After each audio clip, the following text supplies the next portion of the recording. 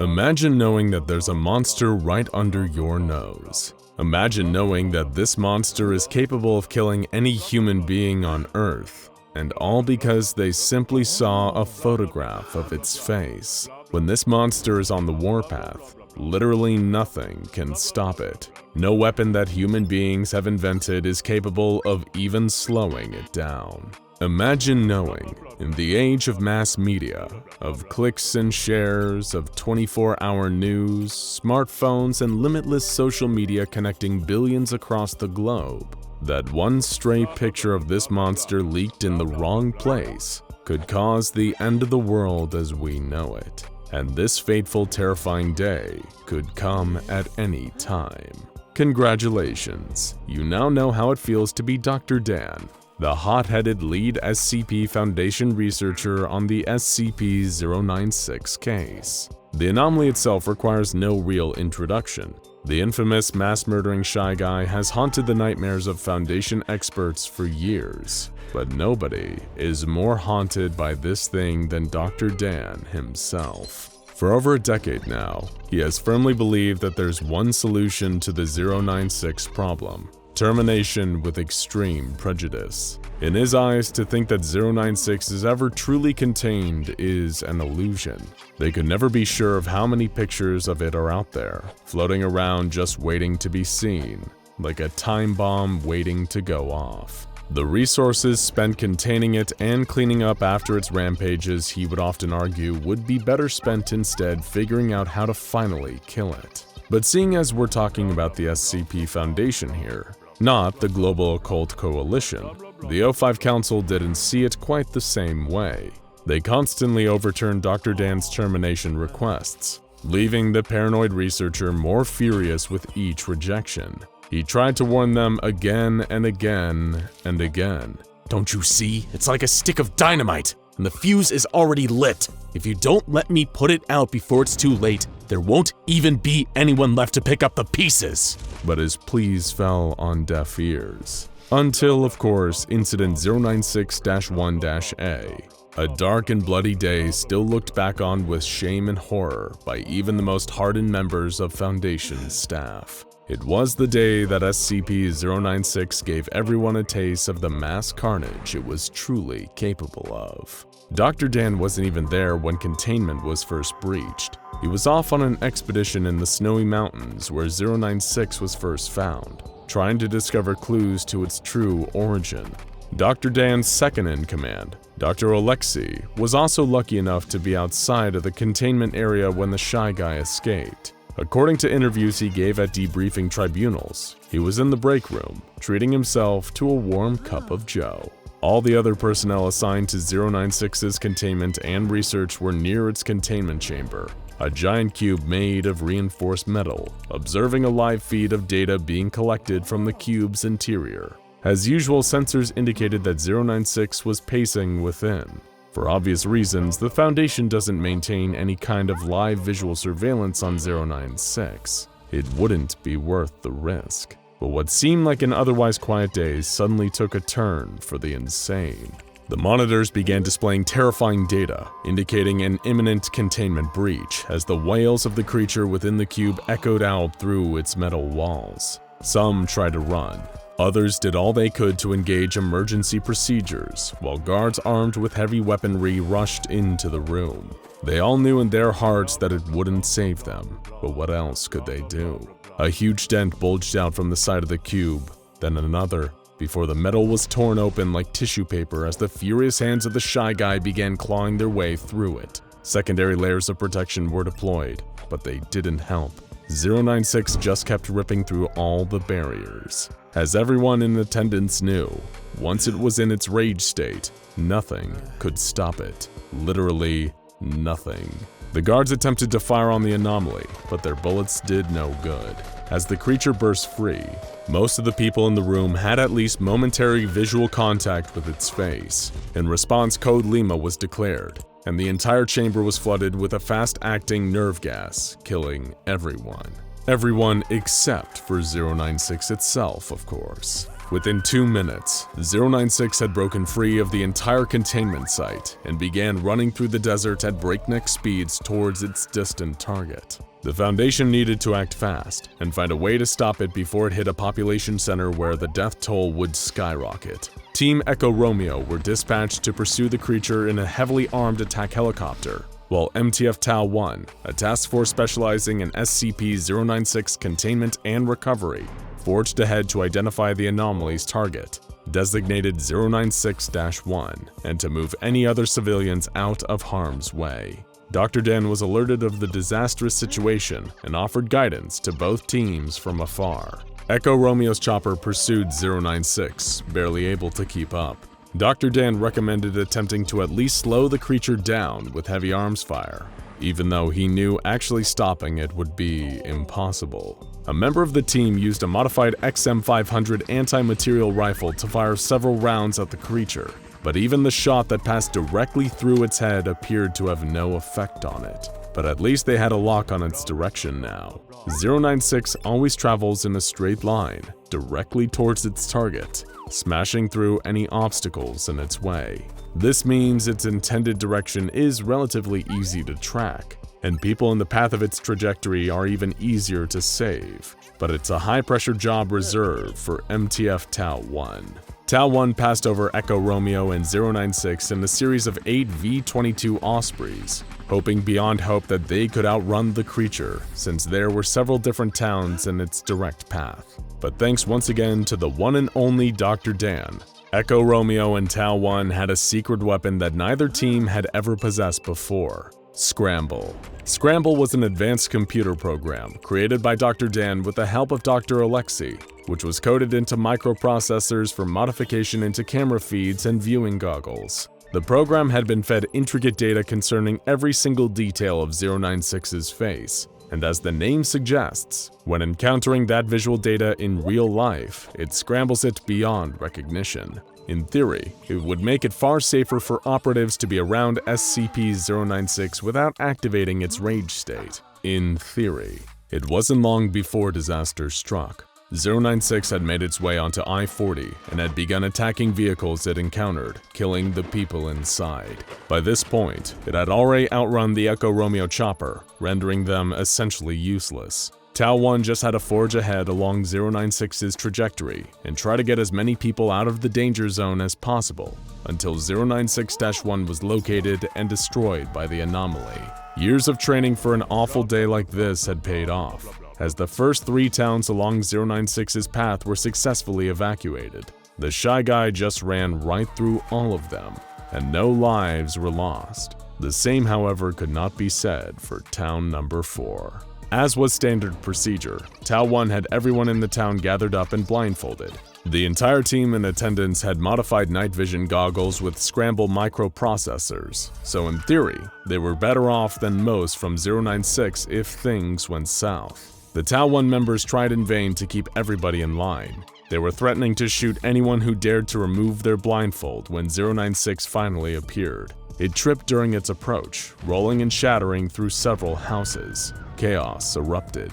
Some people instinctively removed their blindfolds to see what was going on, and panicked members of Tau-1 began firing into the crowd. The screams of the civilians and the bursts of gunfire were all drowned out by the horrific wailing of 096 itself, as it tore through everyone and everything to kill the unfortunate souls who had seen its face. And given how many had removed their blindfolds during the initial pandemonium, SCP-096 had a huge number of the townspeople on its list. 096 located and grabbed the original 096-1, the person that had first glimpsed its face and caused all of this. But in the grand scheme of things, he was just one more body on the pile that day. Though of course we mean this in a purely metaphorical sense. 096 never leaves entire bodies. The Foundation operatives in attendance were able to figure out what had caused all this madness and death. 096-1 had been an amateur mountaineer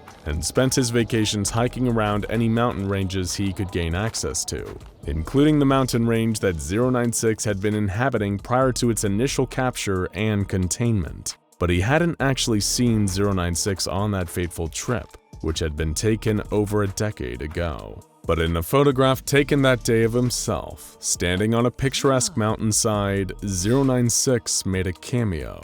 It took up all of 4 pixels, a tiny off-white dot against the snow on the back right side of the photograph. This photograph, with all the deadly potency of an atom bomb, had been sitting there for years, waiting. When the mountaineer was looking through old photos that morning and his eyes passed over those few blurry pixels, he didn't have any idea that he had just laid his eyes on one of the most dangerous anomalies the world has ever seen. But you don't have to know.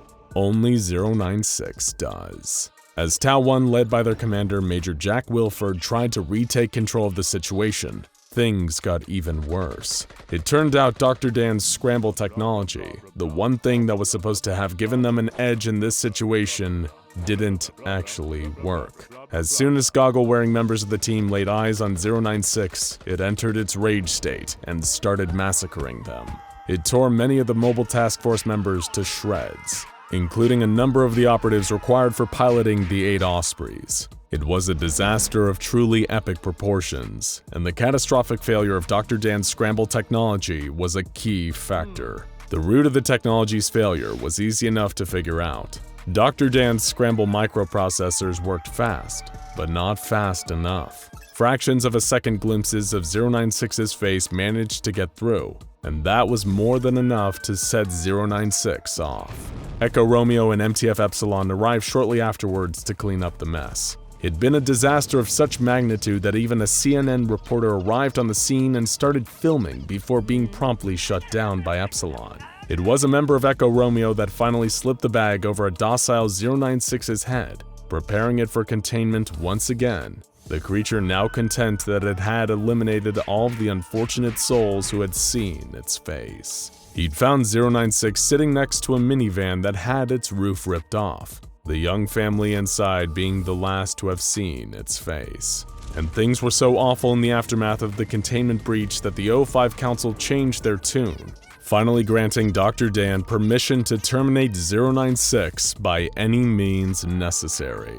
It's terrifying to think that all this can unfold because of a couple of poorly timed accidents. But it's probably even more terrifying to consider that it wasn't an accident at all. It seemed awfully convenient that both Dr. Dan and Dr. Alexei were far from danger when all hell broke loose. It was also convenient that, despite the failure of his technology being a major reason why the breach was as deadly as it was, Dr. Dan had still come out of the situation with everything he wanted. The Foundation also found this strange, and the more they looked into it, the more they found details that didn't add up.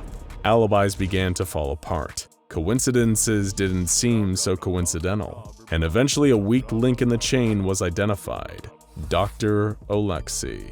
Under pressure from the Foundation, Alexei spilled everything.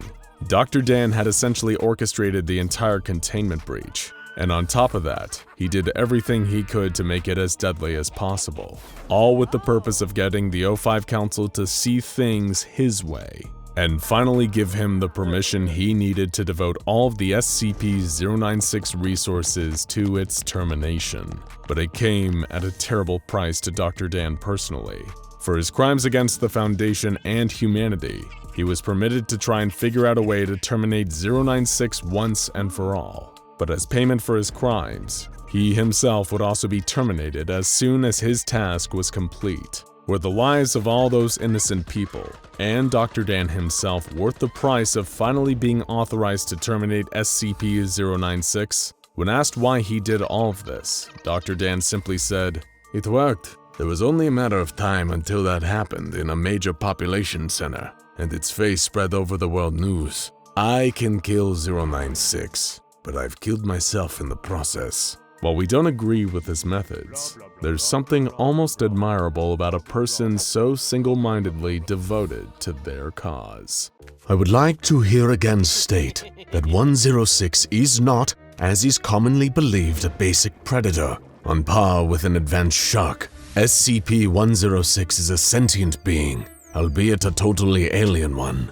SCP-106 appears to be aware of several things beyond the scope of pure instinct and genetic memory. SCP-106 consistently breaches at moments where recovery and containment are most difficult. A fox may see his way out of a trap, but only a man will wait for his captors to look away to escape. Dr. Alok from his paper on sentience in contained humanoids. They say that patience is a virtue. If this is true, it's the only virtue that SCP-106 has in spades. The anomaly known as the Old Man had been well behaved for months, sitting cross-legged in the center of his containment chamber, his lipless mouth molded into a slight grin. The Old Man had a reptilian-like calm to him, never truly inactive, just waiting. And nobody else can wait for quite as long as him. He could go for years without so much as twitching if he wanted to. But not today. Today was special. There were no clocks and no calendars in SCP-106's cell. But that was fine. He remembered the last day they locked him back up, and he'd been counting ever since. Seconds, minutes, days, months. The Old Man had all the time in the world. And today, it was all about to pay off. October 31st, All Hallows Eve, the night when ghosts, goblins, and demons come out to play. The Old Man almost chuckled at the thought of it. What a perfect day for a containment breach. One of the Foundation technicians observing 106 from a control room monitor spilled his coffee when the Old Man got up and started walking towards the wall. Alarms went off and guards were dispatched as a large dark stain expanded on the wall of the containment chamber and 106 walked through it. Not that any amount of armed response would do them any good. The bullets passed right through 106's inky flesh as he strolled down the corridor towards the exit. He killed 2 guards and a researcher on his way out, just for the fun of it. He'd been a well-behaved creature for a long time now. He'd earned an evening of letting his purely metaphorical hair down. And when 106 decides to have a night of good fun, horror is always sure to follow.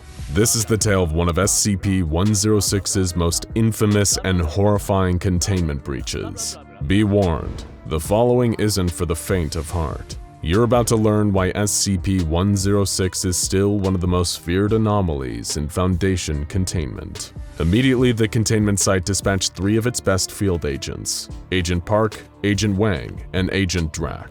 Their task was simple: locate SCP-106, minimize potential casualties, and distract the sadistic anomaly long enough for reinforcements to come and contain the creature once again. For the last several years, these agents would eat, sleep, and breathe all things 106 in preparation for a moment just like this. They'd been drilled over and over again on everything from the creature's behavior to the worst-case scenario of what to do if you get pulled into its nightmarish pocket dimension. They were as trained as a person possibly could be for this situation, and fitted with state-of-the-art Foundation equipment to boot. And yet, they were still terrified. They passed through the streets of the nearest city, where containment experts believed 106 was most likely to head after his escape. People of all ages, dressed in Halloween costumes, were out enjoying the night. Child-sized superheroes were hanging out with even smaller villains. Horror movie slashers were sharing drinks with cops and nuns. Countless candy-carrying zombies wandered through the streets. None of them had any idea of the true horror that walked among them. The 3 agents went over their training silently in their minds. 106 was intelligent, more intelligent than anyone back at the Foundation really gave it credit for. It had planned this. It knew that it could blend in among the costume monsters that were sure to be out tonight. Nobody would be able to tell the difference until it was too late. One such person was a young woman named Alice. Dressed up as an angel, her experience that night would be far from heaven sent. Her boyfriend had made the always classy move of breaking up with her right before they were supposed to head to a Halloween party, leaving her in a fit of emotional distress and embarrassment. Over the course of the next several hours, she obsessively reflected on her ex-boyfriend's audacity and lack of empathy towards her, burdening her mind and filling her head with anxiety. His last words, "I'm sorry, it's over," gradually became louder and louder in her thoughts as she stumbled in sadness away from the noise of the streets towards a thicket of trees. She was in such despair she could barely stand, and as she staggered through the vegetation, she didn't even notice the shuffling of footsteps behind her, or that they were getting closer and closer and closer. Alice tripped and caught herself against a nearby tree.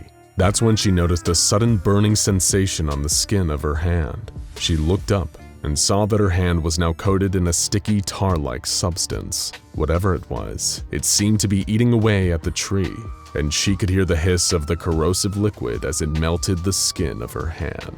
A twig cracked beneath her, and she turned to see the rotting old man staring at her with a malicious grin. She screamed and began to run, but the alcohol had robbed her of her coordination. She tried as hard as she could to escape while cradling her burning hand, but it wasn't enough. She felt a spike of excruciating pain rock her nervous system. The old man had reached into her back like a man operating a puppet. His long, burning fingers, dripping with corrosive grease, had melted through her skin and grabbed her by the spine. She screamed in pain, but she was too far away. Not a soul could hear her, and the only creature that could didn't have anything resembling a soul.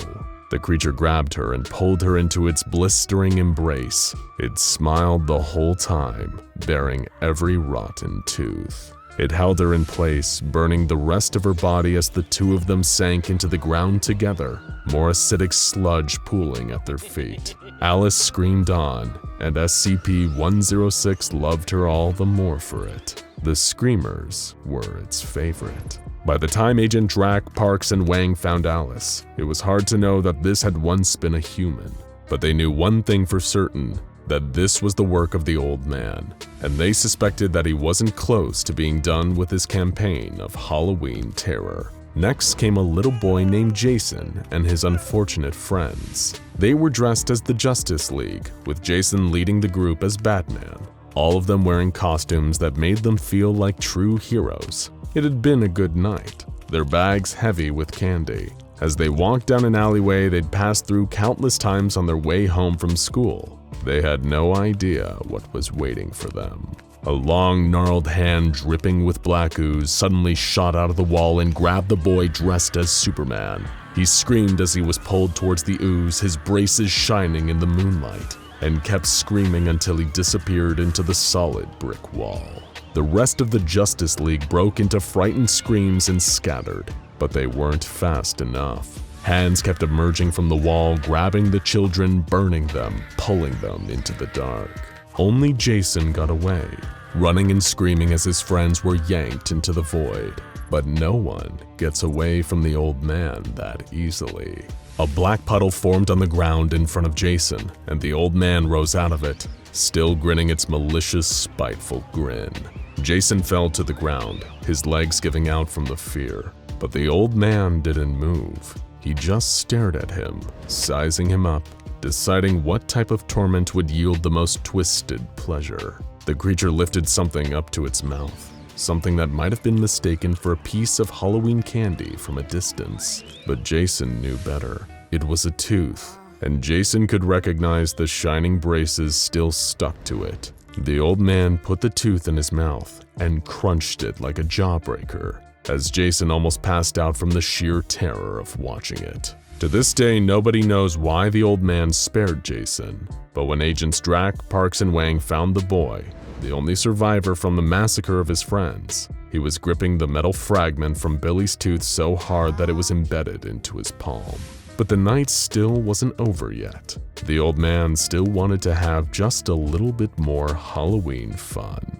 One little boy couldn't join in on the Halloween adventures all his friends were having. He was stuck at home sick with a stomach flu that had been going around at school. All he could do was sit and watch scary movies as his mother answered the door, passing out candy to the trick-or-treaters that he wished he could join. He sighed as he heard his mom at the front door giving candy to pirates, zombies, and vampires. Tomorrow would be even worse when he was forced to watch his friends eating their candy and reminiscing about all the fun that he wasn't involved in. His self-pitying was interrupted when he heard his mother open the door to another trick-or-treater. But this time, there was no exchange of words or candy, just a long, blood-curdling scream. The little boy quickly got up to investigate, his heart pounding in his chest. The sound of his mother's pain kept echoing down the hall as the heavy footsteps of something else approached. It rounded the corner and the little boy saw it in all of its horrifying glory, like something out of one of the old horror movies he had been watching, only worse. It was the rotting old man, dragging his dying mother along with one hand that was stuck right into the flesh of her chest and grabbing her by the ribcage. He screamed and ran upstairs towards the bathroom, the only room in the house with a lock. He could hear the plodding footsteps of the creature following him up the stairs, followed by the sickening sound of what must have been the old man dropping his mother's body. The little boy slammed the bathroom door shut, locked it and collapsed against the wood. His face was hot and sticky with tears, but at least he was safe for the moment. Surely someone had heard his mother's screams and would come to save him. As he was imagining the police bursting through the front door and gunning down the monster, he heard a hissing sound coming from above him. He looked up and saw the face of the old man melting through the door and smiling at him from above. He tried to scream, but the monster opened its mouth and a tide of corrosive liquid hit him in the face. Moments later, someone did burst through the front door, but it wasn't the police. It was the 3 agents drawn to the old man's location by a trail of violence and acidic black mucus. And as far as 106 was concerned, this was a great thing. He had just finished breaking his last set of toys, and the new ones were here right on schedule. Park fired at the creature, but it wasn't enough to save Agent Drac. He was standing just a little too close and underestimated how fast the creature could move. Before he knew it, he was being dragged into a messy portal in the wall by an entity that was beyond his darkest nightmares. When he woke up, he was in the one place that anyone who knows about SCP-106 hopes never to find themselves: the Pocket Dimension, that labyrinth of twisting, rotting hallways where the old man has total dominion. You'd rather be in hell under the care of the devil himself than end up there. Agent Drac encountered horrors beyond conception before he finally, mercifully, died at the old man's hands. No weapons or training could save him. No amount of effort could dig him out of this hole.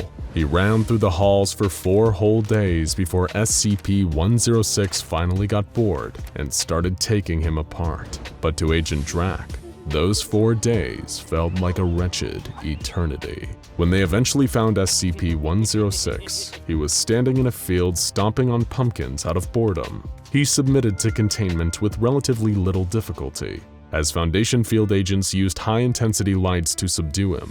Cleanup crews applied amnestics and generated cover stories. Everything about the Halloween night massacre was swept under the rug. Back in containment, SCP-106 once again sat cross-legged on the floor of his cell, sorting a little collection of his victims' teeth like Halloween candy. He sat and smiled, mulling over the memories of his delightful Halloween night. He'd be fine for another few months now. He could just sit and enjoy the thoughts until the Foundation got bored and loosened the leash again. 106 is a patient monster. When the time came, he'd be ready. He was always ready. The year was 1994, and all seemed well at Site-19. Researchers, administrative staff, containment specialists, and guards saw to their daily tasks. As the largest SCP Foundation containment site on the books, there was something paradoxically prestigious and pedestrian about working at the legendary facility. Of course, among staff at the SCP Foundation, the site was famous and took on a certain mythology around breakroom discussions for those who weren't assigned there. Did you see the crazy new tech they got at Site-19? It's like something out of Star Wars. I heard some of the anomalies they store at Site-19 can cause XK-class end-of-the-world scenarios, so they've got hammered down on speed dial. You know, my buddy told me that Site-19 has a pool on the 5th floor. Everyone who works there gets to go up and chill there once a week, and they've got a dedicated bar up there that serves cocktails with little umbrellas all night long. Of course, some rumors are truer than others. Not the pool thing though, sorry, that one's complete baloney. It is, however, completely true of the SCP Explained office, but hey, that's a story for another day. Site-19, as a result of its size, does indeed need a simultaneously large and elite staff to handle its many unique containment requirements. People work around the clock to ensure everything runs smoothly, knowing that the risk of dropping the ball means death and destruction on a wide scale.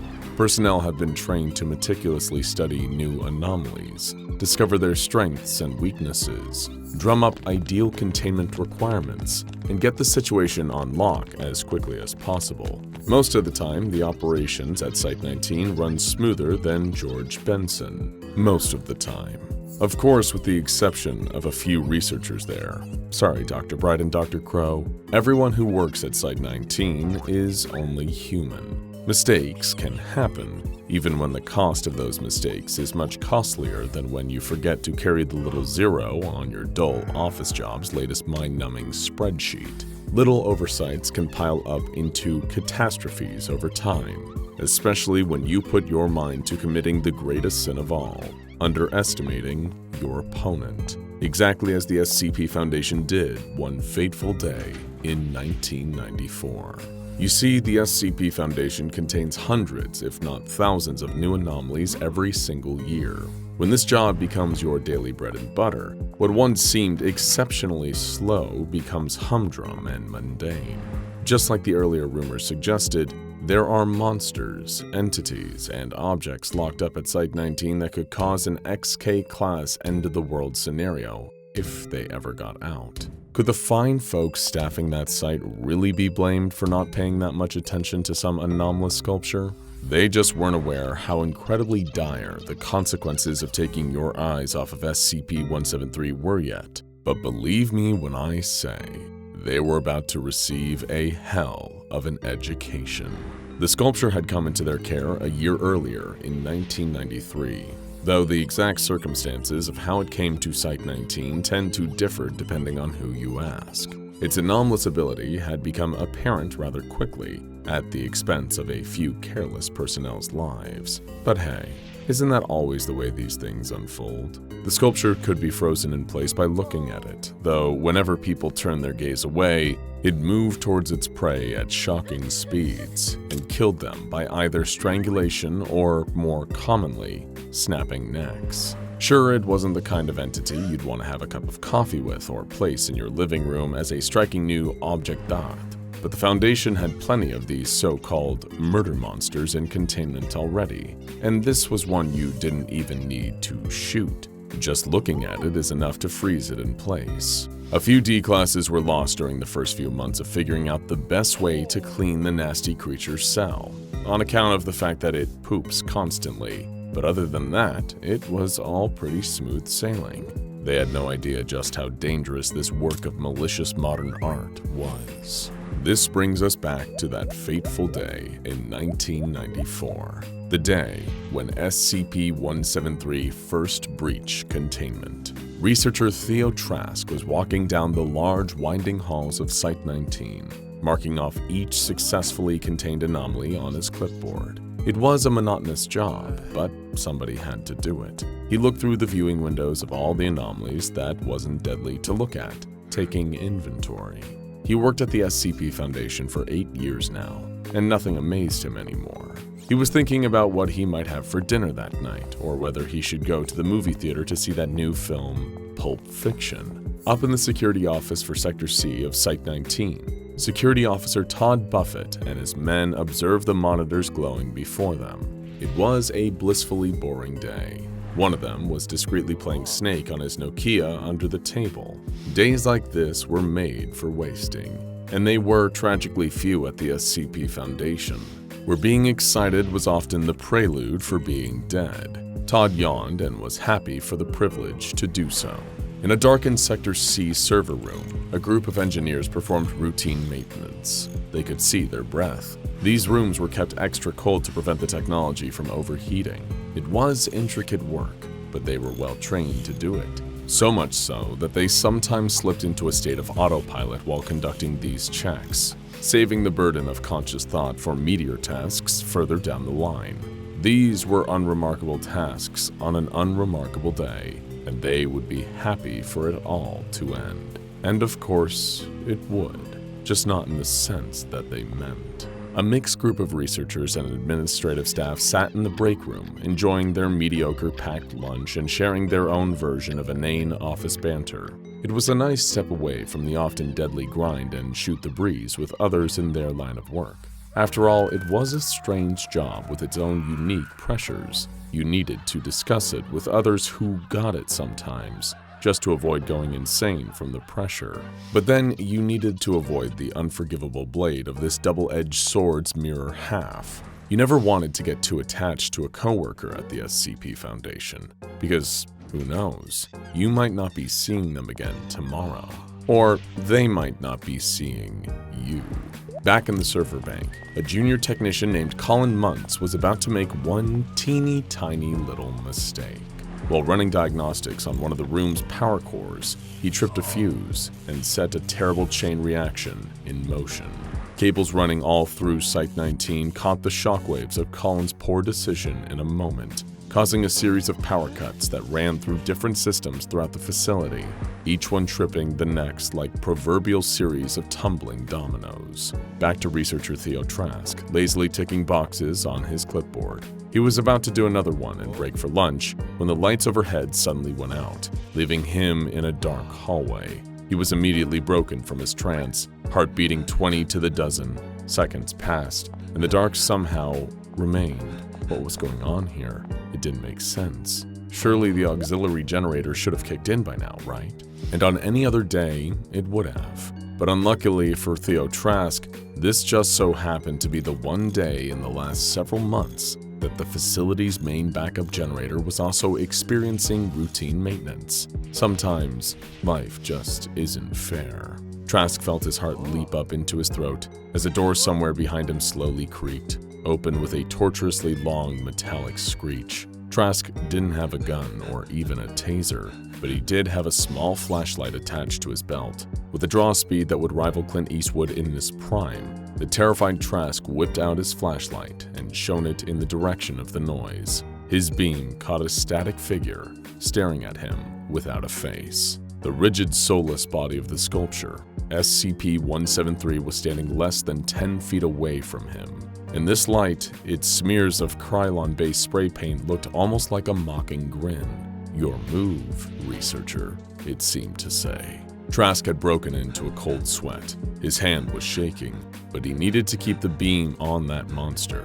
Whatever tripped the power must have compromised the system that governed the sculpture's electrical deadbolt. And unless the light bulbs came back on and the hallway was suddenly flooded with other personnel and a forklift to get that miserable chunk of concrete back into its cell, then he was in real trouble. He couldn't run. It would kill him the second he turned around. And he couldn't walk backwards. One trip in the dark and he'd be found dead on the ground, head facing in the wrong direction.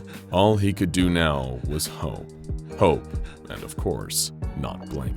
But as the seconds passed and the pressure mounted, this became harder and harder to achieve. He could feel the surface of his eyes drying out, leading to a sharp stinging sensation. Still, the sculpture lingered and waited as researcher Trask's eyes began to water. People should be coming, shouldn't they? Surely help would be on the way. But he couldn't hear footsteps or the squeaking tires of a forklift just yet. He couldn't hear anything except his heartbeat and the blood rushing in his ears. His eyes were killing him, just metaphorically for now, but not for long. What harm would one little blink do?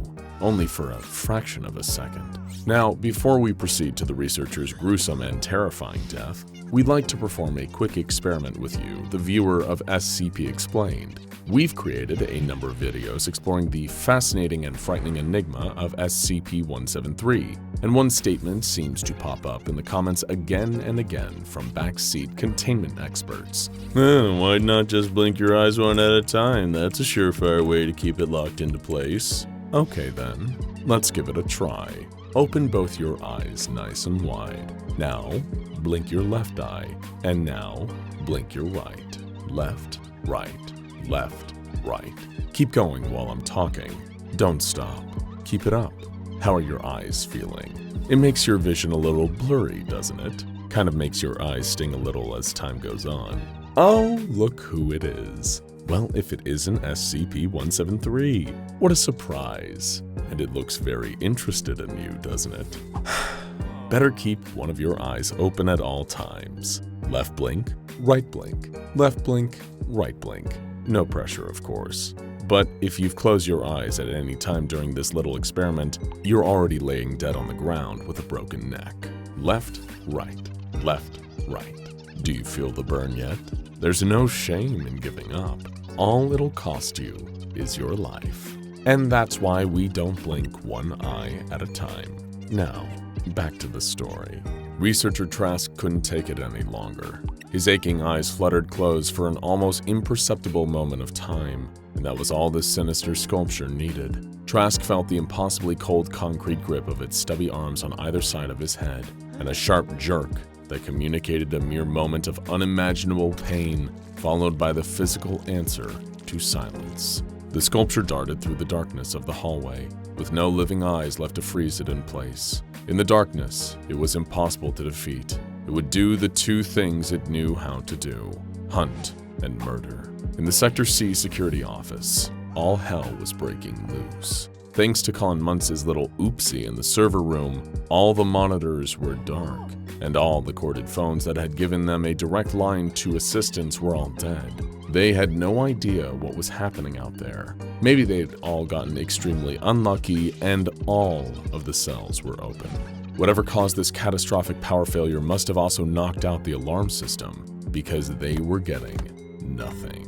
When the door behind Security Officer Todd Buffett and his men opened, he was profoundly relieved to think that assistance had already arrived. He and his men were a lot less relieved when they began to fall to the ground. Their necks snapped with exquisite efficiency, if you're into that kind of thing. That's because the sculpture had found its way into the security office and gave itself more crunch than you'd get from a family-sized bag of Doritos. But with these new victims now little more than dead meat, it was time to move on. Over in the break room, the collection of research and administration staff who were enjoying pleasant chit-chat not long ago were now hidden away in darkness. It was so bleak in there that they couldn't see the cup of ramen steaming inches away from their faces. In moments like this, the usual advice is to stay calm and wait for the situation to be resolved. After all, if you tried to take anything into your own hands, you might fall over and injure yourself. Normally, this is good advice.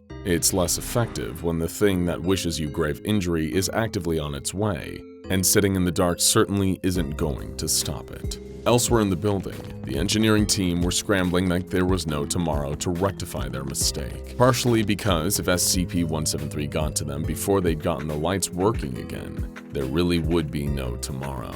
With their mini flashlights, they desperately searched for any way to rectify the issue and get everything turned back on. In a normal company, the biggest concern in a situation like this might be massive, irretrievable data loss. But of course, at the SCP Foundation, the issue is more a massive and irretrievable loss of human life, and also the data too. A few miles south of Site-19, a different kind of cavalry were on its way. A detachment of MTF Nu 7 Hammerdown were on their way in a pair of armored helicopters. Their assault rifles had flashlights fixed to them, and their helmets came fitted with night vision goggles as standard. Their intel suggested a large portion of Site-19 Sector C had gone dark for whatever reason, and they were ready to drop in and get things back under control. The one question was whether they'd get there in time to save the people in the break room, as the sculpture drew ever closer to their location. Speaking of, the group of research and administration staff were still just sitting around, waiting for the lights to turn back on.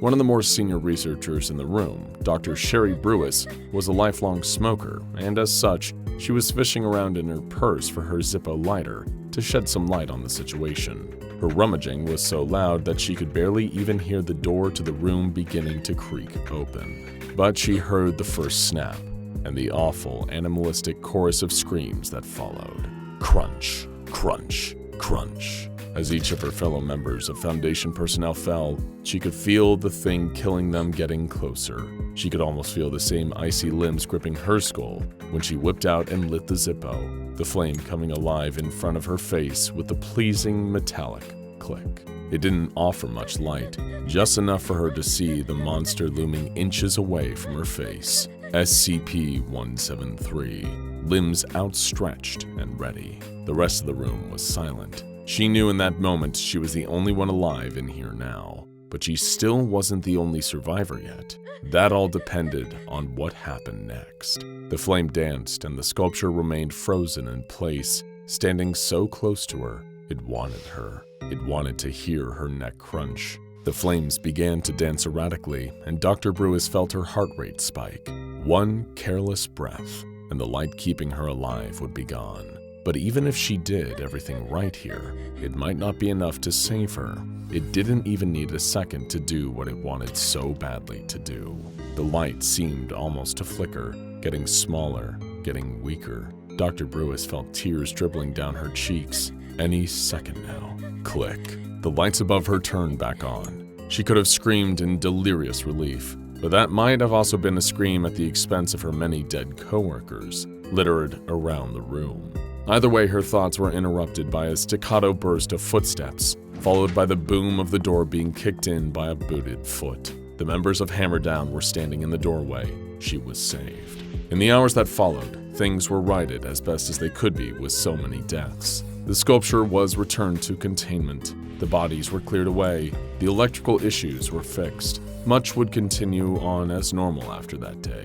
Death, after all, was an occupational hazard for those working at the SCP Foundation. But one thing forever changed. SCP-173 was never underestimated again. A terrified man huddles in the corner, heart pounding and teeth chattering. He sees them coming towards him. Huge 8-legged figures, 10 feet tall at least, with 8 black, soulless eyes that seem to stare hungrily at him. It's like something out of a nightmare.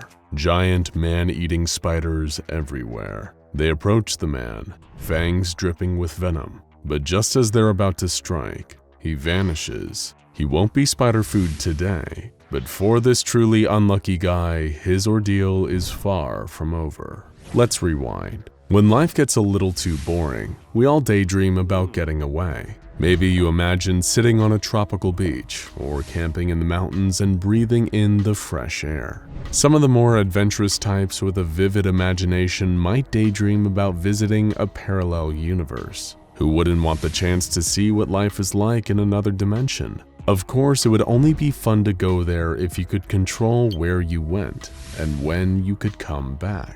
Without any control over it, the ability to hop back and forth between dimensions would turn from a blessing to a curse. Just ask SCP-507. SCP-507, unlike most other SCPs, is a seemingly normal human man. He has blonde hair, green eyes, an unrecognizable accent, and no other features that might make him stand out. He looks perfectly average, like a stranger you'd pass on the street and never give a second thought to. What sets him apart is not a physical attribute, but rather an ability that he has yet to develop a firm grasp on. He is a dimension hopper, with no control over where he goes or when he'll get back. After appearing on the grounds of a mental treatment facility with no identification, rambling about a world of giant spiders, SCP-507 was admitted to the hospital and sedated for his own safety. He would spend several months in treatment for a variety of supposed disorders, but once he became aware of his surroundings, he attempted to escape the hospital multiple times. During these escape attempts, he often eluded hospital staff by mysteriously disappearing and reappearing in seemingly impossible places, such as behind locked doors or in rooms blocked off from the rest of the hospital. These disappearances and reappearances seem to be, contrary to what the hospital staff first believed, beyond his control. The SCP Foundation became aware of the strange phenomena surrounding 507, and he was removed from the hospital and brought to an SCP Foundation facility. Once there, the nature of his abilities became much clearer.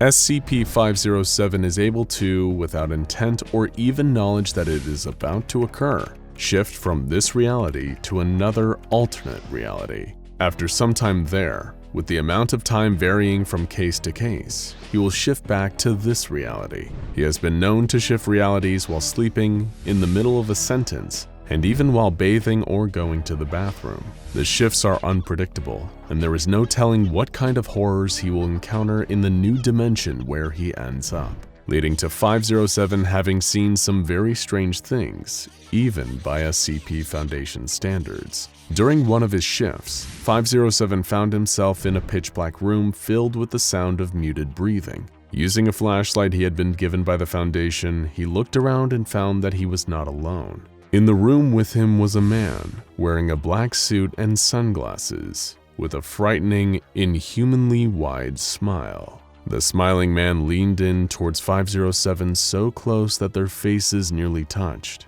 and said, "Back so soon?" Terrified, 507 fired several rounds from a Foundation-issued pistol, then curled up in the corner of the room until he shifted back to our reality. This would not be the last time that he encountered the smiling man. According to document 507-3B, which details all of 507's shifts into other realities, 507 was found in a Midwestern cornfield by Foundation staff with brown liquid on his cheek. In his hand, he held a human heart with the words, "I need you," written on it in the same brown liquid. Before he shifted back and landed in the cornfield, 507 shifted to a pitch-black room filled with the sound of muffled crying. He turned on his flashlight, taking note of his surroundings, and found himself face to face with the smiling man once again. The smiling man had brown liquid leaking from around its sunglasses, which it wiped onto 507's cheek. Upon further examination, 507 saw several bullet holes in the smiling man's suit, leaking the same brown liquid. He attempted to fire his pistol like he had the previous time, but it did not fire. As the smiling man began to approach him, 507 turned and ran. He ran for about 10 minutes before finding a corner where he stayed huddled once again until he shifted back. The smiling man is not the only nightmare that SCP-507 has encountered on his travels. During another shift, 507 described appearing in a small room filled with dried corpses, a single window, and a flickering light hanging from a ceiling. While attempting to wait out his time in the room, he discovered that the corpses were capable of movement. Whenever the room was in darkness, the corpses would pose themselves like living people. When he looked out the window, the corpses would join him and look out the window with him. When he sat down, they would sit with him in a circle. 507 attempted to pass time by falling asleep, but was unable to do so.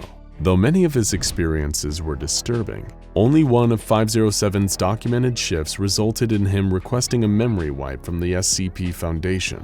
On this one, he found himself in the maternity wing of a large hospital. A creature, dressed like a nurse, approached 507 and told him that he was upsetting the other patients, and that it was time to start the operation. 507 was then wrapped in a straitjacket and wheeled into an operating room. After the straitjacket was taken off, 507 grabbed a chair and swung it wildly at the creatures to keep them at bay until he shifted back. When he asked to describe the appearance of the nurse creature, 507 began screaming in terror and was unable to provide a coherent description.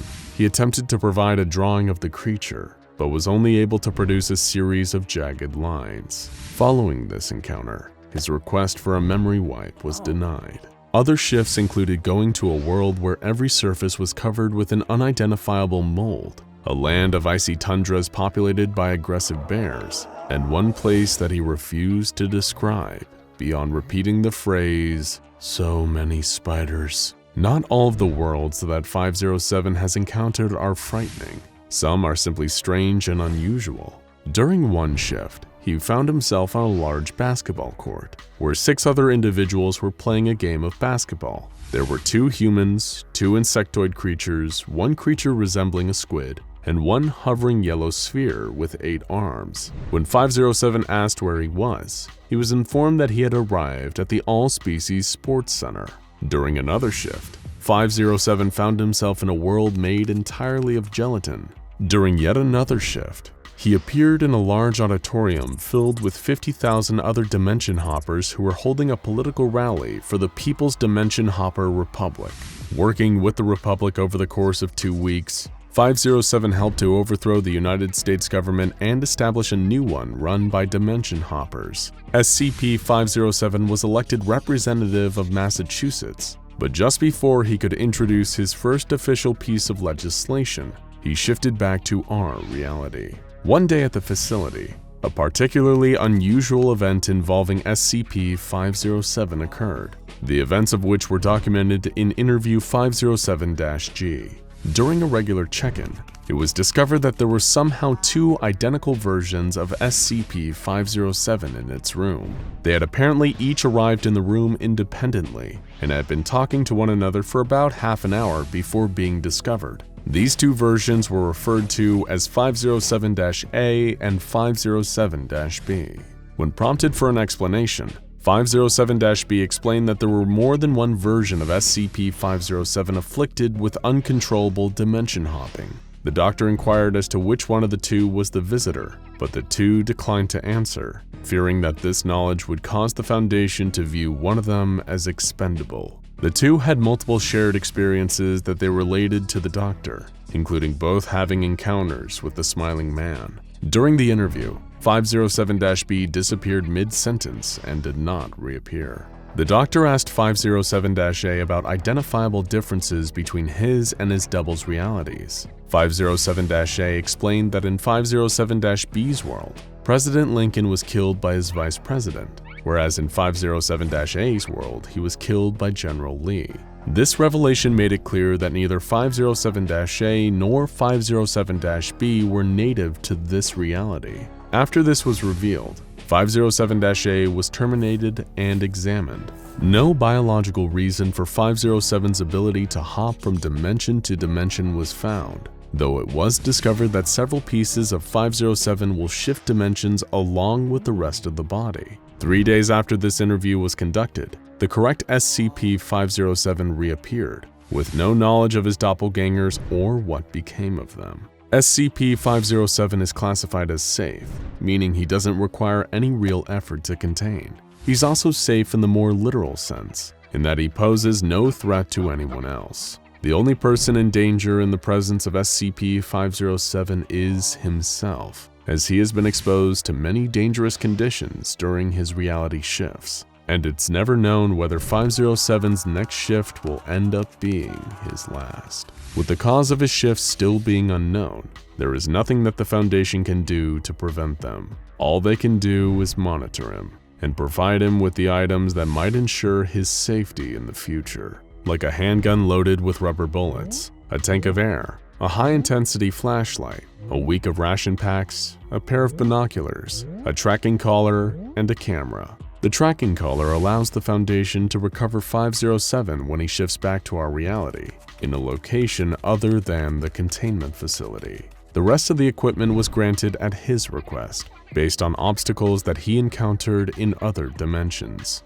Due to his docile nature, 507 is given freedom to move about the facility, but when he leaves his private room, an agent must go with him to document any shifts that might occur. No one is allowed to touch SCP-507 though, if it has been more than 2 weeks since a shift occurred. This policy stems from an incident in which an agent who was touching 507's shoulder at the time of a shift was taken with him and did not return. When he is not shifting, SCP-507 lives a relatively normal life at the facility. He is allowed his own computer with internet access and can meet with other safe or Euclid-class SCPs that are not infectious or detrimental to his health. 507 has expressed an interest in the unusual and paranormal, and has enjoyed meeting with other SCPs, including a request to visit SCP-082 for a vacation. So far, all of these meetings have occurred without incident.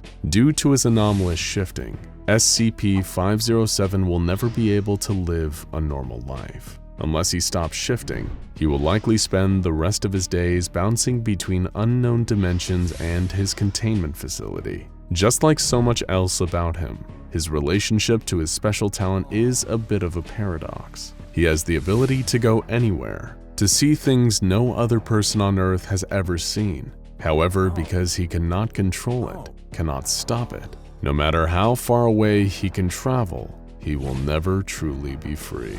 He had been pacing back and forth all night. So many hours spent walking to and fro in his quarters that his feet were starting to develop painful blisters. Yet Jace couldn't bring himself to stay still after his unsettling discovery. Over the course of the night, it had driven him almost mad. But it wasn't just the fear of the inevitable calamity he had learned of that was keeping him up and worrying him into a state of near insanity. It was the lie, the smokescreen that had been used to cover up the truth. And it came all the way from the top. Jace Jacoby had been working as a researcher within the SCP Foundation for the better part of a decade. Sure, it wasn't an easy job at the best of times. In fact, it could be dirty, dangerous, and even downright deadly work. But Jace had learned to take comfort in the bigger picture, and it cultivated in him a loyalty for the Foundation and what they stood for. The reassuring knowledge that he was playing but one small part in protecting the world from anomalous threats usually helped him sleep a little easier at night. This was not one of those nights. Completely by accident, the researcher had learned of a terrible truth. He'd seen a lot of horrible things while working at the Foundation, from one horrific, endlessly regenerating omnicidal reptile to a monstrous creature comprised primarily of giant teeth protruding from its body. But what he had uncovered in the depths of the SCP Foundation's own archive terrified him for a whole different reason, because it seemed to undo every good thing Jace and all the other personnel had done in the name of the Foundation. He believed that they were the good guys, that their efforts were to prevent total global destruction. Instead, it turned out that they were just pawns. Being familiar with a whole filing cabinet's worth of special containment procedures for various anomalies, Jace was familiar with the term 220 Calabasas. He'd even almost been considered to receive high enough security clearance to be given the full details as to what it entailed. He was aware already that it was the name given to a process that was required to be performed by Foundation staff as a way to keep SCP-2317 actively contained. SCP-2317 was a wooden door leading to another dimension, or at least, it appeared to be.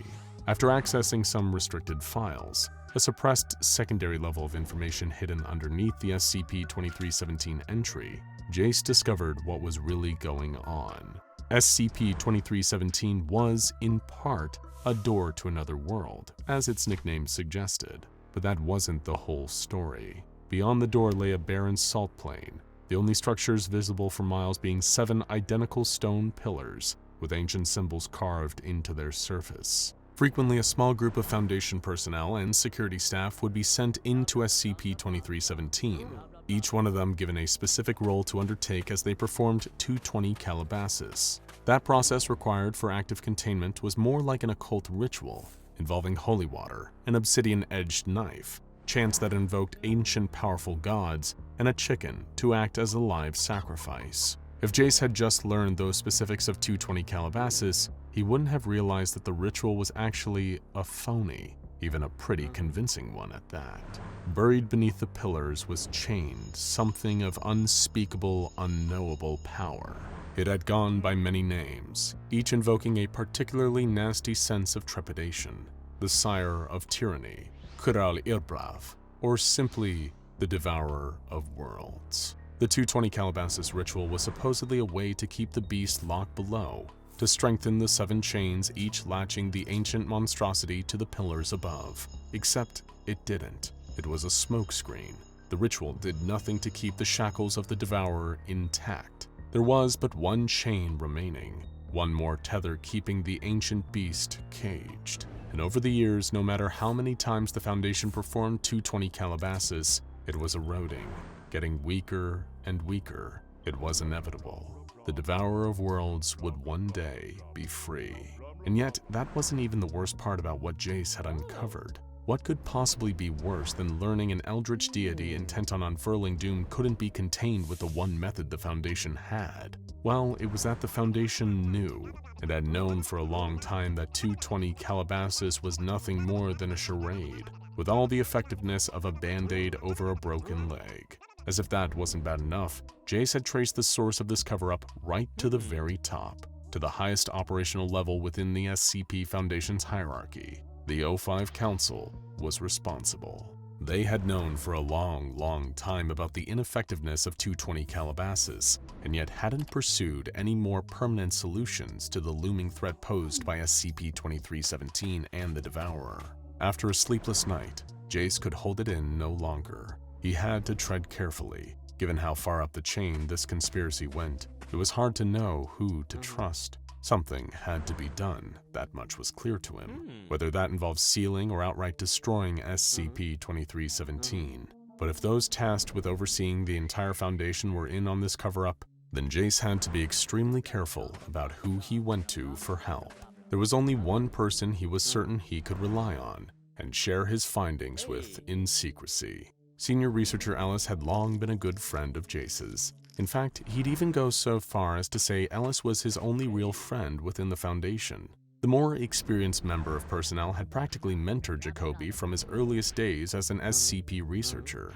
Ellis had helped him get to grips with certain difficult containment procedures, and even taken the fall for Jace after some of his early mistakes nearly caused a containment breach. Researcher Ellis's seniority meant he only got away with a metaphorical slap on the wrist. But most crucially for Jace right now, Ellis wasn't a high enough rank to be even close to any of the upper echelon Foundation doctors, like Dr. Bright or Dr. Gears. Nor was he senior enough to have any direct dealings with the O5 Council. If there was anyone working at the Foundation that Jace could possibly confide in about his findings regarding the truth behind SCP-2317 and 220 Calabasas, it was Ellis. And maybe, between them, the pair could put their heads together and avert the catastrophe of the Devourer's inevitable escape.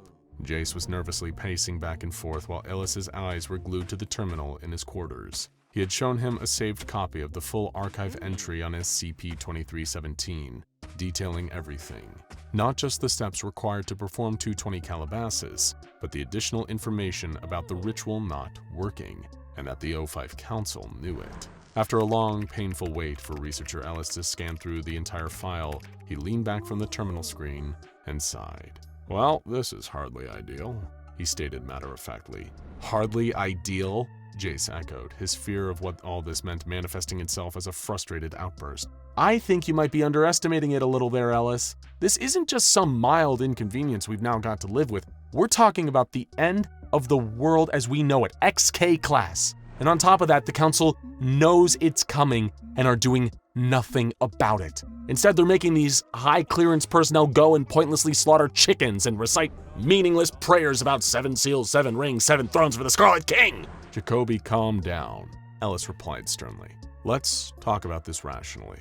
For all we know, this file here could be a part of SCP-2317's containment procedures." "That's what I'm saying. The procedure is ineffective," he argued. "Let me finish," the senior researcher responded calmly. "We know of dozens of other anomalies that employ infohazardous or memetic effects, and sometimes it's not uncommon for entities of such nature, with capabilities to infect information itself, to be combated via the use of deliberate, necessary misinformation. This file might not even be an accurate description of SCP-2317. It could easily be a method for containing something else." "No, that doesn't..." Jace paused, holding his forehead. "Sorry, all of this is giving me a headache. Could I trouble you for some water?" "Of course," Ellis answered. He got up from his seat and filled a plastic cup from a cooler in his quarters. While his back was turned, Jacoby didn't see Ellis slip something into the water. "Thanks, Ellis," Jace said as he gulped down the whole cup. "Like I was saying, that theory of it being a memetic threat doesn't make sense. You've seen SCP-2317 from a distance. We both have.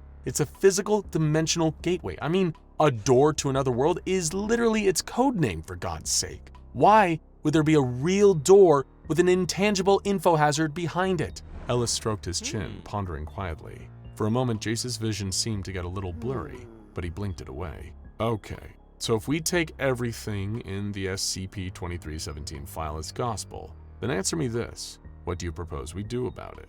his mentor asked. "We have to think radically. Together, I think you and I need to come up with an alternate, permanent solution to the impending threat posed by SCP-2317.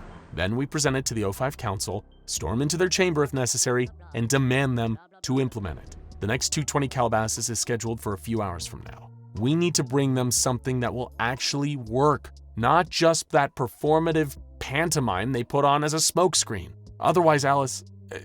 Jace paused for a moment. hearing his own voice crack with despair. "If we don't, the Devourer is going to destroy everything." "You said the words permanent solution. Elaborate for me, please," Ellis responded. "Look, I think we have only two options," the frightened researcher said. Jace noticed he was starting to feel drowsy, lightheaded even, needing to shake himself to stay upright and conscious. "We either find a way to seal SCP-2317, or we destroy the door to another world outright. The 220 Calabasas procedure? Ritual. They take a 1 kiloton nuke in case of containment failure, right? We detonate one of those inside the dimension, pray that it kills the Devourer worlds, then we shut the door and blow that up behind us too."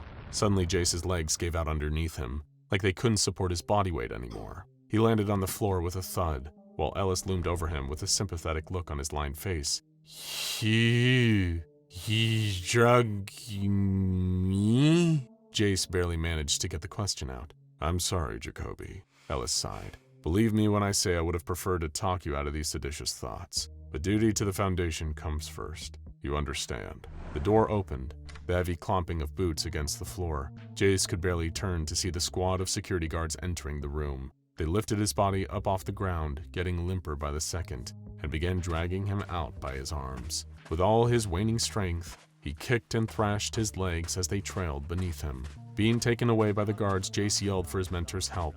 He kept trying until his voice became slurred, imperceptible sounds, not even words anymore. The world around him started sinking into darkness, as whatever he'd been dosed with took full effect. As Jace was hauled off struggling, not once did Ellis dare to look him in the eye. Jace had no idea how much time had passed, only that he'd been chemically knocked unconscious for most of it. Opening his heavy eyelids, he had no idea where he was. The room around him was in pitch darkness. For a second, he'd wondered if he'd been executed by the Foundation and was currently dead, his consciousness trapped in an endless inky void. Then another concerning thought pushed its way into his head. Had they thrown him into the Devourer of Worlds prison? It was a cruel, callous move, even for the SCP Foundation, to offer Jace up as a sacrifice for daring to look further into the truth behind SCP-2317.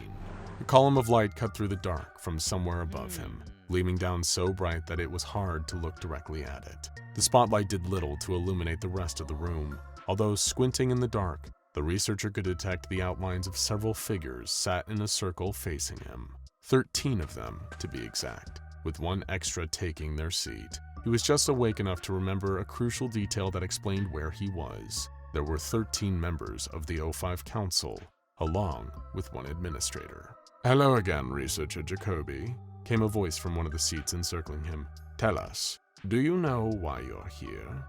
"You," Jace stuttered before his fear once again erupted in an explosive outburst. "You all knew about SCP-2317. You had us perform 220 Calabasas time and time again, knowing that it was doing nothing to keep the Devourer contained. If that creature gets loose, no, when it does, it will destroy everything and everyone. The Foundation is meant to contain anomalies, not pretend to. We have a duty to every adult child on this planet to protect them from this entity." "Do not exposit the Foundation's mandates to us, Jacoby," another of the council members' voices replied, sounding not in the least bit concerned. If anything, they sounded bored. "The SCP Foundation acts in accordance with what the Council dictates, not by whatever moral framework you have chosen to impose on this organization." "But the Devourer of Worlds is coming," Jace pleaded. "You all know as much. I've seen it in the SCP-2317 file. Inevitable. You used that exact word." "We are aware of the threat faced by SCP-2317-K, or the Devourer as you called it," a third council member interjected. "But rest assured, at the time 220 Calabasas was established to provide an illusion of containment. We calculated it would take several decades for the final chain holding the creature to give way." "That time might have already elapsed," the researcher argued. "And in the meantime, we have no countermeasures prepared, no strategy, and the rest of the personnel have no idea that this threat is coming."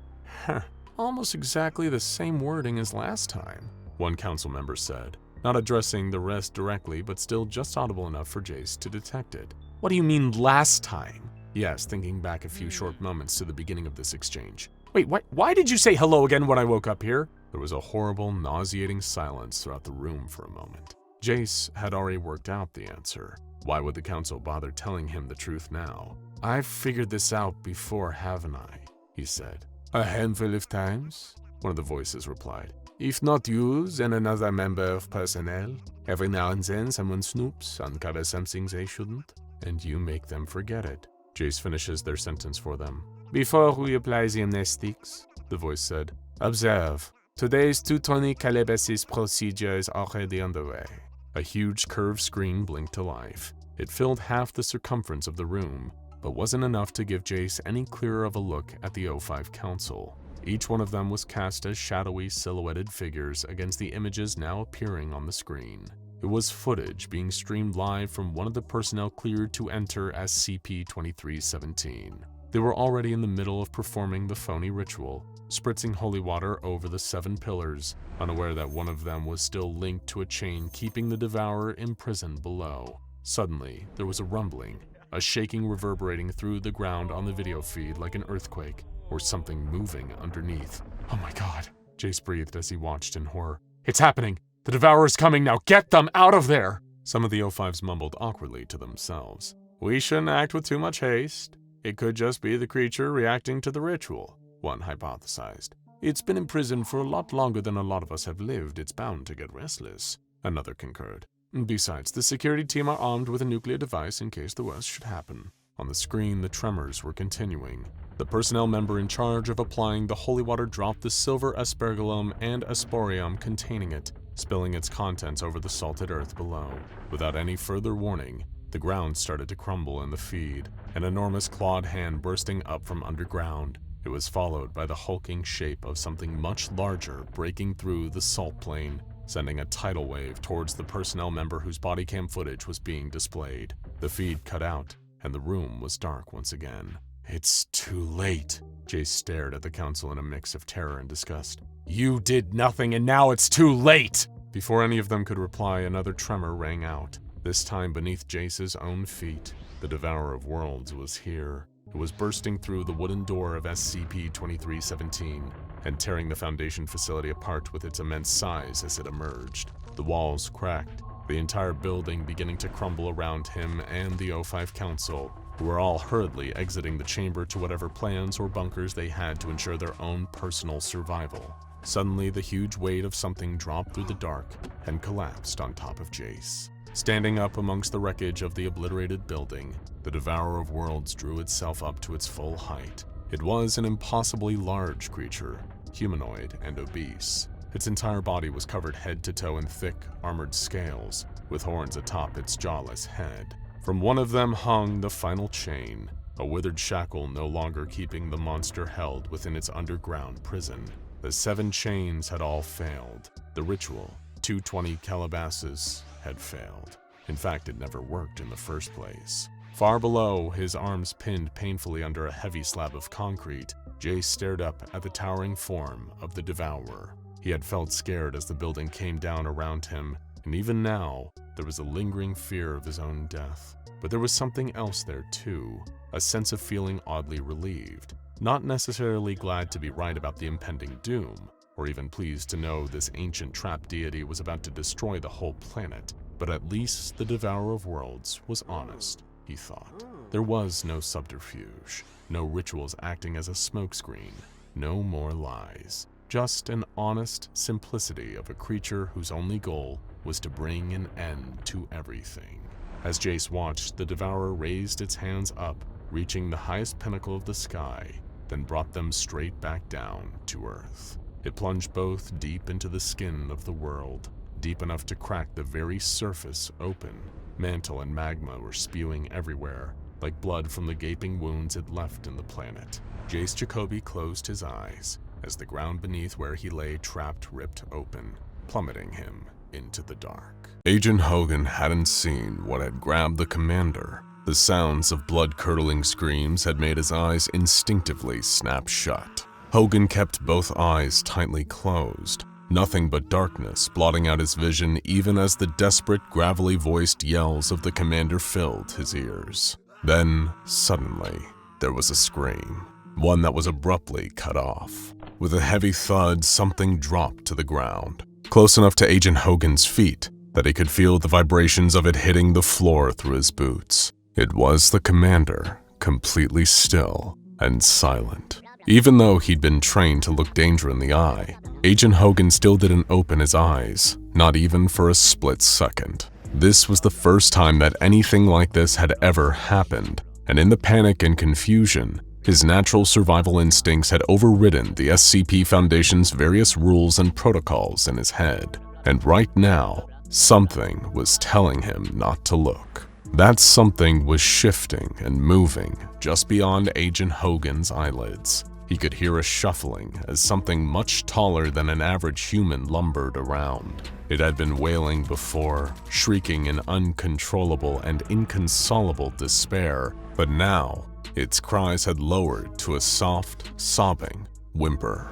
When someone's eyes are closed, they aren't completely cut off from the world around them. Just being able to see doesn't entirely dull a person's awareness. Most people have a kind of sense, a spatial alert that tells them what's nearby even if they can't see it. And in this particular moment, Agent Hogan's was going haywire. The thing beyond his closed eyes was moving towards him, so close he could feel its warm, rancid breath on his skin. Just knowing it was so close, hearing it breathe and sob gently, sensing it standing so close to him, it made the agent's already pounding heart rate start to climb. He could feel beads of sweat crawling down the side of his face as the creature leaned in closer. It almost felt like it was trying to goad him into opening his eyes. "Go on, just take a peek," came a nagging, gnawing voice at the back of Hogan's mind. He couldn't help it. It was a natural human response to be curious. But as intriguing of a sight as it might have been, the creature was far more terrifying. Hogan had no idea what horror he'd be faced with if he even opened his eyes for a second. Little did he know, forcing himself not to look, whether out of fear or pure survival instinct, had saved the agent's life. He could sense the creature turn and start to slink off, getting further away again as it lumbered around a corner on its elongated legs. Still, Agent Hogan waited a little longer before opening up his eyes again, just to be safe. It had all started around a month earlier, when the SCP Foundation had discovered a potential anomaly was being housed by a group known as the Department of Abnormalities. You see, back then, the SCP Foundation wasn't quite the sprawling, ginormous anomaly containment organization some might be familiar with. It was far from being in its infancy at this point in time either, but the Foundation was only just beginning to expand its collection of dangerous and unusual anomalies. They had received word of an anomaly that was being held in a facility in Stuttgart, Germany, where Department of Abnormalities personnel had gone to great lengths to secure it. However, despite all the measures they put in place, this creature was able to escape and didn't leave a single survivor in its wake after breaking free. And so, being unfamiliar with this kind of situation, the SCP Foundation had to decide what the best course of action would be.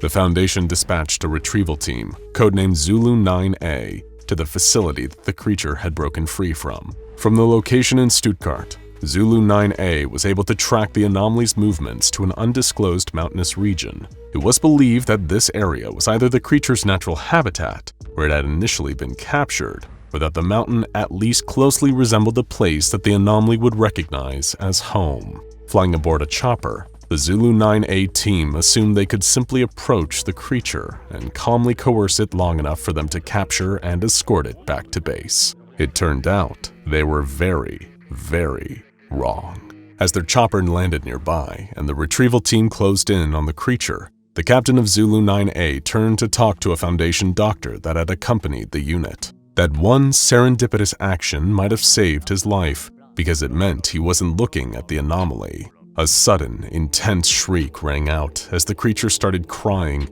turning towards the rest of the approached retrieval unit. In a panic, they pulled their triggers, weapons erupting into a hail of deafening gunfire. But it had no effect. The creature dashed towards them, shrugging off every oncoming attack completely unscathed. But the Zulu 9A team weren't so well defended. By the time the captain turned back around, the creature had already vanished. seemingly able to move much faster than first anticipated. Maybe once they'd taken a look at it, the retrieval team thought that the creature's long, disproportionate limbs would make its movements clumsy and cumbersome.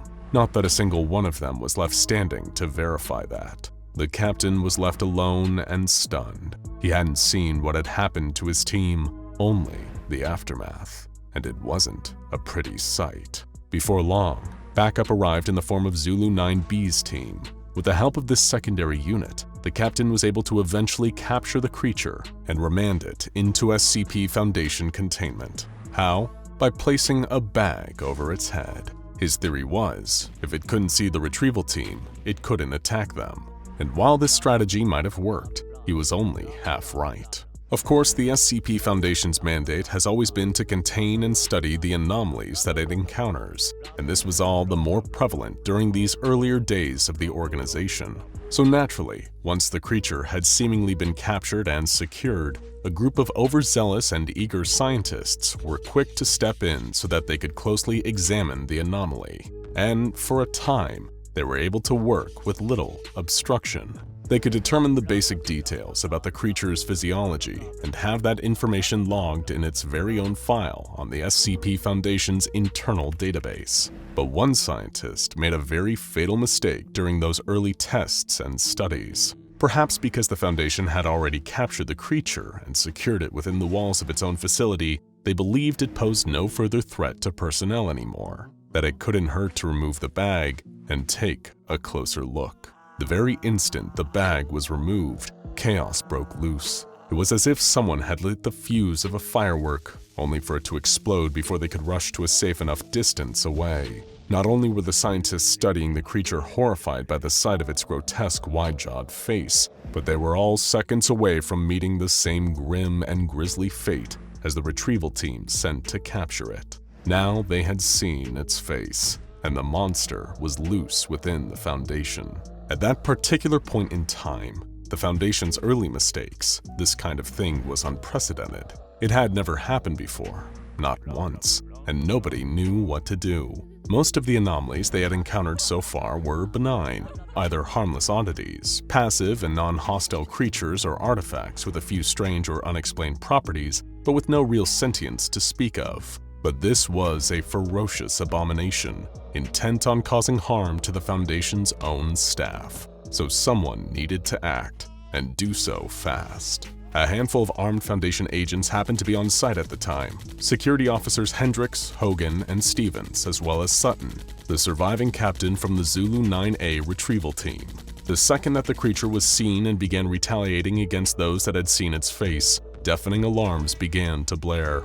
That was all the warning they would get. There were no special containment procedures yet, no protocol or standard procedure for something like this. The Foundation didn't even have a term for the situation that was going on, although after today, they would. This was the SCP Foundation's first ever containment breach. Given that he'd been involved in retrieving the creature that was now on the loose, Captain Sutton took lead of the small group, coordinating them as their de facto commander. "Don't worry, we just need to get another bag over its head and get it back into containment," he instructed as calmly and confidently as he could, given the tense circumstances. "This thing is highly aggressive, but if you stay out of sight, it won't come after you. Corners and stay frosty.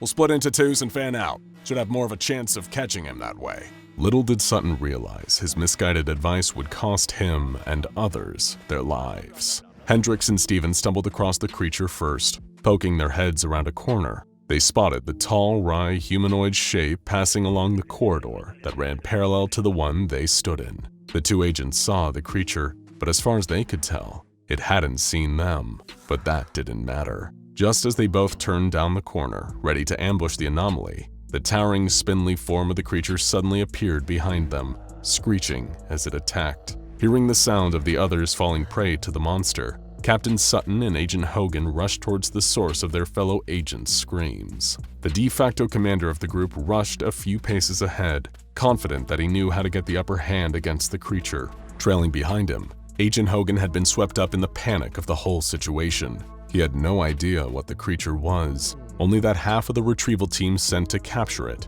had all died. Their weapons were useless against it, which made the gun Hogan gripped in his trembling fingers feel unreassuringly ineffective. Sutton turned a corner down the corridor ahead, and that had been when he locked eyes with the creature. Seeing its face for the first time, he hadn't even caught a proper glimpse of it when he'd managed to capture it in the mountains. But now he had seen it, and it knew.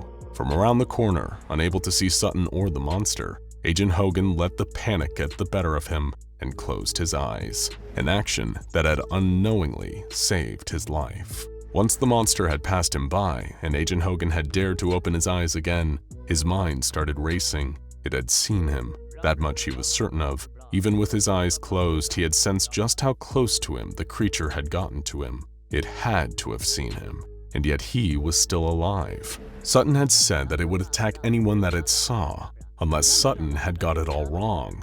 The creature wasn't attacking anyone it looked at. It was going after anyone who looked at it. It was learning that key difference that allowed Agent Hogan to gain the upper hand on the creature. However, he quickly realized that the number of people in the facility was rapidly dwindling. The longer the anomaly was able to roam free, the more Foundation personnel would see its face and fall victim to its rage. Agent Hogan realized what he would have to do: send out a message to the SCP Foundation higher-ups that this anomaly was only attacking anyone who looked at it. Then, he sealed himself in the chamber where the scientists had been examining the creature. They'd filmed the examination. All Hogan had to do was watch part of the footage where the bag was removed and look at the anomaly's face. The took care of the rest. Traveling at impossible speeds, SCP-096 appeared in the room behind Agent Hogan.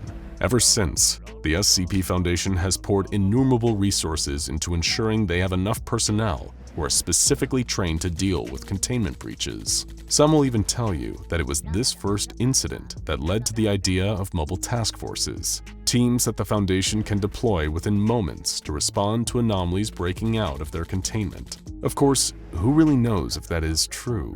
Maybe half of it actually happened, and the rest was built off rumors and hearsay. If you sign up to join one of the SCP Foundation's mobile task forces nowadays, then perhaps your commanding officer will tell you this story during your basic training. It could be that they're trying to intimidate you, or just re-emphasize how important the role of the MTFs within the Foundation is. One thing is for sure though, anyone assigned to guard SCP-096's chamber knows to close their eyes in the event of another containment breach. D-Class personnel are the cogs that keep the machinery of the SCP Foundation running smoothly. Unfortunately, things are rarely very smooth for the personnel themselves. There's a reason that common knowledge basically states that D stands for disposable. The lab rats of the SCP Foundation. D-Class is a role that no one in their right mind wants to play. But what if you didn't have a choice? What if somehow, whether through a shift in time and space, or being accused of a crime you didn't commit, you found yourself transported to a cell at an SCP Foundation site? Once there, you quickly realize how dire your situation is. But there's hope. Maybe. You overhear your fellow inmates whispering about other prisoners who managed to escape. Could you use your knowledge of the SCP Foundation to find your way back to freedom? We posed this scenario and question to the amazing fans of SCP Explained, and you told us about all the ways you would try to escape from the SCP Foundation before your inevitable termination, or worse, transmutation. So let's get right to it, and see who would make it out and who would wind up in SCP-682's stomach. Just Drake said, "Well, considering I've quite enjoyed the VR game SCP Lab Rat, I'd wait for a good containment breach, maybe release a few extra SCPs that may be contained with me, trust no voice I hear looking at you SCP-939, and just make for some type of hole created, or maybe sewage drain.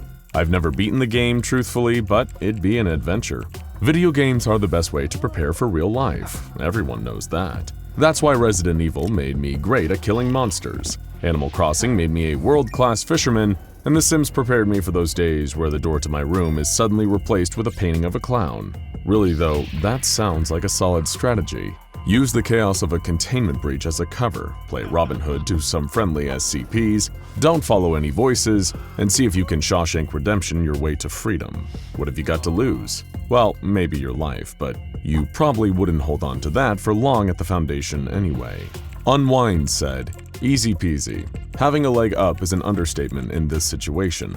Having watched SCP Explained videos, we have a great understanding about the Foundation and the SCPs, even more so than the site director themselves. Just claim to be an O5 council member from a parallel universe, and when interrogated drop some classified information only they would know. You'd be such a valuable resource they might even let you join their council. Not only have you escaped D-class duties, you've also gained high amounts of power. Easy peasy indeed. Just make an incredibly bold claim and expose yourself as a potential security risk. There's a slim chance this might work, but there's also a pretty substantial chance that the real O5 Council will intervene and decide to go ahead and terminate you, just in case. At the very least, you'd likely be placed in permanent protective custody. But hey, maybe they'll put you in one of the comfy cells with a minibar and everything.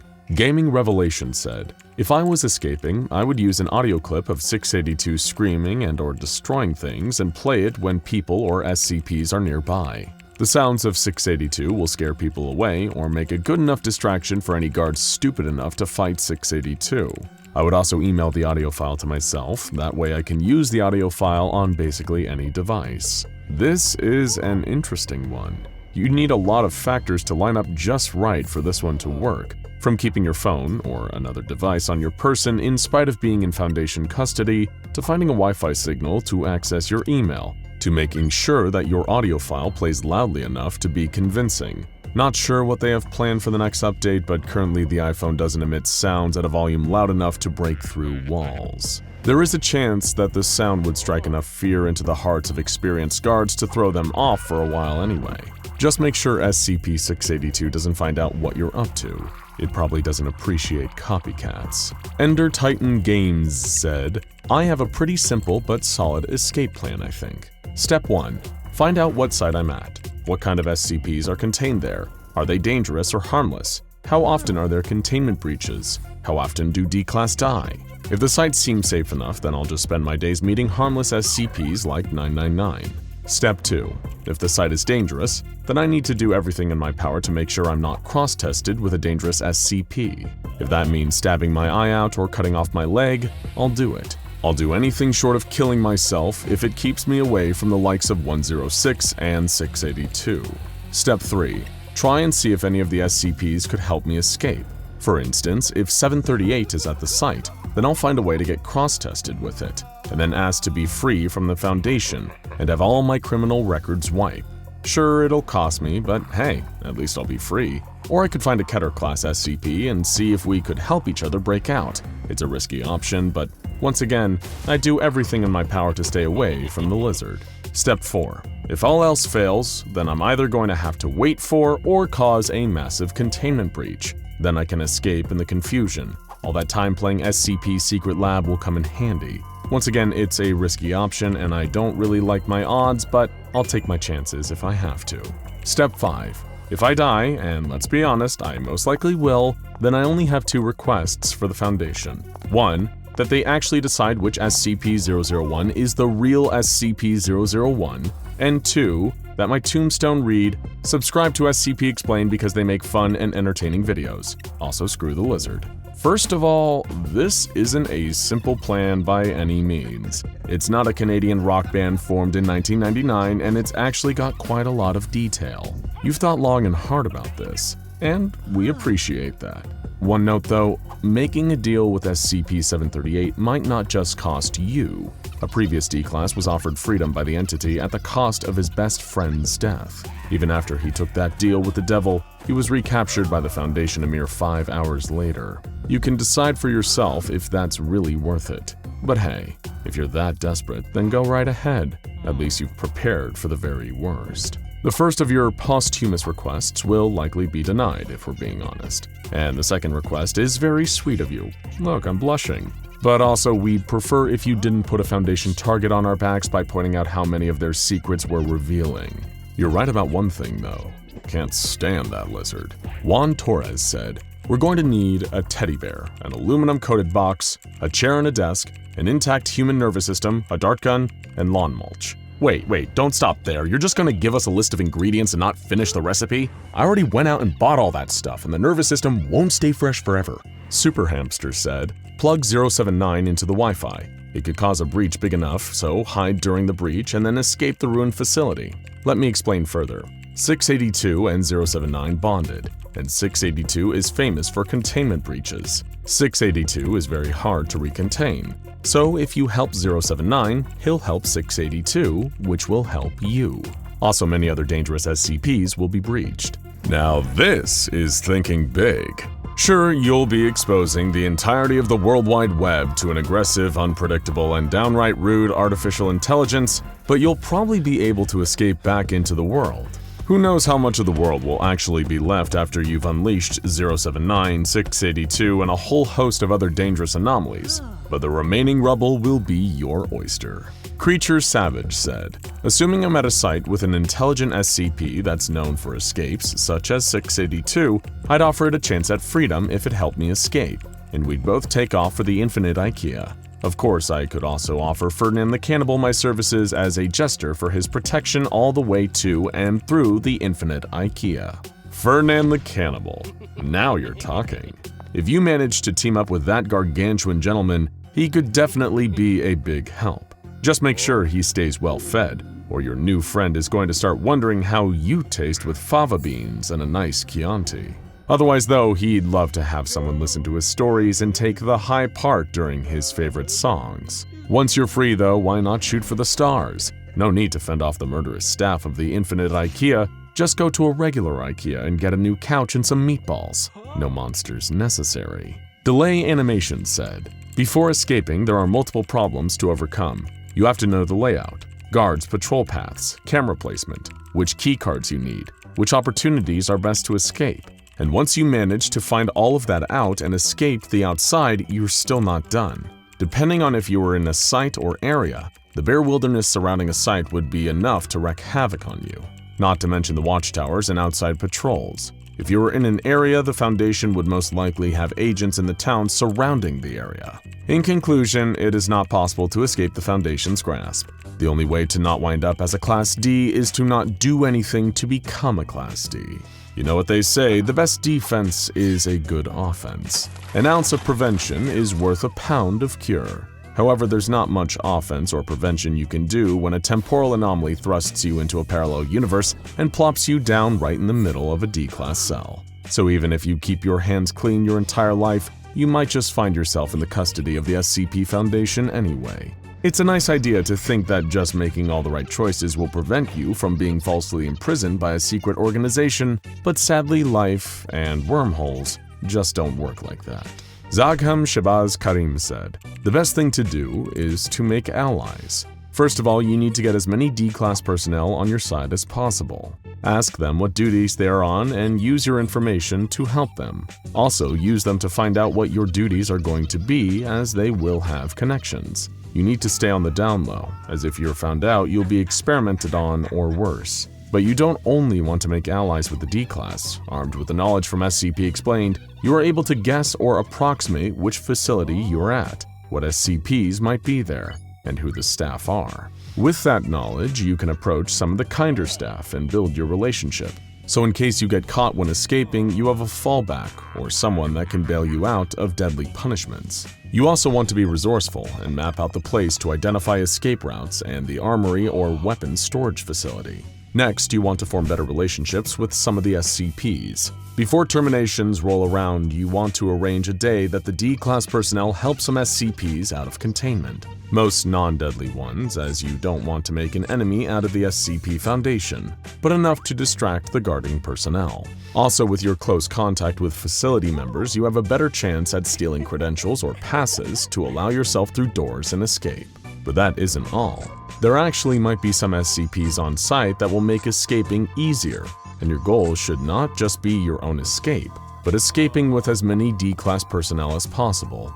You want to equip them with passes. All of them should know only one specific escape routes, which they themselves or a few others are going, so that even if they are caught, the others will not be found out. And you want a few of them to escape before everyone else and cause a ruckus outside, making it look like the whole group has escaped, sending guards behind them.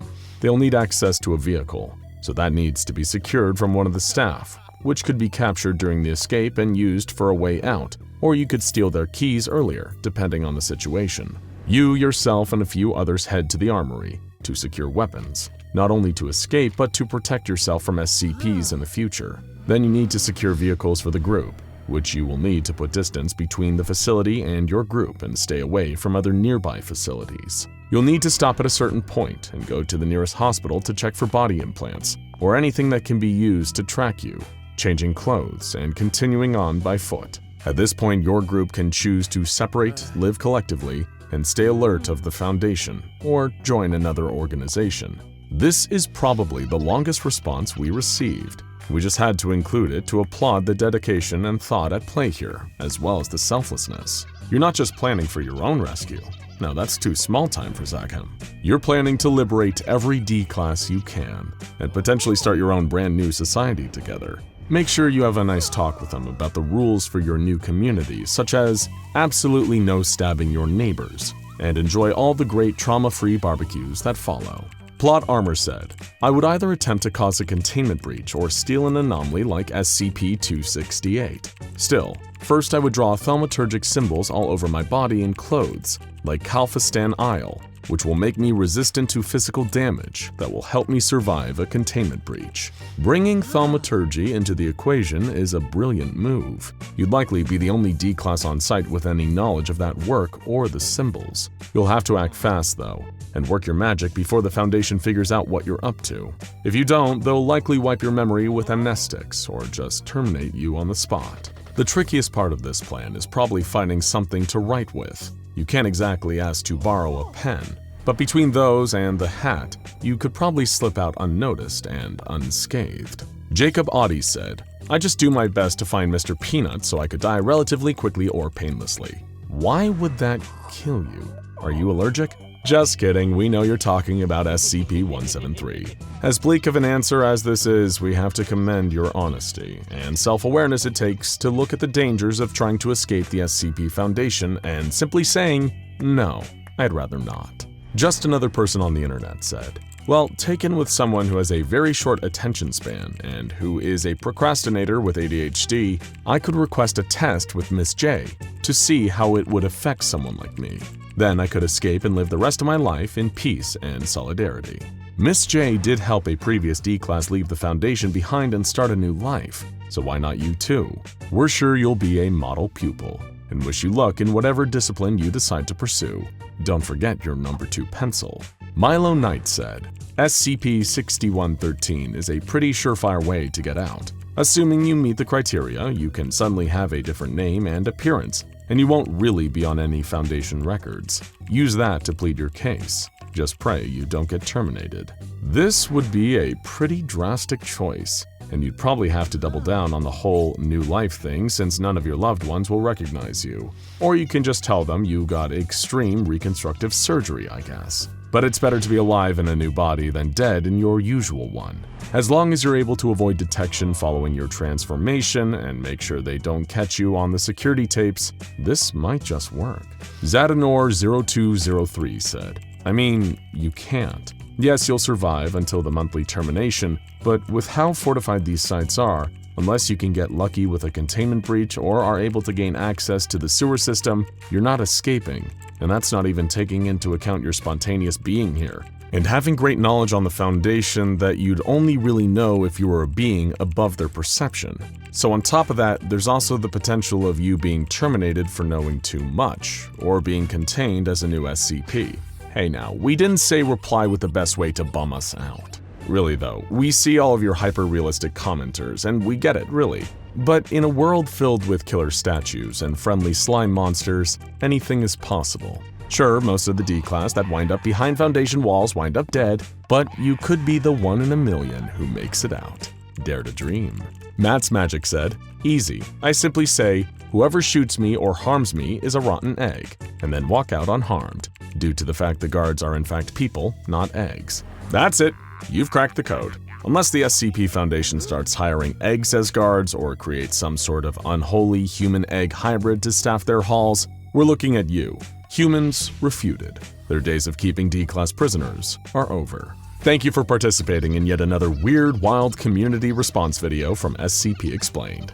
Hello everyone. If you're a fan of SCP Explained, you'll know that we regularly post interesting questions in our community tab, asking for responses from you, our dear fans. These have ranged from questions about specific anomalies, like SCP-096, or your suggestions on how we should actually kill SCP-682, the hard-to-destroy reptile.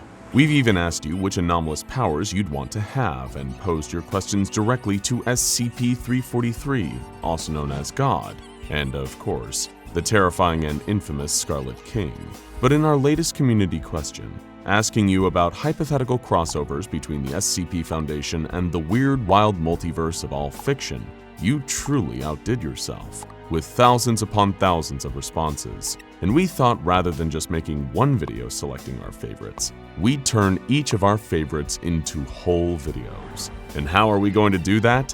That's where this wonderful state-of-the-art gizmo comes into play. You may remember the Anomatron 6000, our incredibly advanced artificial intelligence-driven supercomputer designed specifically to run simulations for the SCP Foundation. We fed this computer data from countless SCP Foundation experiments and cross-tests, and all the data from your suggestions. This will allow the fine folks at the SCP Foundation to explore any anomalous hypothetical without risking the lives of staff members or civilians. This brings us to our first simulation, suggested in a huge number of comments. Could SCP-682 be contained within the Backrooms? For those not in the know, the Backrooms is an internet urban legend that spiraled into a full-blown phenomenon. It's built on the premise that if you're not careful and enter certain specific circumstances, you can no-clip out of our reality and enter a terrifying multi-level alternate reality, where you're stalked by a variety of bizarre and frightening creatures. This could be a complete nightmare for your average person, but how would it play out if SCP-682, the endlessly angry, hard-to-destroy reptile, found its way inside? Also, for another Backrooms-related surprise, stick around until the end of the video. In the meantime though, let's boot up the Anomatron and test this new scenario. The worst had happened again. SCP-682 had busted out of containment during a cross-test and started making a beeline for the nearest populated area. Several helicopters containing heavily armed MTF New 7 Hammerdown members were in hot pursuit, attempting to slow the vicious reptile down with targeted sniper fire at its legs. But it seems that these efforts were all for naught. SCP-682 had already reached the defunct industrial district on the edge of a nearby city, and if the beast managed to actually reach a populated area, all hell would break loose. That's when they pulled out the heavy weaponry. Miniguns mounted to the helicopters unleashed a rain of hellfire down onto SCP-682. However, 682 managed to dodge most of the bullets and simply tank the rest. Command authorized the use of heavy ordnance, the helicopter's missile launchers. They'd pick up the pieces afterwards, once SCP-682 was back in containment. However, the reptile had plans of its own. It charged into a nearby abandoned chemical plant to avoid the gunfire from above. This was exactly what Hammerdown wanted. The helicopters circled around the chemical plant and unleashed a barrage of powerful incendiary missiles, blowing the plant to Kingdom Come, in hopes of dragging an incapacitated 682 out of the rubble afterwards. But when the smoke had cleared and only the rubble was left, 682 was nowhere to be seen. Even for the hardcore operatives of Hammerdown, this caused an anxiety spike. Had it tunneled into the ground? Had it adapted to the attack by turning invisible or getting tiny to escape? It'd done all these things before, or after all the deranged attempts at putting SCP-682 in the ground, had some light firebombing killed the monster? Whatever the case, they need to search, in case SCP-682 popped up somewhere else and started causing havoc. If it was still alive, which it probably was, they couldn't rest on their laurels until they'd found it again. Meanwhile, SCP-682 woke up. It felt groggy and irritated, its body resting against an unpleasant, soggy carpet. It licked the carpet. The moisture had the distinct flavor of human spinal fluid, which 682 had tasted many times before. The sickly yellow walls and incessant buzzing from the fluorescent lights up above were nauseating, and it gave 682 a nagging headache. This only made 682's default emotion, blistering rage and hatred, even worse. It began walking around exploring this strange, spatial, anomalous environment. Was this more of that frustrating Foundation trickery? Another one of those puerile cross tests? The last thing 682 remembered was running at one of the walls in the chemical plant, a wall that, in hindsight, seemed darker than all the others. But rather than shattering through the brickwork, it was here now, in this strange, tacky lobby that never seemed to end. It was like a kaleidoscope of empty 1990s office kitsch. Endless, worthless yellow walls arranged like some labyrinthian, nonsensical maze leading nowhere and devoid of all life as SCP-682 wandered through it. And of course, SCP-682 found it disgusting. It was only on level 0, and already 682 hated the Backrooms just as much as it hated our dimension. Someone or something had to pay for the crime of inconveniencing it this way, and it would happily turn this whole dimension inside out just to find some beings to kill inside it. Yes, that would be great fun. SCP-682 began its frantic search for an exit, evolving an innate sonar ability and picking up speeds that would be impossible for human beings. This is the part where most people would go mad or die from hunger or thirst. SCP-682, not so much. It could keep searching and searching and searching until the stars burned out in the sky. It would find its prey, somehow, and when it did, it would put them through hell. And as it turned out, this new universe rewarded 682's dog's stubbornness, because when it passed through a seemingly random hallway after hours of searching, it was in a different place entirely. This place looked like some huge abandoned warehouse complex with water shining off the ground. If 682 had more advanced knowledge of the Backrooms, it would have known this was level 1. But the only number SCP-682 cared about was body count, and in that regard it would find level 1 to be a vast improvement. Two groups of humans had established bases in this level of the Backrooms. The Major Explorer Group, a faction of professional Backrooms travelers who maintained their base Alpha on this level, and the Backrooms Non-Aligned Trade Group, a commercial group whose primary base is an economic hub on this very level, a fortified city-like area with a population of 412, which would, a few hours after 682's appearance, be a population of 0. But before all of that, it felt like grabbing a bite at the diner. Tom's Diner is a refuge for many people trapped in the Backrooms, a casual eatery nestled into the cold warehouse environment of level 1, where people could get a warm meal from Tom, a former cook who's been trapped in the backroom for years. SCP-682 was eager to be part of this grand tradition, but the hard-to-destroy reptile decided to buck the trend a little by just devouring Tom himself. From there, it decided to launch its rage-fueled offensive against the various humanoid inhabitants of the level. Both the Major Explorer Group Base Alpha and the Backrooms Non-Aligned Trade Group Trade Keep were heavily fortified against the kind of entities these folks had gotten used to facing in the Backrooms, but they were completely unprepared for a creature of SCP-682's sheer power, intelligence, endurance, and ferocity. The SCP Foundation had been studying the creature for decades, with far more resources than either of these two Backrooms-bound groups, and they still had a hard time keeping the beast consistently contained. Sadly for the great bastion of human hope in the Backrooms, SCP-682 swept through both outposts in a matter of hours, killing everyone there without an ounce of remorse. The only person there it took its time with was the final human being left in the decimated remains of the Major Explorers Group Base Alpha. It grabbed the man by the throat and squeezed, asking with its guttural, growling voice, Were you and your dead brethren allied with the SCP Foundation? Despite his fear, the Explorer told 682 that he had never heard of the SCP Foundation, nor did he know what kind of entity 682 was. Then what is this place? Tell me, and I might give you a quick death. The Explorer gave as good a response as he could. 682 was trapped in the Backrooms, a multi-leveled interdimensional nightmare filled with dangerous creatures. That made 682 curious. Dangerous creatures?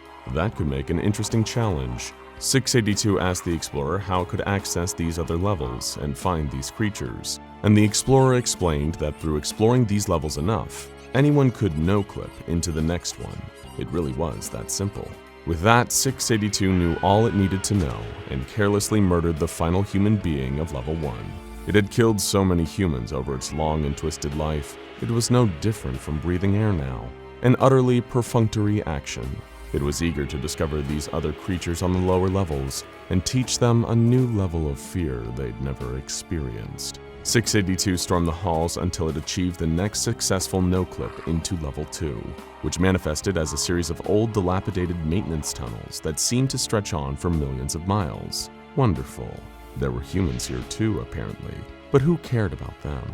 This was the first level to feature a smorgasbord of entities ripe for the killing. It sped through the tunnels, teeth and fangs born, eager to deal death with gleeful abandon. The first entities it encountered in the expansive tunnels of Level 2 were a collection of beings known as crawlers, insect-like creatures infected with an extremely aggressive fungal growth. Just getting close to them could present an active risk to humans, not so much for a creature that could easily regenerate after being tossed into the sun. As the creatures tried to lunge, SCP-682 simply crushed and devoured them with little effort. They tasted a little stale on account of the fungus, but the chewiness was pleasing. Hopefully there would be more challenging foes down in the tunnel than these mere insects, SCP-682 thought to itself, while journeying deeper into the endless network of tunnels. Soon enough, SCP-682 ventured into a section of the tunnel engulfed in total darkness. Its eyes quickly adjusted, developing immaculate night vision. That's when it spotted another creature sharing this little slice of darkness with it. A pair of floating, glowing eyes and almost cartoonish teeth, grinning like some maniacal Looney Tune. This is an entity known as a Smiler, and they're a terrifying threat to any humans venturing through the Backrooms. SCP-682 wasn't impressed. It began a perfect adaptation for the situation. Its body began to glow, emitting incredible levels of both heat and light, carving through the darkness of the tunnel and causing the Smiler to emit a terrible, piercing shriek. The sheer heat of this new ability melted sections of the Level 2 tunnels around SCP-682. When the light finally dimmed down to slightly more reasonable levels, where the Smiler once stood was instead a fizzling black scorch mark. Another creature had painfully bitten the dust, and SCP-682 was starting to have some fun. It took off further down into the tunnels, looking forward to finding its next victim. Sadly for SCP-682, it wouldn't get to kill the next set of victims. A group of 4 child facelings, spooky, faceless little girls who like to cut apart their typical human victims with small objects, were waiting a little further down the pipe. However, when they felt SCP-682 approaching, they almost sensed the power and cruelty of the beast coming towards them. Even being little monsters themselves, game recognized game, and they knew that they needed to get the hell out of there before the monster arrived. They climbed between the pipes on the tunnel walls and skittered off into hiding places deep in the dark. Lucky for them, SCP-682 passed them and just kept going. What would be the point in wasting time on these little morsels when there were apparently so many other creatures to massacre down here? Next, SCP-682 came across a truly pathetic creature, something that the mighty reptile honestly felt a little embarrassed even interacting with. It was a creature known as a clump, a strange bundle of living limbs that will move at great speeds and attack its usually human targets. It tried to do the same to SCP-682, maniacally flailing its many twisted limbs. 682 killed it in a single stomp and moved on, feeling its own psychological equivalent of pity, but not that much of it. Not long after Mercy killing the clump, SCP-682 came face to face with a series of hounds, mutant humanoids who travel on all fours, behaving in a wolf-like fashion. This would, of course, be the stuff of nightmares for your average human being, but would far more likely put a being like the hard-to-destroy reptile to sleep with sheer boredom. Humans acting like dogs, that makes them even more worthless, the creature thought, as it charged forwards and began tearing the group of hounds to shreds. Minutes later, it was splitting off into an adjoining tunnel, searching for more easy entertainment. But the deeper SCP-682 made its way into the bowels of Level 2, the more it approached a truly horrifying realization. The creatures it was slaughtering here were even more boring than the ones the SCP Foundation ceaselessly threw at it back on its native reality, or at least the reality where they'd contained it. Back in that world, it had faced giant flaming demigods with swords hotter than the sun.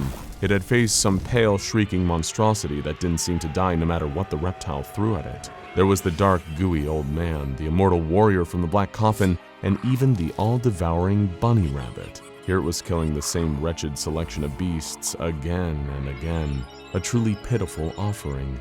Was this really the best this world had to offer? Incidentally, the next creature it found was literally known as wretches by the human inhabitants of the Backrooms. They were fleshy, zombie-like creatures that SCP-682 figured the Sarkists back home might enjoy. It couldn't believe that it was thinking fondly of that old place, while it carved the monsters to ribbons with its claws. It missed its old enemies like Dr. Bright, Dr. Clef, and even that irritating yellow blob of snot. The more it tried to take its mind off the old world by killing its way through this ant farm of endless tunnels, the more it found itself waxing nostalgic. For example, there were the plague goblins, impish little creatures with masks like that of a plague doctor. 682 found itself thinking almost fondly about SCP-049, while it listlessly ate the tiny, mischievous creatures, like a depressed person binging an extra-large pack of chips. Even their tiny squeaks as they crunched between the reptile's terrible teeth gave it no joy. What a bleak turn of events this had all turned out to be. As it wandered through the infinite tunnels, killing creatures and even humans as it found them, SCP-682 made a quiet promise to itself. Somehow, some way, it would make its way back to the universe it so recently departed.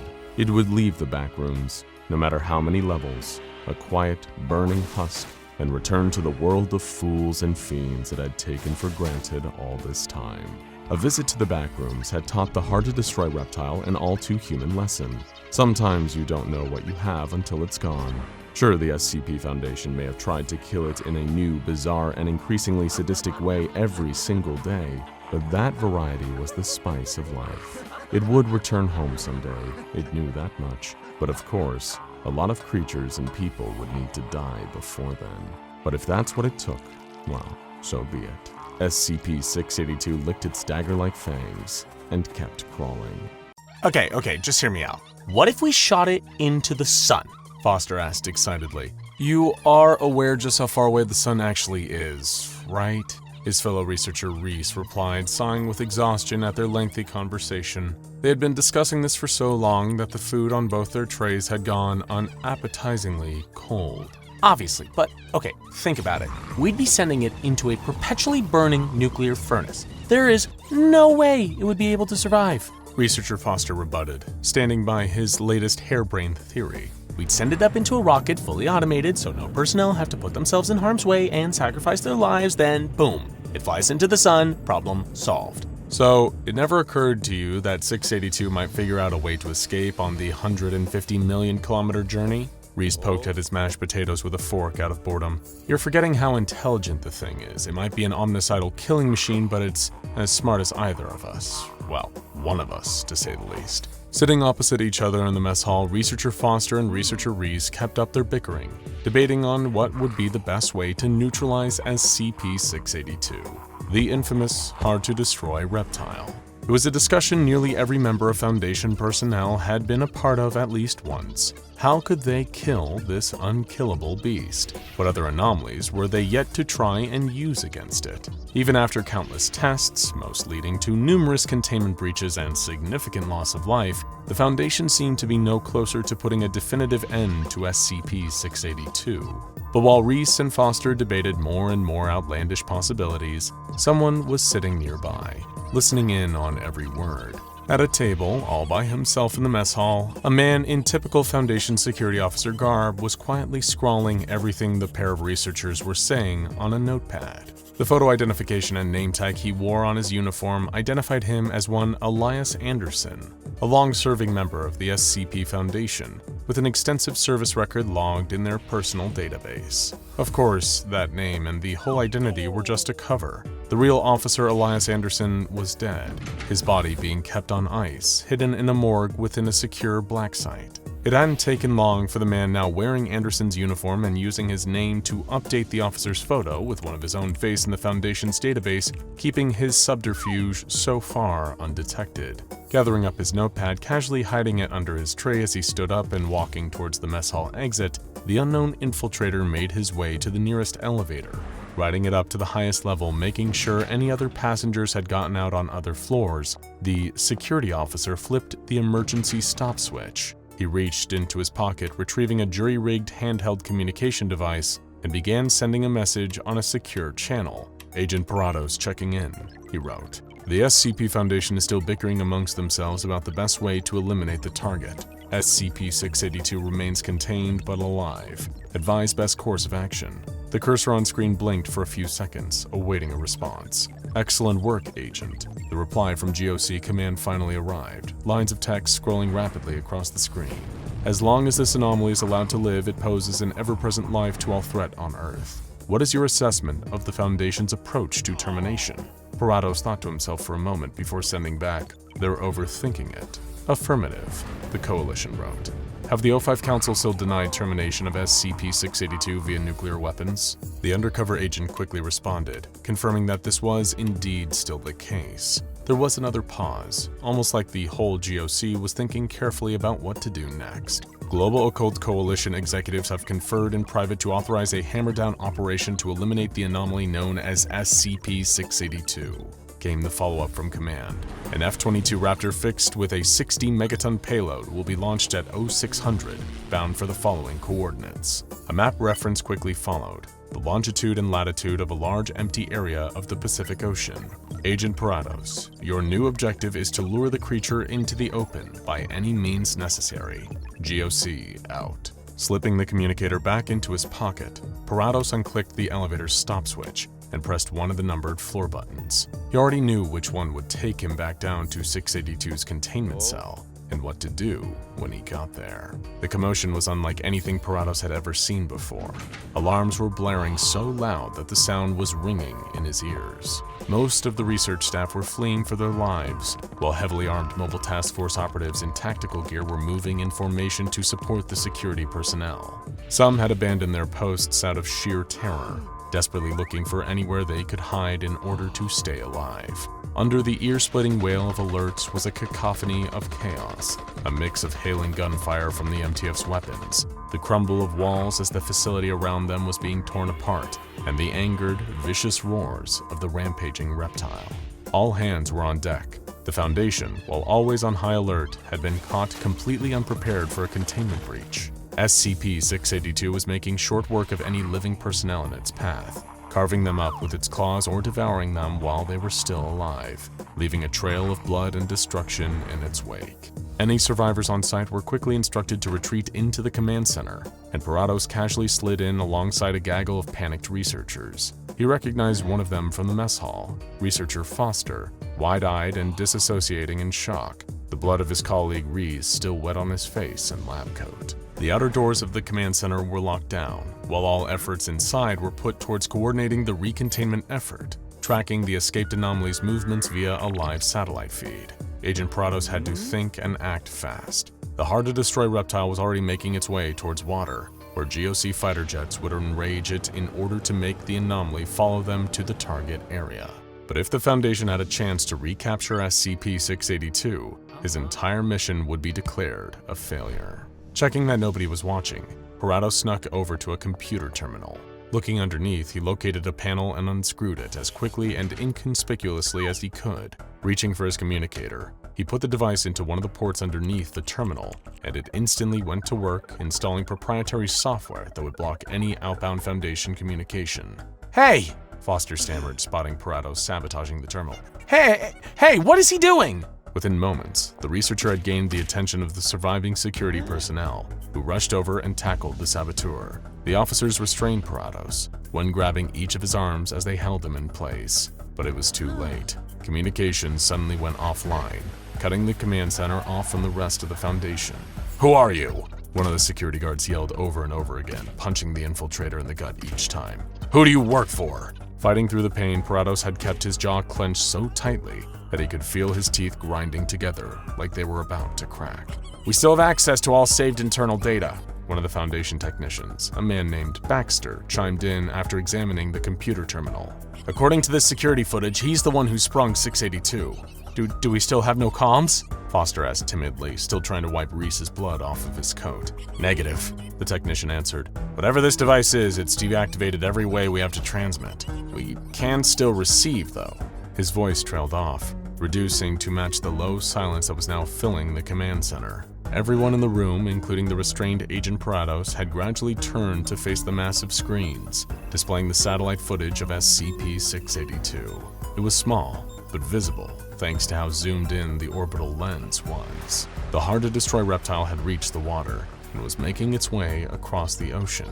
At the same time, the bird's-eye feed of the Pacific showed something else, a tiny winged object barreling through the air at almost supersonic speeds. "That's a fighter jet," one of the security guards declared, breaking the tense silence. "Probably a Raptor by the looks of it." It was, in fact, a fighter jet speeding towards SCP-682. The creature seemed unaware of the aircraft. It was merely traveling in the opposite direction, but the pair were on a direct course with each other, bound to meet at any moment now. Something ejected from the F-22 that exact moment it passed over the hard-to-destroy reptile, followed almost instantly by a bright flash of light. A huge explosion engulfed the area of the ocean where the creature had been, a ball of radioactive fire in the middle of the water.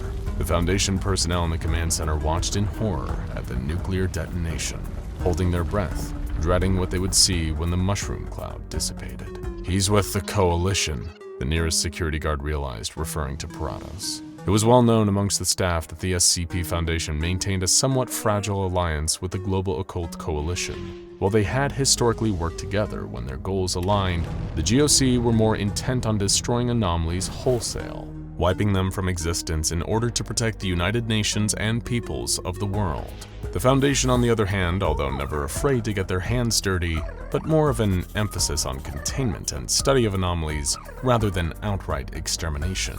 "What the hell have you done, you maniac?" yelled one of the doctors trapped in the command center. "That monstrosity needed to be eliminated," Parados argued back. "While you were wasting your time keeping it submerged in acid, ready for it to break out again and start slaughtering people, we acted.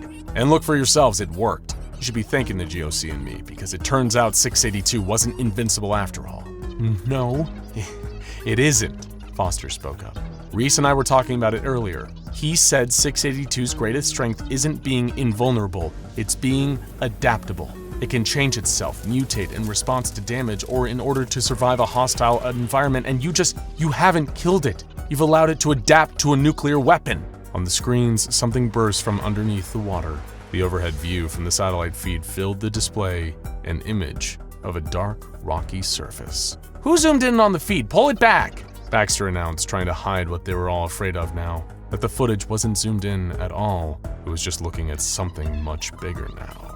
As the camera zoomed out, increasing its field of view, what looked like a dark surface on screen now looked to be a huge mass of scales. The satellite feed pulled further back, revealing the full extent of what was now standing in the Pacific Ocean.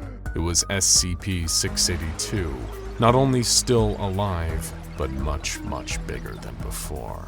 The creature had adapted to the intense heat of the nuclear payload that had been dropped on it, soaking up the bomb's radiation and using it as a way to increase its body mass several million times over.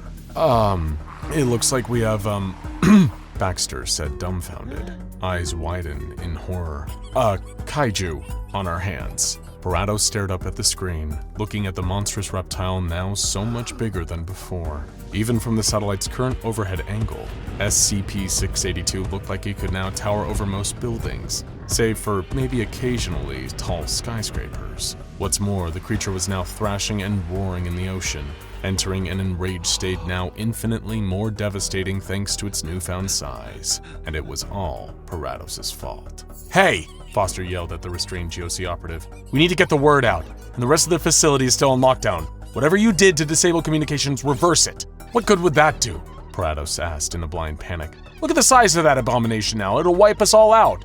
"Oh God, what have I done?" The agent was shocked into silence by a sudden slap. The timid researcher Foster had struck him sharply across the face. "Cry about it later, this is on you, but do you want to be part of the solution or keep being part of the problem?" Foster yelled, gripping Parados by the collar. I can't reverse it," he replied. "I blocked all outbound Foundation transmissions. My comm device is the only thing that wasn't affected." "Good enough," Foster said, holding a handout to Baxter, who passed him the confiscated GOC tech. "Then you're going to contact the Coalition for us." "What for?" "The Foundation has a joint project we've been working on with them and High Brazil for just this sort of occasion," the researcher stated, holding out the device to Agent Parados as the security finally released his arms. "If there was ever a time we needed it, it's now." "Wait, you mean..." Parados finally realized what Foster meant. "You're talking about the Dragon Slayer, aren't you?" The next hour flew by. Time seemed to be moving faster as the newly mutated SCP-682 swam through the waters of the Pacific. It was traveling in the northwest direction, the collection of Foundation personnel still locked in the command center having projected that it was heading for the nearest landmass, which meant it would reach Hawaii at any moment. Throughout the entire time, Foster, Parados, and Baxter were sending urgent communiques to the Global Occult Coalition, trying to get them to cooperate and engage in contact with the wider SCP Foundation beyond the facility they were currently stuck in.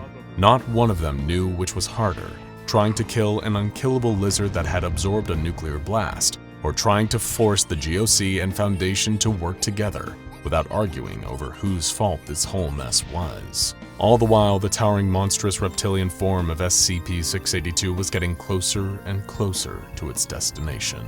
Drawing itself up to its full enlarged height, SCP-682 roared, large enough to block out sunlight and cast an ominous shadow over the Hawaiian coastline.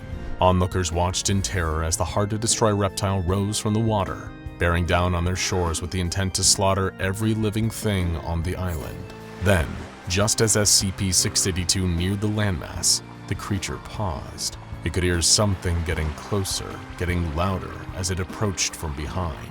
No, above. And with it came the sound of someone reciting poetry. Before the creature could turn to face its attacker, the piercing metal of the cold iron sword plunged through its scaly back and out through its front. The hard-to-destroy reptile roared at the searing pain of the stab wound, whipping its tail as it thrashed in its fury. Something heavy and metallic deflected a swipe at the creature's tail. It was a huge, robotic arm of a gigantic, mechanized titan. It was SCP-5514, the Dragon Slayer. Controlled by its skilled pilots with a swift, fluid motion, SCP-5514 delivered a brutal backhanded strike to the reptile's snout, staggering the beast while also withdrawing its mighty cold iron sword at the same time.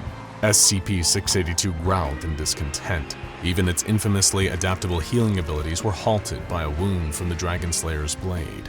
Watched by the innocent civilians on the island and the Foundation through their satellite above, the kaiju-killing mech assumed a battle-ready stance as the hard-to-destroy reptile reeled back to roar.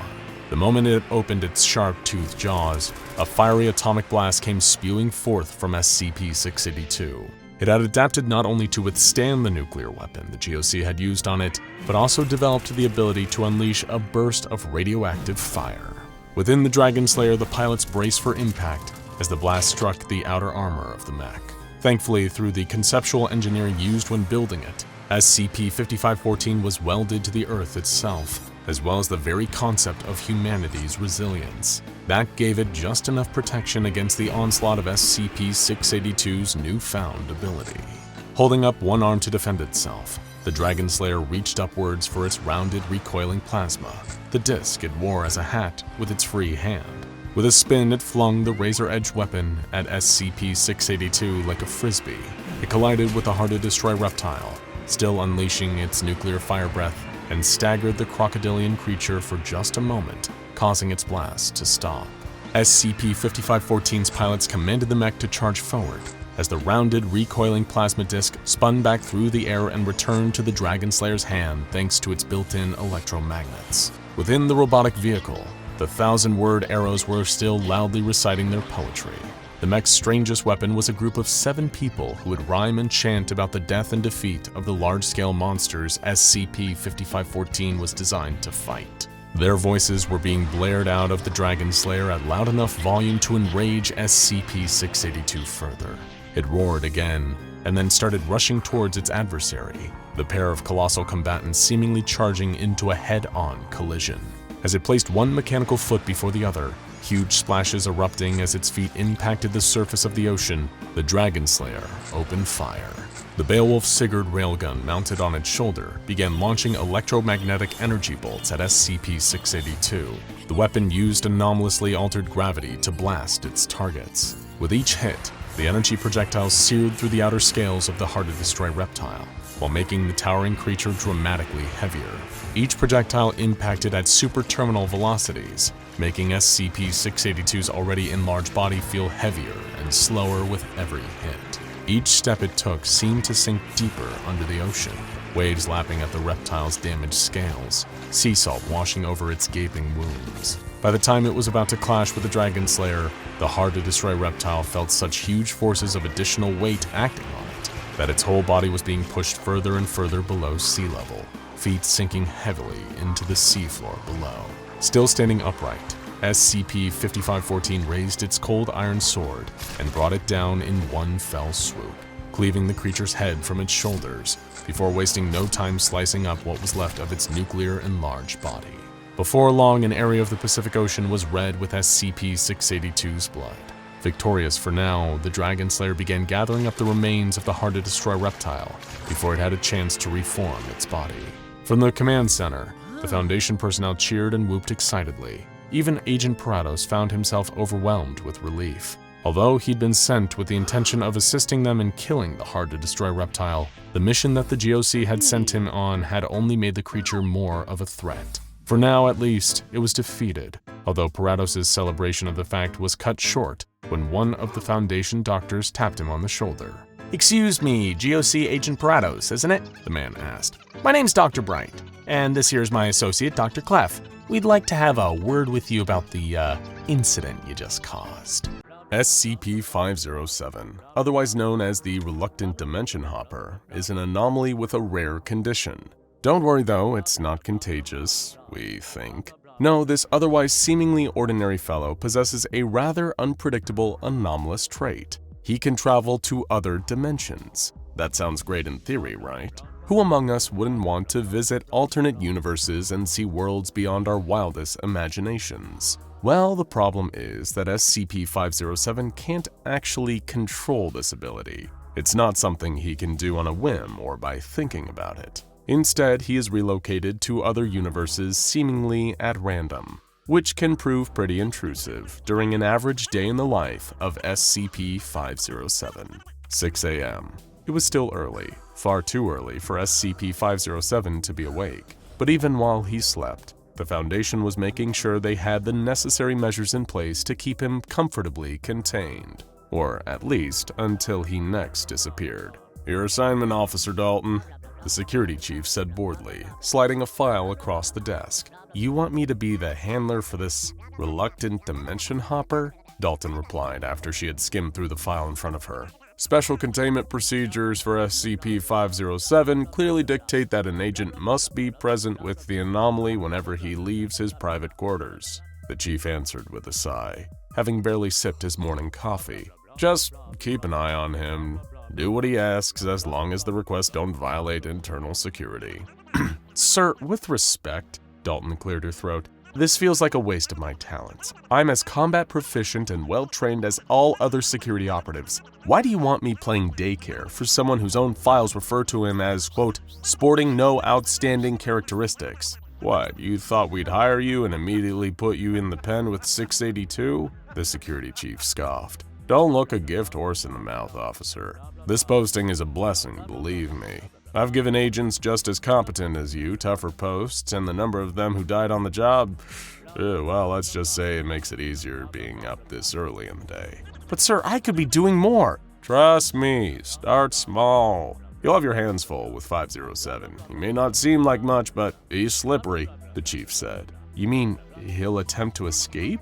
Dalton asked. The facility's head of security didn't give an answer. Instead, he dismissed the officer to her posting. Making her way through the corridors towards 507's containment cell, Officer Dalton studied her briefing, reading it through multiple times so she understood her assignment. She was expecting her charge to be unruly, attempting escape at any opportunity. What she had overlooked in her haste was that SCP-507 wasn't intentionally using his dimension-hopping powers to escape. In fact, he couldn't help it. 8 a.m. Eventually growing tired of waiting outside the entrance to the reluctant dimension hopper's quarters, Officer Dalton began repeatedly banging her fist against the door. "SCP-507, wake yourself up!" she yelled impatiently. There came the sound of tired groaning from the other side of the door, followed by something person-sized falling over in a daze. Getting to its feet, the source of the noise shuffled closer and opened the door, all while Dalton kept knocking. "It's very loud, you know." SCP-507 groaned, eyes half-lidded, practically still asleep. "I'm your new handler," the officer announced plainly. "Good for you." The dimension hopper yawned. I'm tired of going back to sleep. Like hell you are, Dalton snapped, striding into the room. I've been waiting outside for 2 hours. Look, miss, SCP-507 sighed. I get the Foundation has to keep an eye on me in case He made a gesture with his hands, jazzily shaking them. You get the picture, he continued.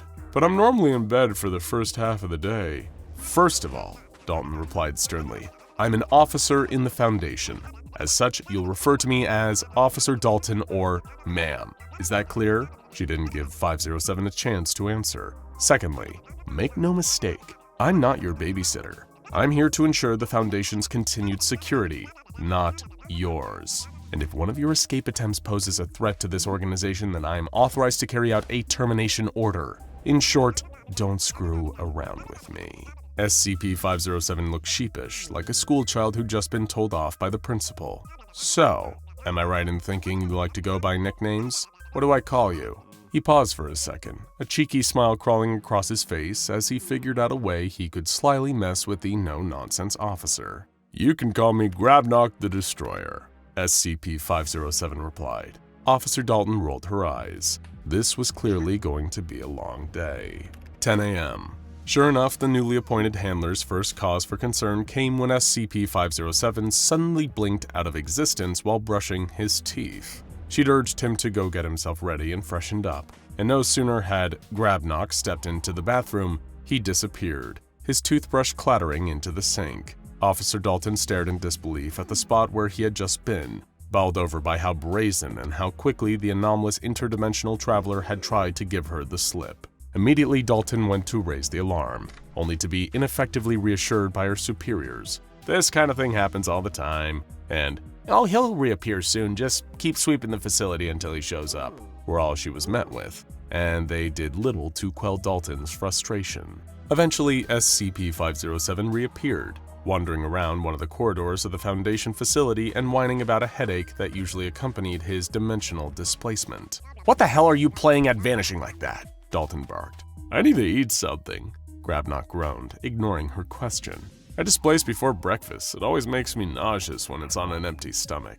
That's your primary concern right now? The officer sighed. Well, yeah. SCP-507 shrugged. There was no food in that other dimension, at least none that I could find. Begrudgingly pushing aside her frustration, Dalton escorted Grabnock to the Foundation mess hall. What else was there, SCP-507? She asked, breaking the silence as he ate quietly. We'll have to file a report about where you went. Not answering to that, he chuckled. You've got to use the nickname. Seriously, Dalton replied. Okay, fine. What else was in that universe, Grabnock? The whole thing. Grabnock the Destroyer, she added through gritted teeth. Not a lot, honestly, the Dimension Hopper shrugged. Some universes are just like that. This one just had a big salt plain and nothing else. You mean like a desert? Dalton probed. No, a salt plain, Grabnock corrected her. You know, like a glass salt shaker you have at a fancy dinner table, except with wings. And what was in the salt plain?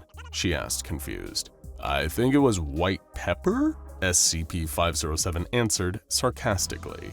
12 p.m. After he finished his meal, SCP-507 seemed to be feeling better and requested to be taken back to his quarters to use his computer. He'd been granted one by the Foundation, with limited internet access and a strict limit on what he could access and upload.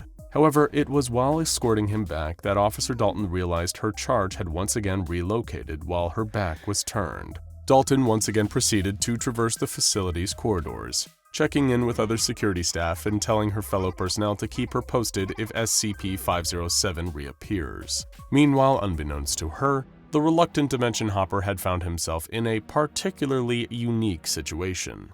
Arriving in a new alternate universe, SCP-507 was greeted by familiar headaches, standing in a spot that mirrored the Foundation site he had been in a moment before. In fact, most of the details about this universe were almost identical to the one he had just left, apart from all the dinosaurs. It quickly became apparent at the sight of a velociraptor wearing a lab coat that this was a reality where the meteor that wiped out early life on Earth had never actually hit. As a result, The reptiles that had inhabited the world centuries before had been able to evolve into the dominant species, while humanity's earliest ancestors had never climbed out of the primordial soup. SCP-507 found himself in a facility overrun with reptilian researchers, all working for an organization called the Scaly Carnivorous Predator Foundation. Naturally, the dinosaurs were fascinated by the sudden and inexplicable existence of this pink, fleshy creature appearing out of thin air. Although the researchers working at this version of the Foundation were seemingly well-versed in the study of the anomalous. Unfortunately, there was something of a language barrier between SCP-507 and the dinosaurs of this dimension. A kind, calm request for him to come quietly so the research reptiles could run tests ended up sounding like a vicious, bloodthirsty snarl. And so the reluctant Dimension Hopper turned heel and ran away from a flock of raptors in Foundation lab coats, until he eventually displaced back to his original dimension again. 1:30 p.m.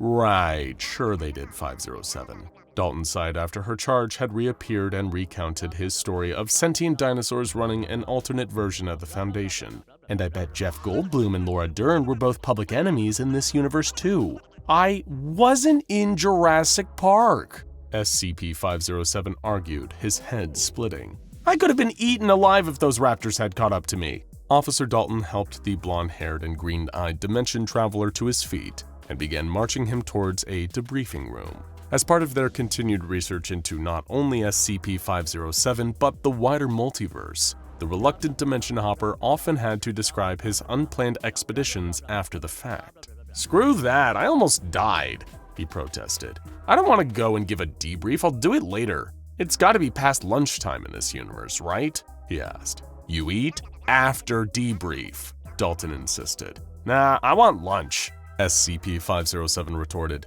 "I need to recharge, I'll go sit with Ferdinand." Reluctantly remembering she'd been told to do whatever the Dimension Hopper asked, Officer Dalton changed course and walked him towards the enlarged containment area housing SCP-082. Ferdinand was genetically an ordinary human being who had grown into a giant through some unknown means.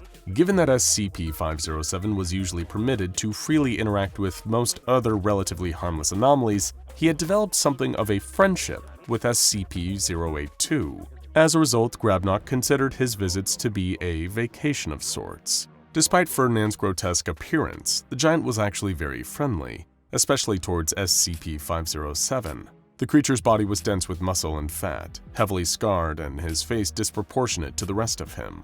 Yet both SCP-082 and SCP-507 seemed to converse jovially and enjoyed each other's company over lunch. That is, until the reluctant Dimension Hopper unceremoniously displaced again, midway through talking to his giant friend about his latest multiversal excursion.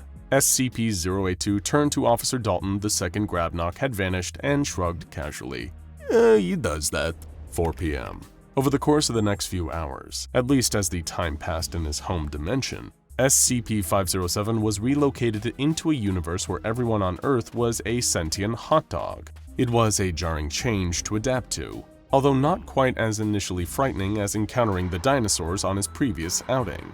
The hot dog population were a bit more guarded than the inhabitants of the last universe he'd been to, but after ensuring them that he meant no harm, SCP-507 quickly established a rapport with some of them. The first question he had was whether, like the dinosaurs, these anthropomorphic baseball stand snacks had naturally evolved into the dominant species over time. SCP-507 was surprised to learn that, in actuality, these hot dog creatures had previously been human, until a strange plague had befallen them several 100,000 years prior. Ironically, this had all taken place before their civilization had ever developed the practice of eating sausages in bread. Okay, so let me follow that up with another question, SCP-507 declared. "Make it quick, man, I'm late for work," the large talking hot dog replied. "So, when you all changed into hot dogs, did you really become sausages then develop bread coats to wear, or are you both?" "Wait, what do you mean?" the hot dog person replied. "You know, because technically a hot dog isn't a hot dog until you put it in a bread roll,"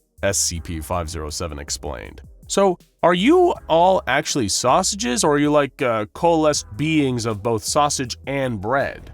The ensuing political unrest, civil turmoil, and ethical outcry that overtook the hot dog dimension following SCP-507's question made him really glad he displaced back home not long after. He couldn't help feel a little disheartened too. Up until the hot dogs were trying to place him over a giant grill, SCP-507 had actually found he'd been enjoying the time he spent there. Still, he was grateful to be back in a universe populated by actual humans once again. Even if the first one he met upon returning, Officer Dalton, was furious that he'd been gone for so long. 7 p.m. "You know, I'm wise to your act," she replied. SCP-507 had just requested dinner, although for some reason pointed out that he wanted to avoid eating hot dogs for a while. "What act?" he asked. "This thing you do, your disappearing act," the officer responded. "You're not this bumbling interdimensional traveler. You're just an immature brat, 507. You have to call me Grabnock the whoever, or Tommy, or Guy, or whatever the hell your name is at this precise moment in time," Dalton snapped angrily, forcing SCP-507 to go silent. "You just teleport, that's what you do. You zip out of one place and reappear in the next and give personnel like me the runaround. And it's a hoot, it's just a big joke you can pull on all of us. That would be bad enough if you didn't come back with all these absurd stories on top of it. What's next, huh? A dimension where the Foundation is run by cats? Or a world where everyone is a sentient fart?" "I don't make it up," SCP-507 replied meekly. "The place I end up in are all real. I don't get to pick where I displace to or how weird it is when I get there." "No, I said that I figured you out," Dalton retorted. "You make up some wild story, these fool yarns you keep spinning to confuse people. Then you can request anything you want. That's your real anomalous trait, Grabnock the Destroyer. You're able to pull the wool over our eyes and use it to garner special privileges. A computer, almost total freedom to roam around the Foundation at will, food and board, anything you want, you get." There was a long, awkward pause. SCP-507 looked miserable. He was aware that as cruel as she was being, Officer Dalton's anger was born more out of frustration than anything else. He couldn't help his interdimensional displacement disorder. Sure, it had meant the Foundation offered him certain treatments someone might consider to be preferential, but he was still trapped. Not so much by the facility or even the Foundation themselves. Instead, SCP-507 was trapped by his condition, unable to freely choose which universe he stayed in.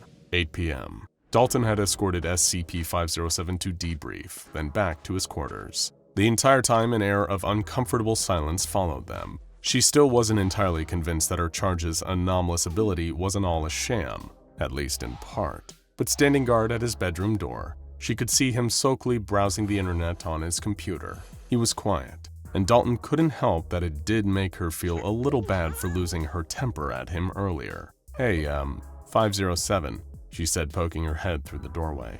He didn't respond, mindlessly scrolling without turning around. Stepping inside, Dalton closed the gap between them by walking towards SCP-507, sat in his computer chair. "Listen, SCP-507, she repeated, then realizing why he wasn't replying or paying her any notice. With a roll of her eyes and heavy, exasperated sigh, Officer Dalton readdressed the reluctant dimension hopper. "Hey, Grabnock the Destroyer." Hearing that made SCP-507 turn around in an instant, giving her his full attention. "Ma'am," he said, still sulking but at least willing to speak. "I'm very sorry for what I said before," Dalton admitted. "I don't enjoy this, you know," SCP-507 said solemnly. "One minute I'm somewhere familiar, the next I'm thrust into some horrible nightmare where everyone's got macaroni and cheese for hands, or there's so many spiders everywhere. Oof. It's not just a joke to me, and it sucks." There were tears in the Dimension Hopper's eyes, and Officer Dalton reached out to pat him on the shoulder. "I know, and I'm sorry for saying you made it all up," she offered a smile. Then, in a blink of an eye, they were both gone. 10 p.m. Every other time that SCP-507 had displaced during the day, the Foundation had barely paid it any mind, not even reacting when Officer Dalton had brought it to their attention. But the moment she had disappeared, along with the reluctant Dimension Hopper, security staff and researchers went into a frenzy. Alarms sounded. Personnel were patrolling the corridors en masse, sweeping room to room with flashlights in the hopes not only that SCP-507 would return, but Officer Dalton would still be with him when he did. It had been a few hours since the pair of them had vanished. The sun had long since set, and night had fallen. Yet there was still no sign, until a researcher heard the sound of someone sobbing coming from one of the storage closets. Calling it in, a trio of Foundation security cautiously approached the closet and threw open the door, only to find SCP-507 sat inside, weeping floods of tears. Immediately, despite how late at night it was, the reluctant Dimension Hopper was told he needed to debrief on where he had just been and what had happened to his handler, Officer Dalton. SCP-507 began to describe displacing to a dimension he had visited a number of times before, a reality that was shrouded in complete darkness, no sunlight at all. A familiar sound had instantly told the reluctant Dimension Hopper where he was and that he wasn't alone. Doubly so, because Officer Dalton's hand had been on his shoulder. Completely by accident, she had transported there with him. Switching on the flashlight he took with him everywhere, SCP-507 was horrified to see a figure who had tormented him before. He wore a black business suit. The matching sunglasses he had on made the figure resemble a Man in Black agent. It leered at him and Officer Dalton with an unnaturally wide smile that had haunted SCP-507's nightmares ever since their first encounter. "Back again," the figure had said, leaning in towards SCP-507. "And this time, you've brought a friend." "He took her," the reluctant Dimension Hopper said quietly as he sat in the debriefing room. "The smiling man got her." "We'd better get you cleaned up and sent to bed, 507, one of the researchers said, forcing a reassuring smile. "We'll assign you a new handler in the morning." A very strange anomaly sits in a humanoid containment cell in the minimum security wing of Site-17. He walks, talks, and looks like a man, but everything else is convoluted in a question mark. This is SCP-343, who, like his namesake, God, is likely to cause arguments whenever he's brought up. Is he the creator of all that exists, the basis for the Abrahamic faiths, or is he a pretender, a reality warper with immense power and predilection towards delusion, a courtesian of the house of Maladrog, Matthew, Methuselah, Yahweh?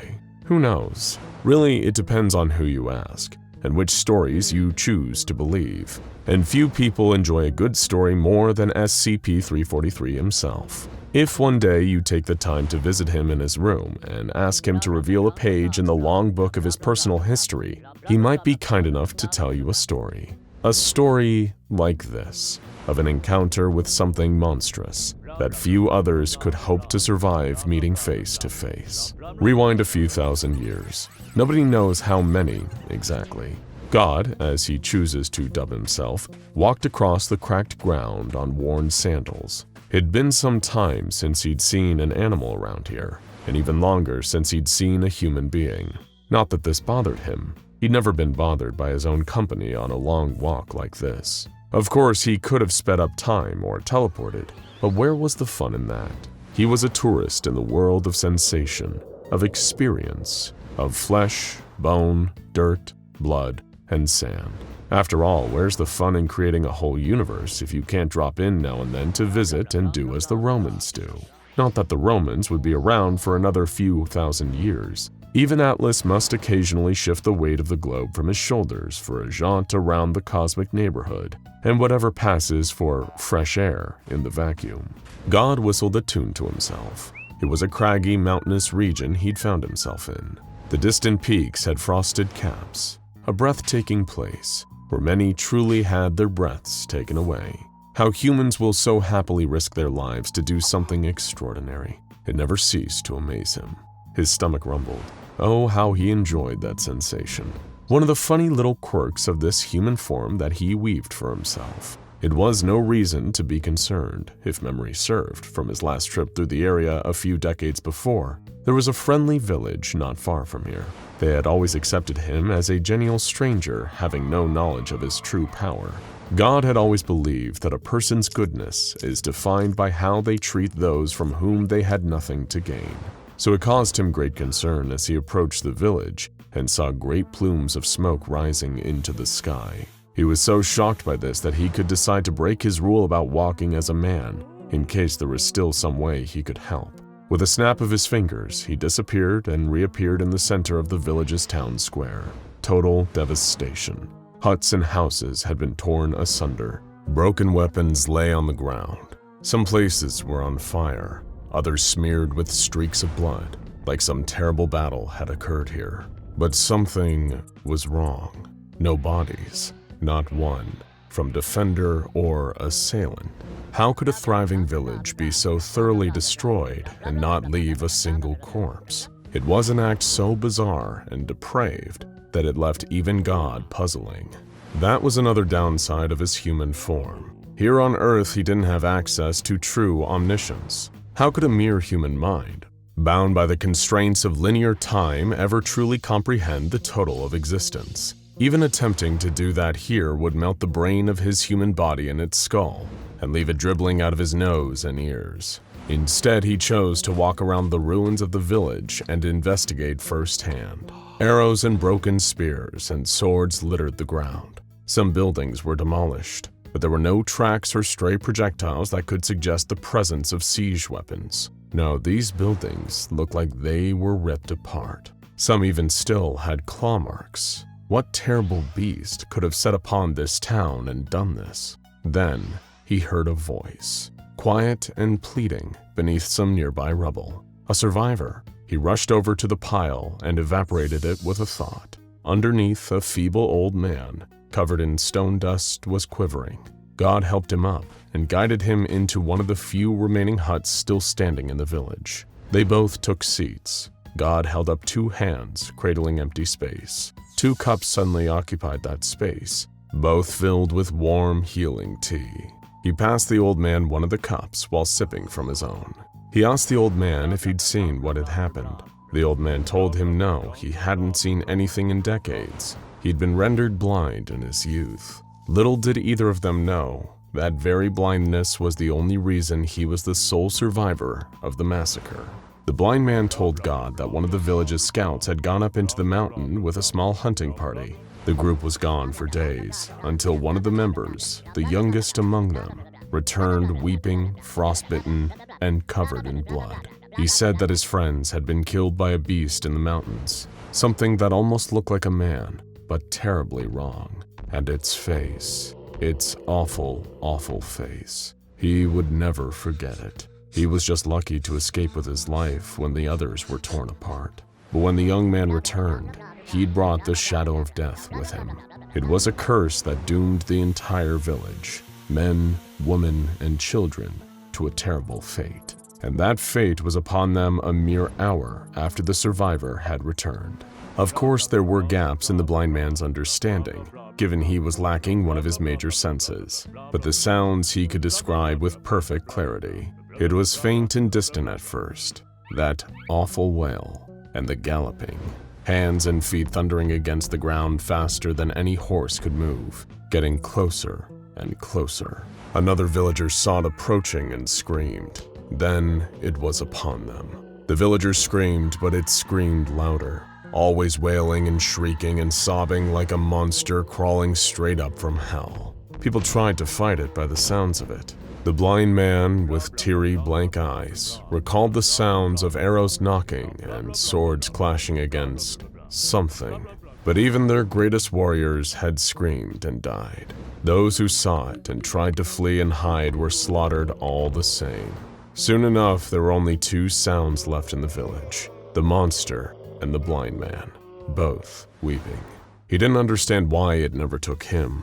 It wasn't fair. It took everything else. To leave him here alive when everyone and everything he'd ever known was destroyed was a greater punishment than even death. After killing all of these innocents, the monster had simply wandered off to the mountains again, the sound of its quiet sobs getting smaller and smaller until it was gone altogether.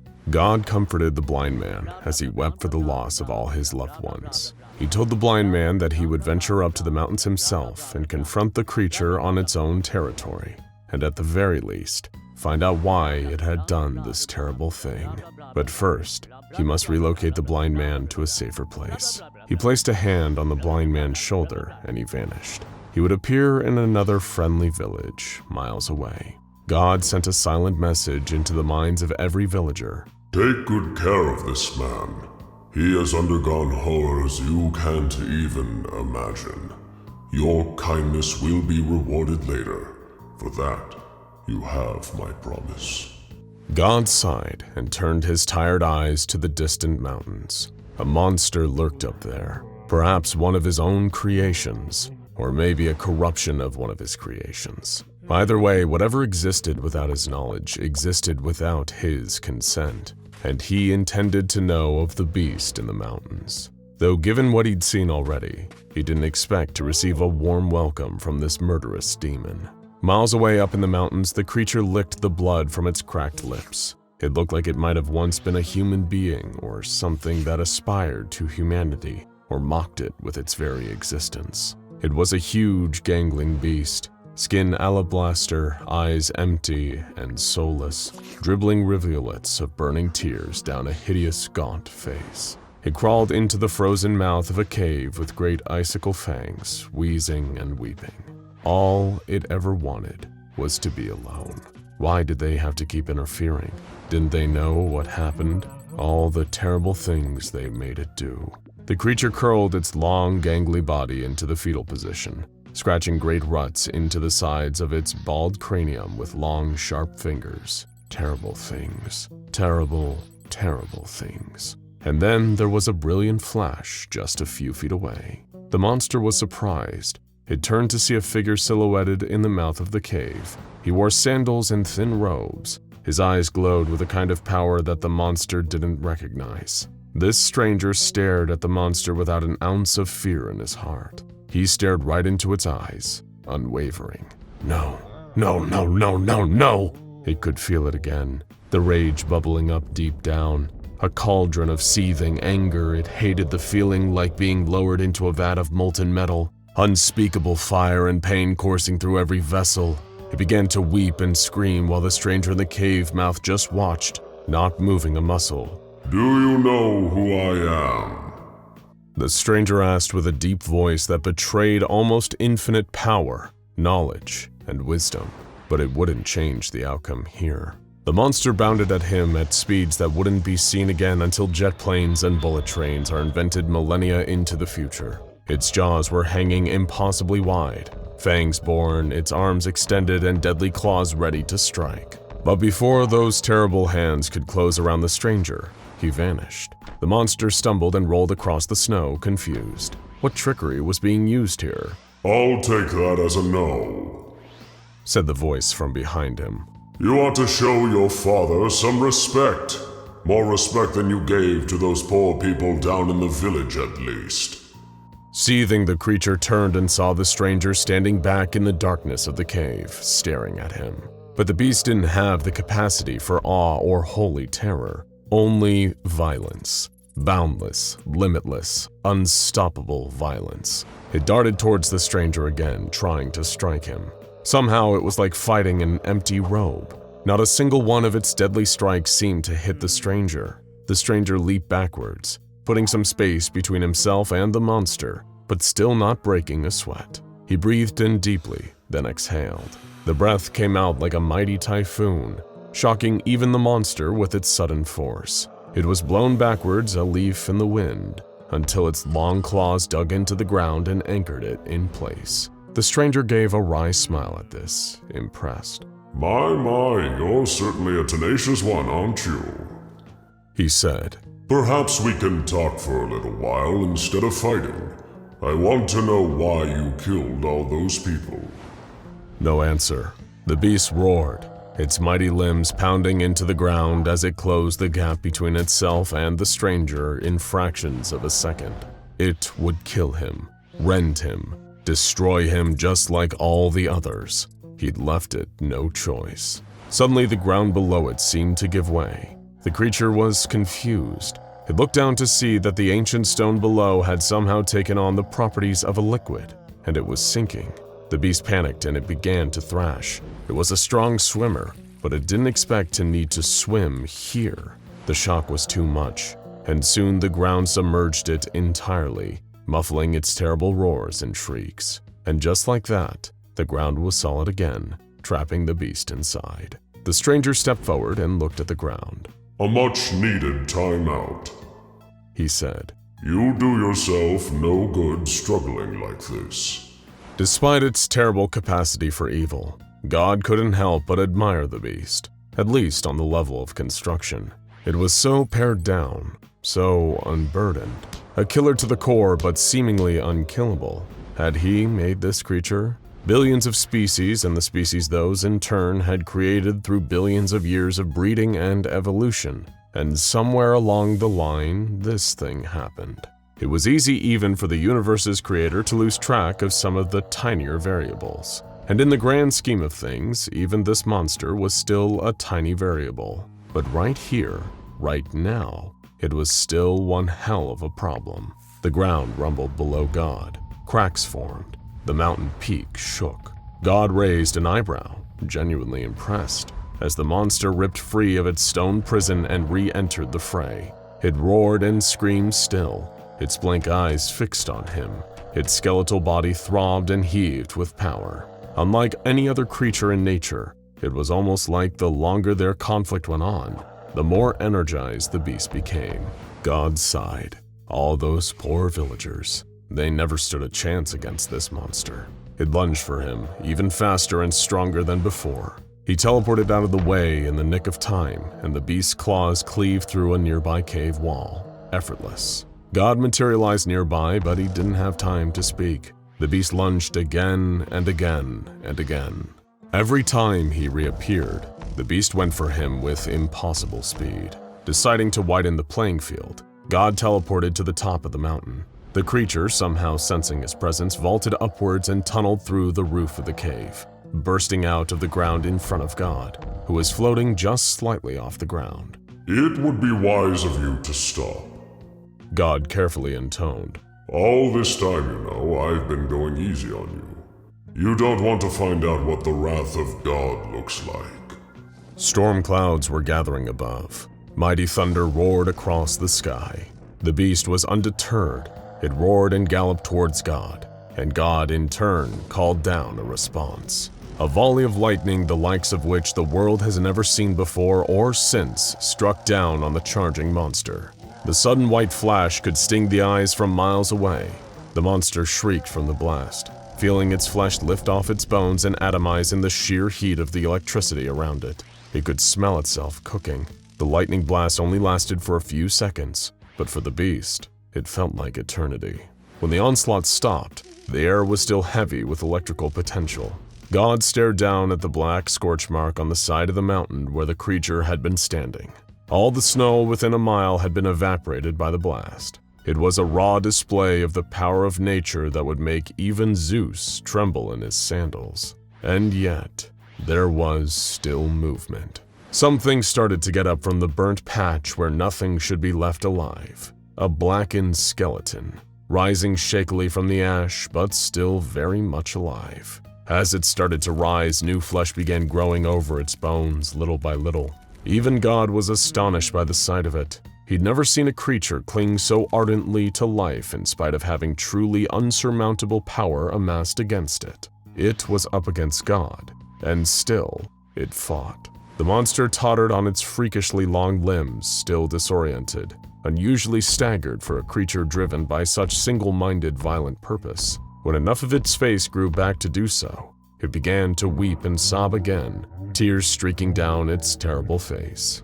Looking at this creature after all of this, God couldn't help but feel a new emotion, pity. He lowered himself to the ground and approached the creature, like none had ever done before. He gathered it up into his arms and he held it, feeling its heaving, wretched sobs against him. The beast was in so much pain, he could feel it, radiating from within.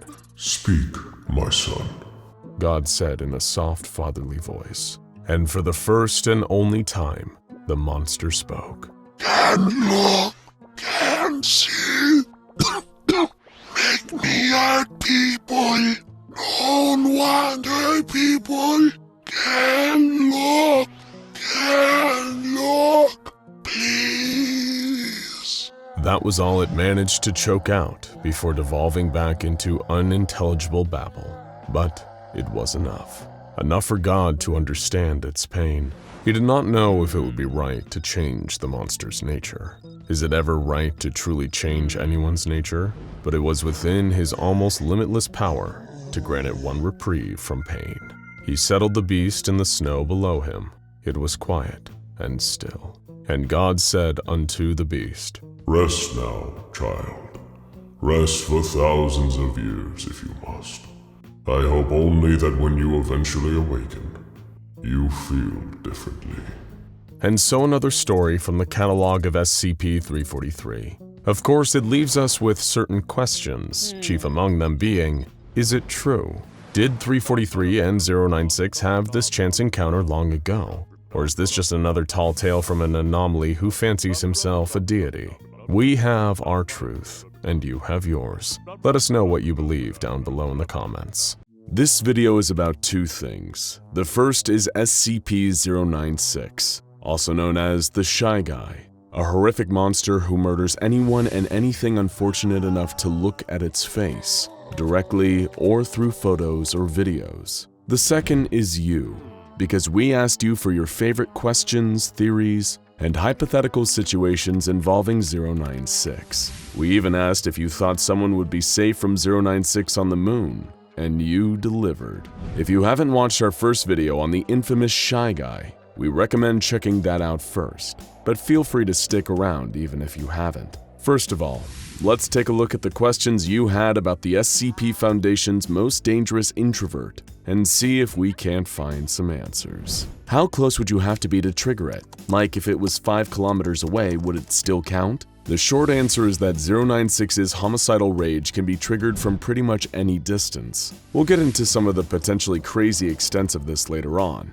But if you see the Shy Guy's face while you're sharing a dimension with him, you're in serious trouble. People who viewed the creature's face in different countries or even miles underwater have met gruesome ends. 5 kilometers would definitely not keep you safe. What were his origins and how strong is he compared to SCP-682? The origins of SCP-096 are still shrouded in mystery. All we know for sure is that he was discovered by the Foundation in a snowy mountainous region. As for physical durability, he's about even with 682 as both survived their encounter. We know 682 has the psychological advantage though, as 096 has been terrified of the lizard ever since they met in cross-testing. However, you could argue that 096 is technically more dangerous, since unlike 682, 096 has never been pacified before killing its intended target while on a rampage. If he goes into an unstoppable attack mode when someone sees his face, shouldn't you not show his face in the thumbnail? Thankfully, according to the official documents, artistic representations like paintings or digitally drawn YouTube thumbnails have no effect. Only actual photographs or videos of the creature can be deadly, so you're safe. Unless we decide to do a 096 face reveal to celebrate our next 100,000 subscribers, of course. This leads us to our next question. If it attacks you when you look at it, then how did the scientist draw the picture of the thing without looking at it? That's a good question, and also one that occurred to the Foundation's scientists who came up with an extremely elaborate solution. They put a D-class tattoo artist inside a diving bell miles underwater and had him unseal a photograph of the creature before drawing a copy. This copy was then released from the diving bell in a sealed container before 096 inevitably got to the poor D-class. Does the Shy Guy have to be viewed through a good quality image to enter a rage state? Unfortunately, no. Even the most poorly rendered or minuscule image of 096's face is a death sentence. One of the most infamous incidents resulted from a man seeing a small dot that was only a few pixels wide in a photo from an old ski trip. The dot was 096, taken from a mile away. No true image of 096 is safe, regardless of size. In some canons, despite 096 being referred to as indestructible, the Foundation managed to terminate it after many attempts and even more bureaucracy. How did they do it? While a lot of 096's body has been blown away by conventional arms fire, its hyper-tough skeleton is what has given it such an indestructible reputation. In one tale though, Foundation researchers actually used this to their advantage and employed the use of the neck-snapping killer sculpture SCP-173. After using 173 to damage 096's bones, powerful acid was injected into the skeleton, destroying it from within. Though of course this isn't the official ending of the 096 story, because the SCP Foundation doesn't have a single unifying canon. That's enough questions. Now it's time for you to school us. Let's look at some of your favorite theories about the Shy Guy, starting with... I sometimes like to imagine that 096 is nice, but he can't control when someone sees him, and after he kills the person, he starts to cry because he didn't want to kill them. There is actually some evidence to suggest that SCP-096 might not want to kill. A great example of this is its cross-test with SCP-978, a camera which reveals the deepest desires of whoever or whatever is in its photos. The photo it took of 096 showed that it had completely disappeared from the photo, showing its deepest desire was to just be invisible and unseen. Maybe it wants to disappear because it doesn't want to hurt anybody. Regarding the moon question, I think SCP-096 would probably stay in that hostile state until you came back, at which point it would promptly rip you to shreds and do whatever it does to your mutilated corpse. Based on what we know about prior 096 incidents, this feels incredibly likely. It's also possible that it might enter its docile state before becoming aggressive again when you return to its murder range. You really don't want to find out either way. He can just jump to the moon easy. He does squats in containment all the time. While its scrawny physique doesn't make it seem like 096 understands the concept of exercise, there aren't any cameras in 096's cell, so technically we can't prove it isn't doing squats to pass the time in there. I really doubt a blind person would be safe from his effect, since 096 has the IQ of a newborn baby. I think he will count it as looking at him. This is an interesting theory. However, seeing as 096 is able to sense when people see its face from entire continents away, the way it knows if you can see its face might be a little more psychic in nature. Therefore, it's probable that it wouldn't mistakenly kill someone who hasn't actually seen its face, such as a person who is blind. To deal with him, in my opinion, simply freeze him, either in space or in the mountains. His body shuts down, and when looked at it will not react correctly. It is simply asleep. While we don't know how SCP-096 would react to a zero-G environment, for a creature that's always nude, it seems extremely tolerant to the cold. When it was first found, it was lurking in icy mountains, and a Foundation agent commented on the fact it wasn't even shivering, despite the incredibly low temperatures. But who knows if there's a temperature out there that's too low even for the Shy Guy. If someone looks at it in China and it's in the US, then you get on its back, you'll get a free piggyback ride to China. It's a free trip to China and all it costs is a human life. That's my theory. Technically, it'd be at the cost of 2 human lives, unless you wore a diving suit with plenty of oxygen. 096 has proven to be an extremely proficient swimmer, but you'd have to maintain your grip across the entire Pacific Ocean while it journeys to China. In other words, it's technically possible, but we here at SCP Explained would rather pay for the round-trip flight. To each their own, though. But that's enough theories for now. Let's move on to the main event. Hypotheticals. You pose some great possible scenarios involving SCP-096, so we're going to see if we can find the answers. What would happen if someone looked at a picture of it while in or before entering another SCP's pocket dimension or mirror dimension? There aren't any canon examples to prove either way, but if there's any kind of consistent entry point into this dimension, it's likely that 096 would find a way to follow you in. If not, it's very possible that it may just wait for you to eventually return before bringing the metaphorical hammer down on you. So technically, if you were pulled into the old man's pocket dimension and he closed the portal, you'd be safe from 096. But then you've got a whole other problem to deal with. What happens if a person sees his face then gets their memory of the creature wiped? Considering how good the Foundation seems to be at wiping people's memories and their access to amnestics, if this worked, they probably would have made it standard procedure by now, so it's unlikely. What happens if a person looked at it and that person then went on a plane? Or just staying in the air or space, what would it do? 096 has shown the ability to jump up and destroy low-flying aircraft, but otherwise, it's likely that the creature would probably run to a point directly below you and remain there until you touch back down. Since you'll need food and water at some point and aircrafts need fuel, you'd probably just be prolonging the inevitable. What if the young girl was around it, so it tried to attack her but died trying? This is another interesting possibility.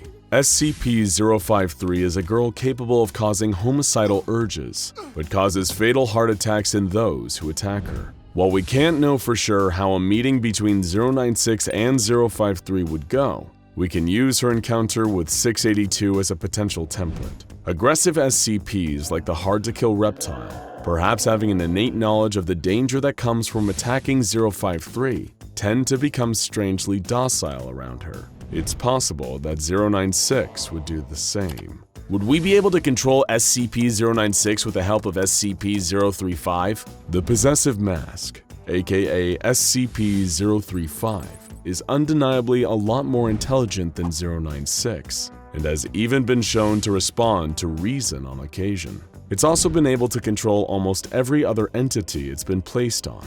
The problem is, if the mask was placed on 096, and it was somehow effective, the result may be even more dangerous than 096, an intelligent monster with an indestructible and highly dangerous body. There's no telling whether 035 would slowly break down 096 into sludge the way it does to humans, in which case we would be left with an immortal 096-035 combo. So maybe it's best that we never find out. If someone were to be in the infinite IKEA and looked at a picture of its face, could it finally be contained? And if someone else looked at a picture of it outside of the infinite IKEA, could it escape and kill them? If so, how long would it take it? This is a great question. And while the infinite IKEA is a terrifying maze, SCP-096 has an advantage here that we don't. Not only can it rip through anything in the way with its super strength, it has an innate sense of where its victim is. Therefore, regardless of whether you're inside or out, SCP-096 will still come straight to you to exact your horrible fate. But at least you can enjoy the meatballs while you wait, right?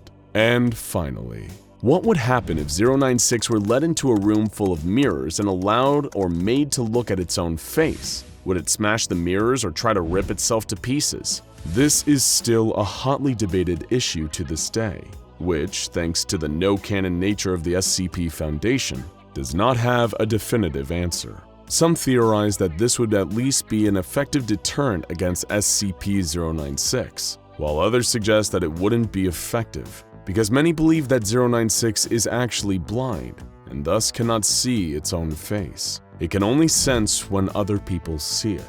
Again, we don't quite know for sure, but it's likely to remain one of the most contentious issues around the Shy Guy for a long time to come. And there you have it, folks. Our very first questions and theories video. We loved hearing what you had to say, so keep an eye on our community post for the next one. Are there other SCPs you'd like to see us cover in explained or theory videos? Let us know in the comments. And subscribe to SCP Explained and turn on notifications for new SCP videos every single week. The day-to-day routine of Dr. Gears consisted of a few constants: piping hot cups of black, unsweetened coffee, plain dry wheat toast, the soothing sounds of his favorite white noise machine, and the endless carousel of experiments with SCP-914. Not that he was complaining. He was perfectly content to spend his time supervising one of the few anomalies he crossed paths with on a regular basis that was unlikely to kill or maim him in any way. Not that the Clockworks hadn't produced its fair share of unpredictable results over the years of extensive testing. It had definitely offered up more than a few surprises. And anyone who knew Dr. Gears knew that he was not especially fond of surprises. Dr. Bright had attempted to throw a surprise birthday party for the man once, but when he turned on the lights and fired the confetti cannon, all Dr. Gears did in response was give a deep sigh and say, "Really, Jack?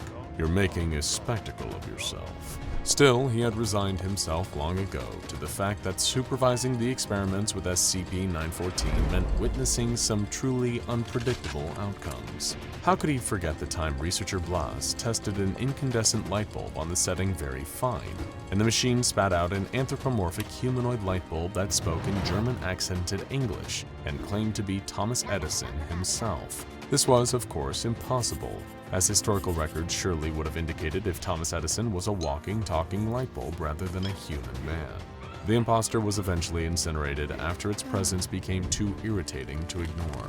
And then there was the time researcher Thompson filled out a Dungeons & Dragons character sheet and placed it into the machine on the setting Very Fine. The output produced was a sheet of paper promoting the previously non-existent tabletop role-playing game Fear in the Foundation. Whenever a person read the paper, they would suddenly find themselves in an out-of-body experience where they were inside the game's world, which contained several characters related to the SCP Foundation, as well as items and locations based on real-world counterparts. A subject in this state would only snap back to reality after winning or dying in the game. Researcher Jacobson rolled a 1 on stealth and saw SCP-096's face in the game and was later found dead in the anomalous items storage wing. There was no shortage of Foundation staff trying to use the machine for personal gain, too. Dr. Naismith placed his credit card inside on the setting Very Fine, using it to produce a card covered in unidentified corporate insignias and reading Rank Aleph Infinite Money Privileges. When Dr. Coltrane issued a written warning, Dr. Naismith took that warning and then placed it into the machine on the same setting, producing a piece of official documentation from the O5 Council in support of his infinite money privileges. Junior researcher Summers attempted to use SCP-914 in a misguided attempt at self-improvement, placing not an object, but herself in the intake booth before running the machine on the setting Very Fine. It cleared her skin, lengthened her hair, and improved her figure. This was, of course, in violation of several employee guidelines, and she was promptly dismissed after emerging from SCP-914. Dr. Veritas left a note in the experiment log following this incident, reading, "By the time we realized what she was actually doing, it was too late to stop her. Needless to say, she's since been terminated, and I hope I don't need to tell you all not to do that again." And with that, the guideline was clear. No one was permitted to use SCP-914 for personal gain, or to change anything about themselves. Potential complications were too risky, not to mention the conflicts of interest that would be introduced into what should be an impartial research process. As scientific objectivity's biggest fan, Dr. Gears couldn't agree more. So as he settled in for the day's round of tests, he intended to keep a watchful eye on things and ensure that no funny business would take place. He didn't have much reason for concern, as his colleague Dr. Bonita prepped her research materials. She was working with 2 items, a small replica of Michelangelo's sculpture of David, and a sealed envelope containing something that was to be handled with extreme caution, a photograph of SCP-096's face. She planned to place the items inside on the Very Fine setting, in an attempt to see what result might be produced from combining an ideal of traditional beauty standards with the image of a creature that felt such profound shame and distress as its own appearance that it would destroy anyone who looked at its face. Like any good scientist, Dr. Bonita wanted to remove any unnecessary variables from her experiment. So as she placed her items inside the intake booth, she slowly, delicately unsealed the envelope. She wanted to put the picture inside by itself, without the extra element of the envelope potentially complicating things. Unfortunately, like Marie Curie's slowly, unintentionally poisoning herself with her own research materials, she didn't truly understand the danger of what she held in her hands. Just as she was setting the photograph down, her eyes flickered to the image. Before she could stop herself, before she could even look away or squeeze her eyes shut, she caught a glimpse of the one thing she should never look at, SCP-096's face. She gasped and slammed the photograph down, but she knew it was too late. The sound of an inhuman shriek coming from across the facility signaled that she was right. It was coming for her, and nothing in the world could stop it. In a containment cell on the other side of the facility, Foundation staff were horrified as they heard the telltale scream of an enraged SCP-096. The pale, thin creature, once huddled in the corners silently, had stretched to its full height of 2.38 meters and was screaming, sobbing, wailing in gibberish, and beginning to tear its way out of its chamber. Guards tried their best to subdue the entity, firing their weapons at it, but the bullets did nothing to damage the creature's pale flesh or stop its movements. It ripped through the steel cube that contained it, and knocked the guards out of its way with one swipe of its unnaturally long arms, sending them careening into a nearby wall. Fortunately for them, SCP-096 only knocked them unconscious. It didn't stop to harm them further, as it had a more important goal in mind: find the person who had seen its face and destroy them. As the alarm blared, signifying a high threat level containment breach, SCP-096 loped down the hall toward Dr. Bonita in SCP-914's room. Dr. Gears had not spotted Dr. Bonita's grave mistake and had no idea what had triggered the alarm he was hearing. He stepped away from the observation window, turning his attention to the crisis that was clearly happening somewhere else in the facility. Meanwhile, Dr. Bonita was panicking. She saw her life flash before her eyes, the certainty of impending doom that was coming for her, and coming fast, all because of one brief error in judgment. What could she do?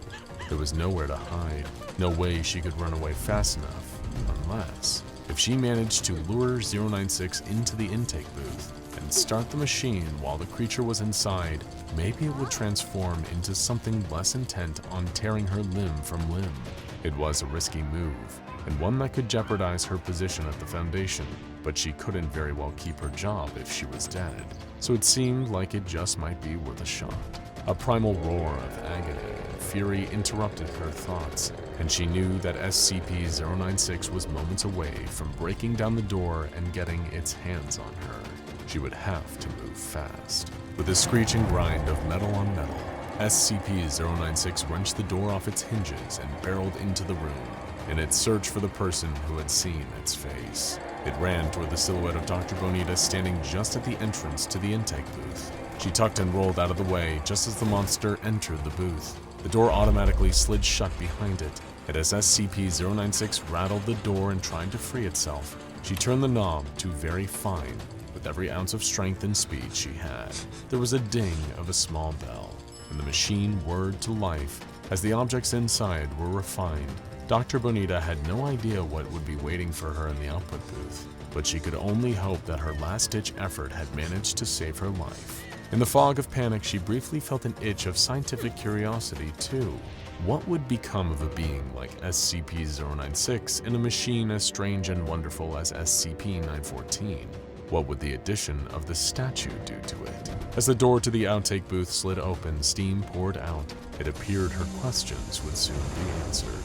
Cautiously, in spite of herself, Dr. Bonita called out, "Hello?" No one answered, but she heard the sound of footsteps, slow and careful, as a figure emerged from the mist. She covered her mouth in shock, her eyes wide. "Dear God," she whispered in awe. Standing in front of her with pale, smooth skin and the same imposing stature was the most beautiful man she had ever seen. Wide, dark eyes shone under thick, sculpted eyebrows. Under the eyes, an aquiline nose, full, pouty lips, a strong, sharp jawline. His head was topped with a tangle of lustrous dark curls. It was the kind of hair she had only seen flowing in the wind on the covers of the romance novels she wanted desperately to buy, but was too embarrassed to be seen purchasing. His physique was, well, statuesque, like the build of the very Michelangelo sculpture she had placed into the machine just moments ago. There was no other way to say it. He was handsome, despite still being a little lanky and 9 feet tall. He peered at her curiously, towering over her in a way that had been terrifying in his former shape, but now made her heart skip a beat in an entirely different way. "Hi," was all she could think to say. Was she blushing? She shook her head, snapping herself out of it. She was a scientist, damn it, not some giddy schoolgirl passing notes in class. This was an incredible achievement, something she would need to study thoroughly, and she very much wanted to study him thoroughly. Nope, no time for that. She needed to write up a report, to inform her superiors, to try her best not to lose her job over this. She had to remain professional. "Hi," the man that had once been, or perhaps still was, SCP-096 spoke. "Oh, you can talk." Dr. Bonita laughed in surprise. The man's brow furrowed. His newfound ability to speak was a surprise to him too, it seemed. "Yes, I can. What happened to me?" he asked, stumbling over his words slightly, getting used to the feeling of them. "You ran into the machine," she gestured to SCP-914. "I'm not exactly sure, to be honest, but you're very different now." He nodded. "I feel different. I feel calm." He sighed, the relief plain on his face before a shadow of sadness fell over him. "I don't think I have to hurt anymore. I'm sorry for what I did before." Dr. Bonita did not know what to say. How do you respond when something you've been studying from afar, been horrified and fascinated by in equal measure, looks at you with a new, beautiful face and apologizes for all the harm it caused? This whole experience was so surreal that she might think she was dreaming if she didn't work at a place that was one long waking dream, or nightmare, depending on the day. "Dr. Bonita, there's been a containment breach. Are you all right?" Dr. Gears had returned to the room, taking in the sight of the destruction left in 096's wake. "I'm fine," she called to him, and he followed her voice into the room, then stopped at the sight of the transformed anomaly. "I don't have time for whatever this is. I trust you'll handle it." Dr. Gears took a long sip of his coffee, and taking Bonita's shocked silence as confirmation, had a leisurely stroll back to his office. A few moments later, the guards responsible for containing SCP-096 arrived on the scene, expecting to see carnage and find a docile SCP-096 crouched over a lifeless body, but instead, they found the same truly bizarre sight that Dr. Gears had shrugged off, and Dr. Bonita was still doing her best to process. They entered the room with their weapons drawn, but quickly lowered them, scratching their heads in confusion instead, before radioing their superiors and asking for further instructions. Responses from various Foundation staff who caught a glimpse of SCP-096's bold new look included, "Oh, would you look at that? Who's that guy? He's what?" And in the words of Dr. Jack Bright, "Oh no, he's hot!"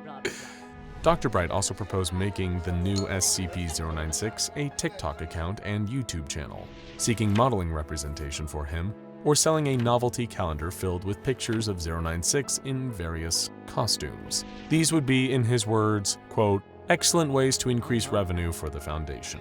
So really, you're the weird ones now for thinking my ideas are weird. Dr. Bright was asked to leave SCP-096 alone and stop trying to take his headshot. In the days that followed the incident with SCP-914, the SCP Foundation was at a loss about what to do with this new, seemingly harmless version of SCP-096. Dozens of D-Class were brought in to look at his face and see if the entity would still enter one of his rage states after a few days of getting used to his new form, but he never did. No screaming, no swallowing people whole, nothing more than a polite, if somewhat shy greeting and a courteous, "How are you doing today?"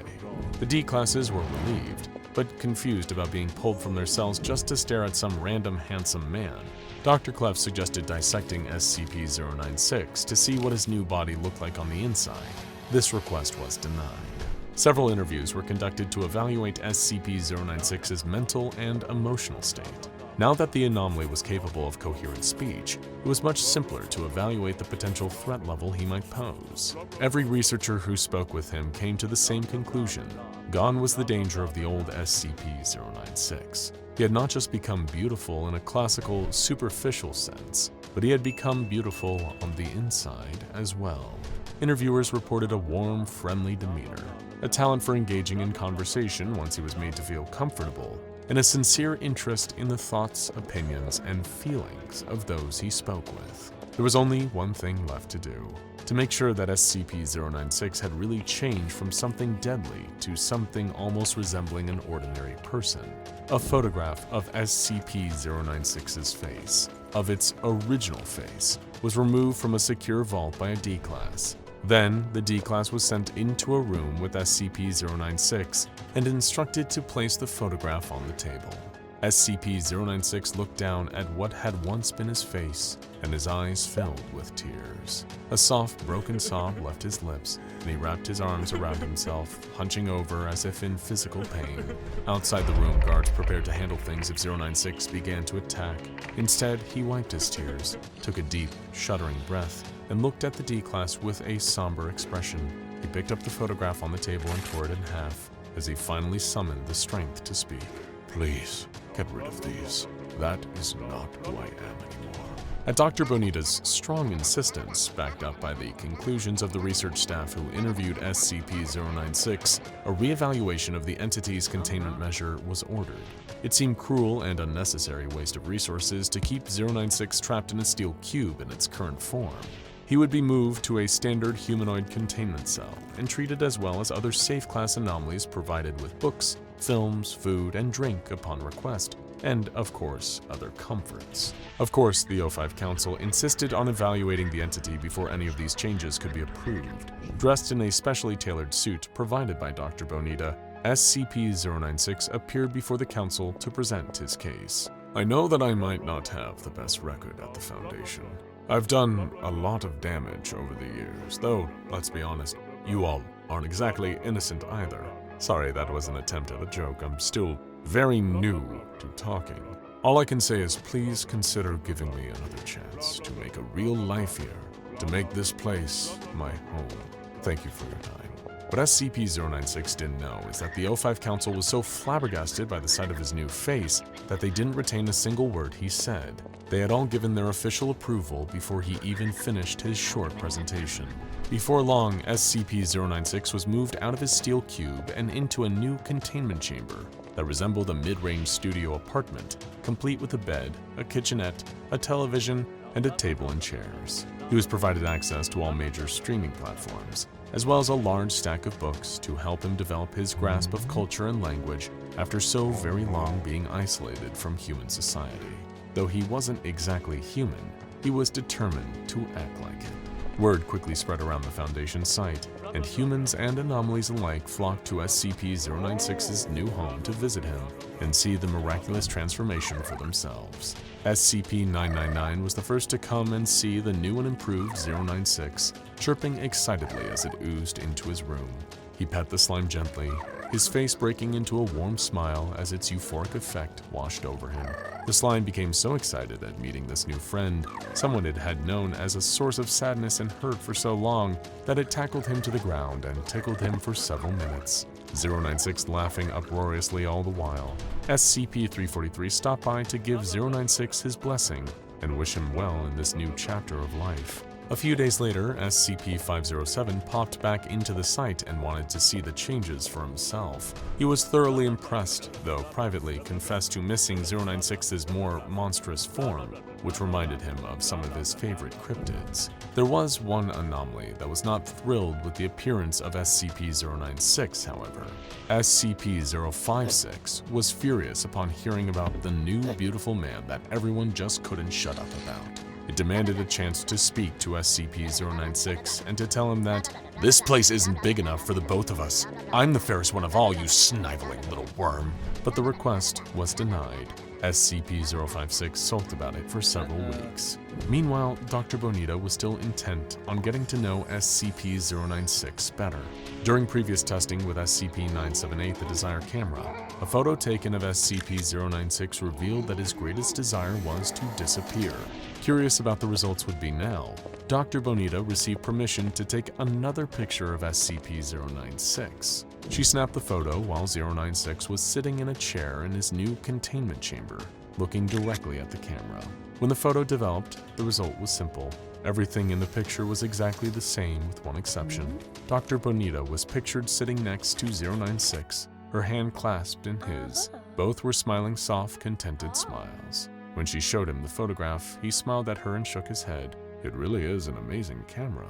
She flushed. Doctor, before you go, could I ask your name? Dr. Bonita smiled and nodded. It's Isabel. What should I call you?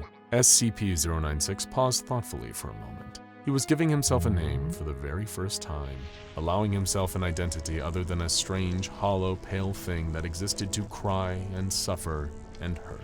Finally, he answered her. Call me David.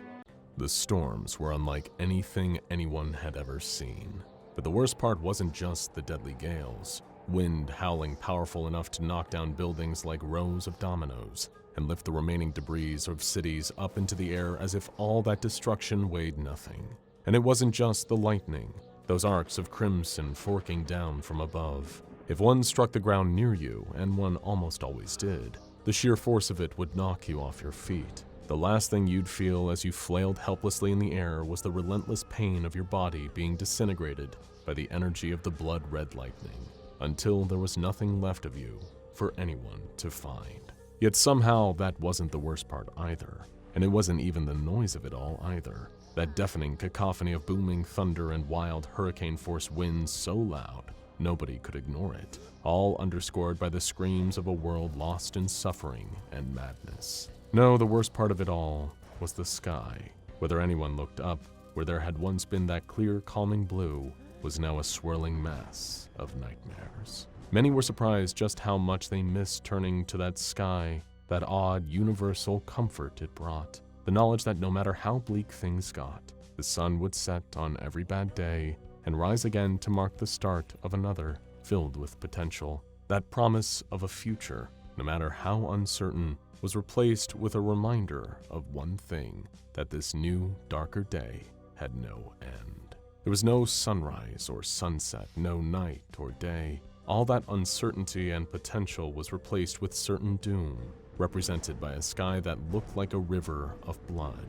Deep reds and blacks swirled and thrashed above like the raging waves of the ocean, casting bolts of lightning down at the earth. Not to mention what else would occasionally drop from that blood-stained sky.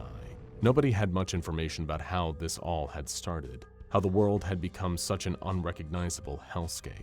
Cynics would say that the world was already hell long before the sky turned red, although there wasn't much time for sarcastic jokes like that nowadays. As far as the few human beings that had survived could remember, the day everything changed had been little more than an ordinary day on planet Earth. One moment, things were normal. People were working tirelessly at their boring 9-to-5 jobs. Somewhere in the world, others had long since fallen asleep in a different time zone. Then all of a sudden, it appeared. Few survivors had actually seen it for themselves, and even fewer had lived to tell the tale. But rumors and whispers spread from camp to camp, dispossessed people huddling together in the ruins of houses or in abandoned subway tunnels that would hear the stories. And somehow, deep down in the fearful recesses of their hearts, they all knew, despite never having seen it, that it was real, the masked god.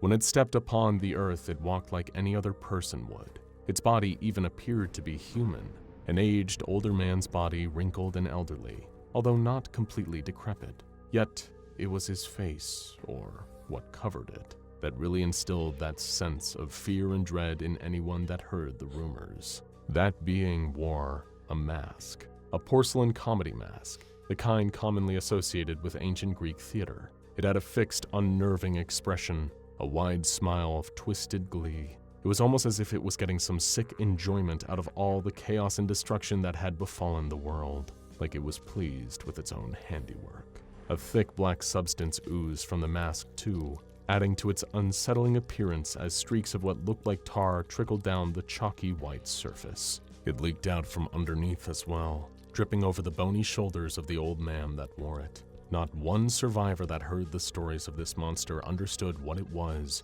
or where it had come from, but as if by some deific influence, they all knew it was responsible for creating the hell they now lived in.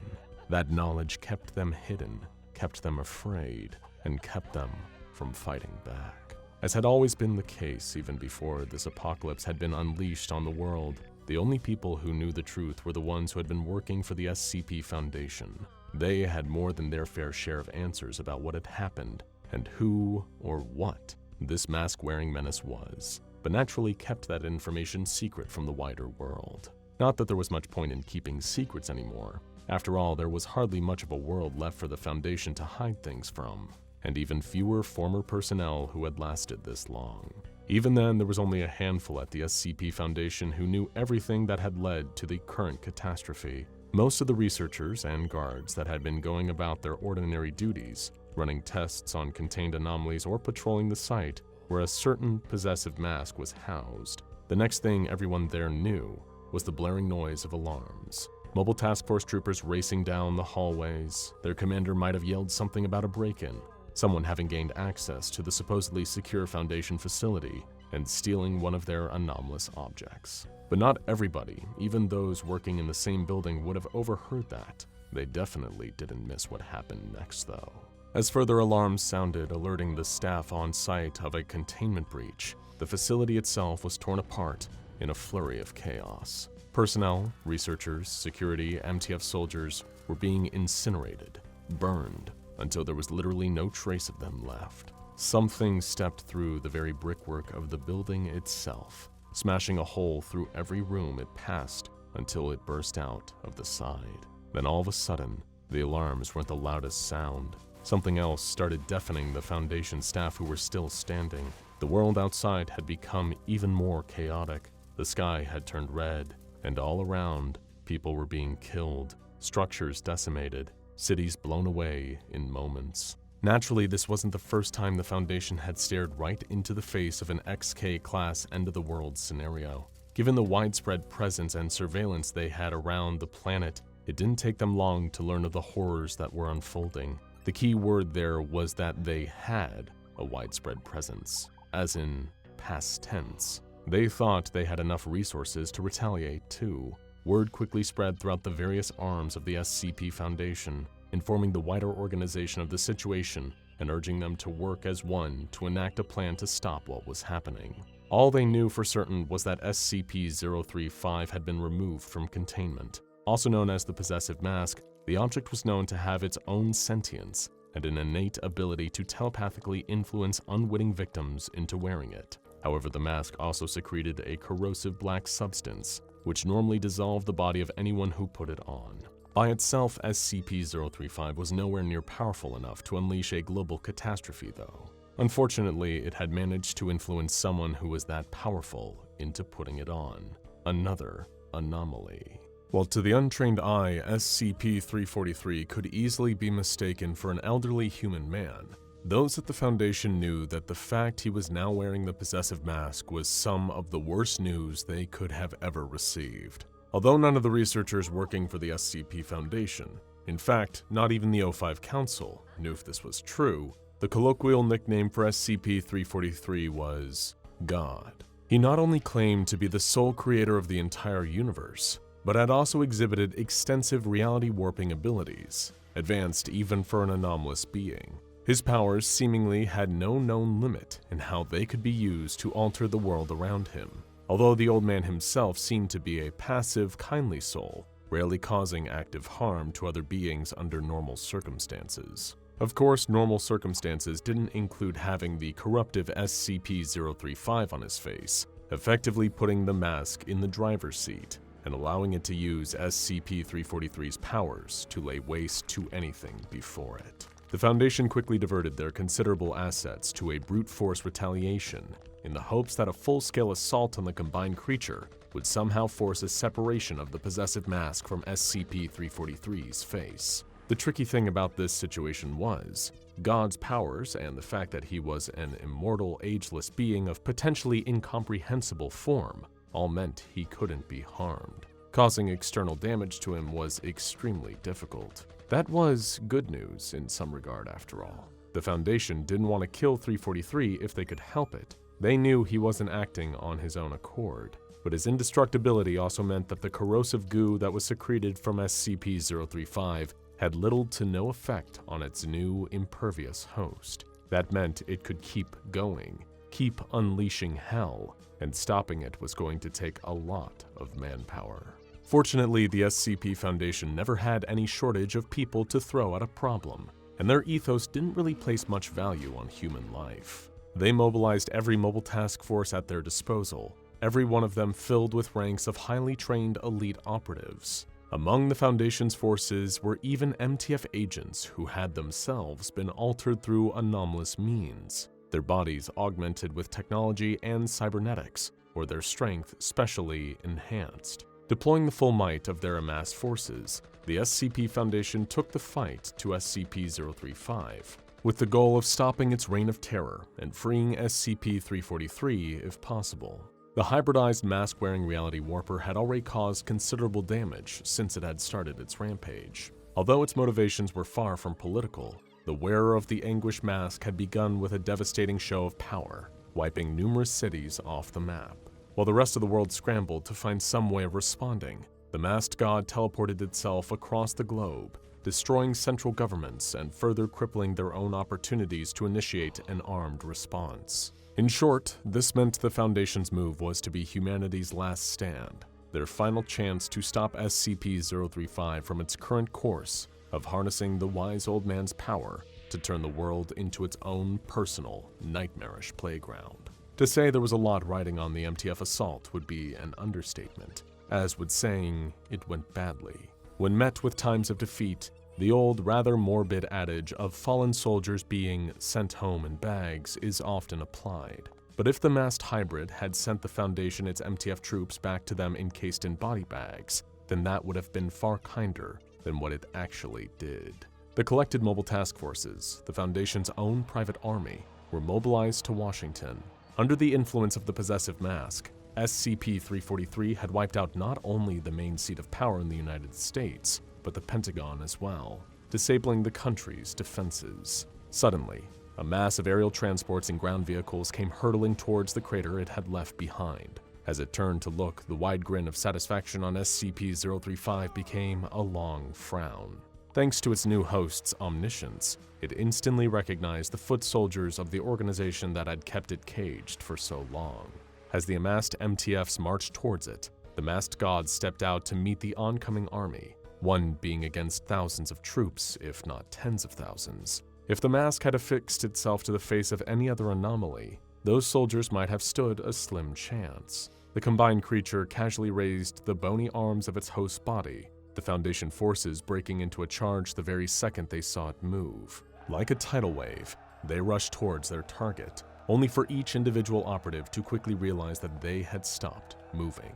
They were still running, legs still in motion, but their feet had been lifted off the ground. Plucked from the very earth they each had stood on, the MTFs were stuck in mid-air, defying the forces of gravity and unable to free themselves. Collectively, the Foundation's army looked to SCP-035, its tragic porcelain frown having switched back to the wide grin, punctuating the sick satisfaction it was about to take from what came next. It gave a click of God's lean fingers, and each of the MTF troops it had suspended in midair were shredded at the molecular level. Their bodies erupted with a spray of deep red viscera, each and every one of them being pulled to pieces from the inside out. Flesh, bone, and blood melting away, breaking down, becoming ash, and then atoms, and then nothing.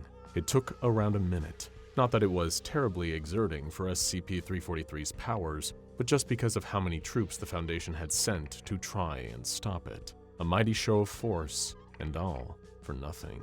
With their mobile task forces decimated like a row of helpless tin soldiers, the SCP Foundation had lost its primary method of fighting back. But they were far from safe from the masked god's reach. Thanks to its hosts, SCP-035 wasn't all-knowing, but all-seeing, and able to be anywhere and everywhere in the blink of an eye. It began hunting the surviving pockets of the Foundation personnel. Out of nowhere, it would teleport into wherever they were hiding and turn their bodies inside out, or rearranging the functions of every orifice on their faces, only to vanish like a ghost, leaving no trace and no survivors. The braver ones tried desperately to come up with some new plan, a revised way to stop a creature that could be anywhere and do anything. On the other hand, the Foundation leadership, the more highly ranked members like the Overwatch Council, went to the ground. Plenty of them had contingency plans in place for Armageddon, and they were prepared to wait out the apocalypse in their own secluded safe haven.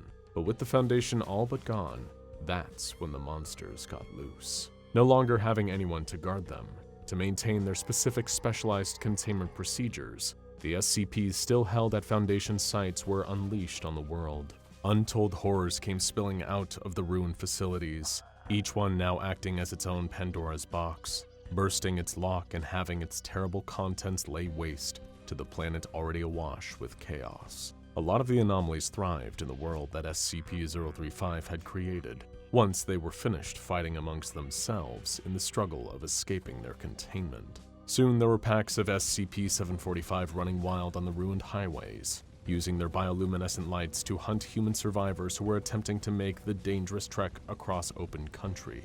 Meanwhile, a plague began spreading amongst other camps of these post-apocalyptic humans, a strange disease that seemed to cause people to rapidly grow extra teeth, overproducing them until SCP-4910, the Grinner, could catch up to them.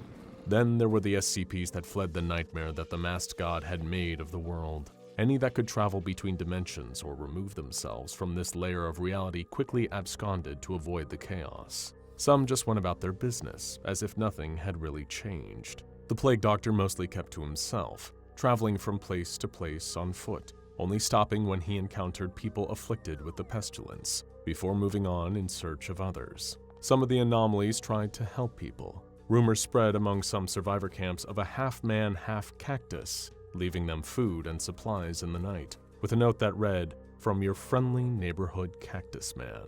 There weren't many who dared to oppose the creator of this dark new world, but some anomalies sought to challenge the rule of this combined creature. Perhaps they thought SCP-035 and SCP-343 couldn't possibly be all-powerful as the story said, that it would be easy to kill the king and assume control over his kingdom of chaos. There were plenty of other anomalies that had floated the idea, not just the other reality warpers, but those that had figured out that if they separated the mask from its host, then this world would become their hellish paradise to rule over, so long as SCP-343 didn't instantly undo all the damage. But there was one that didn't want control. It didn't even necessarily mind the whole world had been turned into a walking nightmare. It just wanted to stand against the hybrid of malicious mask and all-powerful deity out of spite, based on nothing but pure hatred for any and all other forms of life other than itself. And it was that confrontation that would serve as a warning to the rest of the SCPs now freely roaming the world. SCP-682 slithered out into the open, claws coated with a fresh coating of blood from its latest slaughter, wetting the countless layers beneath that had already dried. The hard-to-destroy reptile had tracked the scent of the possessive mask's oozing black secretions, bringing the beast maw to porcelain face, with the combined being responsible for distorting the very fabric of the world. Already knowing the foul lizard was near thanks to its host's foresight, SCP-035's visage had already been locked in that unhappy grimace, dreading the approach of the day it would have to face the tenacious, irritating, regenerative reptile. It turned its host's body to face the huge beast. The trails of black streaked down its frowning face, looking like angry tears staining its carved off-white skin. The two exchanged no words. SCP-682 had no doubt this pairing of corruptive mask and passive god already knew why it had come looking for it, and it was right. The possessive mask had long been looking into the mind of SCP-343 to prepare. It knew it wasn't one of the old man's children. In fact, God had completely denied ever being responsible for the creation of the unkillable monster. There was almost no strategy, even with the infinite power of its host's reality-warping abilities, that SCP-035 could definitively kill SCP-682. Building up to a charge, the reptile swiped at the masked god, its talons narrowly nicking the porcelain surface of the mask the very second it teleported out of the way. Reappearing behind the monster, SCP-035 compelled its host body to lift its elderly arm and decimate the beast the same way it had to the Foundation's forces. With a fearsome hiss, the reptile's body was pulled apart. It growled with anger, annoyed and enraged more than deterred. Its strong, scaly limbs quickly regenerated, bone and muscle regrowing to replace what the masked god had torn away. SCP-682 gave a swipe of its tail, knocking the masked god a few feet away, reeling him. The anomalous hybrid teleported yet again, this time to inside the monstrous reptile. Shrinking down to almost infinitely small, the mask and god wrenched apart SCP-682's atoms, ripping up strand after strand of its very DNA, physically trying to unmake it on a cellular level. On the outside, the creature's body disintegrated as it roared, feeling its very genetic material breaking down, only for it to rapidly reform just as SCP-343, wearing SCP-035, reappeared in front of it. There was no way for the masked god to kill the monster, despite how much it tried. Sending it hurtling into the fire of the sun, punching it into other dimensions, moving it down the recursive stack of reality to make its existence little more than fiction. Eventually, the possessive mask had to reconsider the problem at hand. Even with infinite power, the unkillable still remained unkillable. Rather than ask whether that meant its own power was truly unlimited, it instead resolved to the only option it had left. With a snap of its host's fingers, the combined creature sent the hard-to-kill reptile away, far away. Universes upon multiverses of distances were put between the masked god and SCP-682, turning back towards the destruction it had wrought on this world. SCP-035 knew that the regenerating reptile would be back. But for now, it had more chaos to unfurl. Now go and check out What If SCP-096 wore SCP-035 for another alternate anomalous outcome of another SCP wearing the infamous possessive mask. And if you haven't already, then why not watch the first installment of What If SCP-343 wore SCP-035 to catch up on the story so far.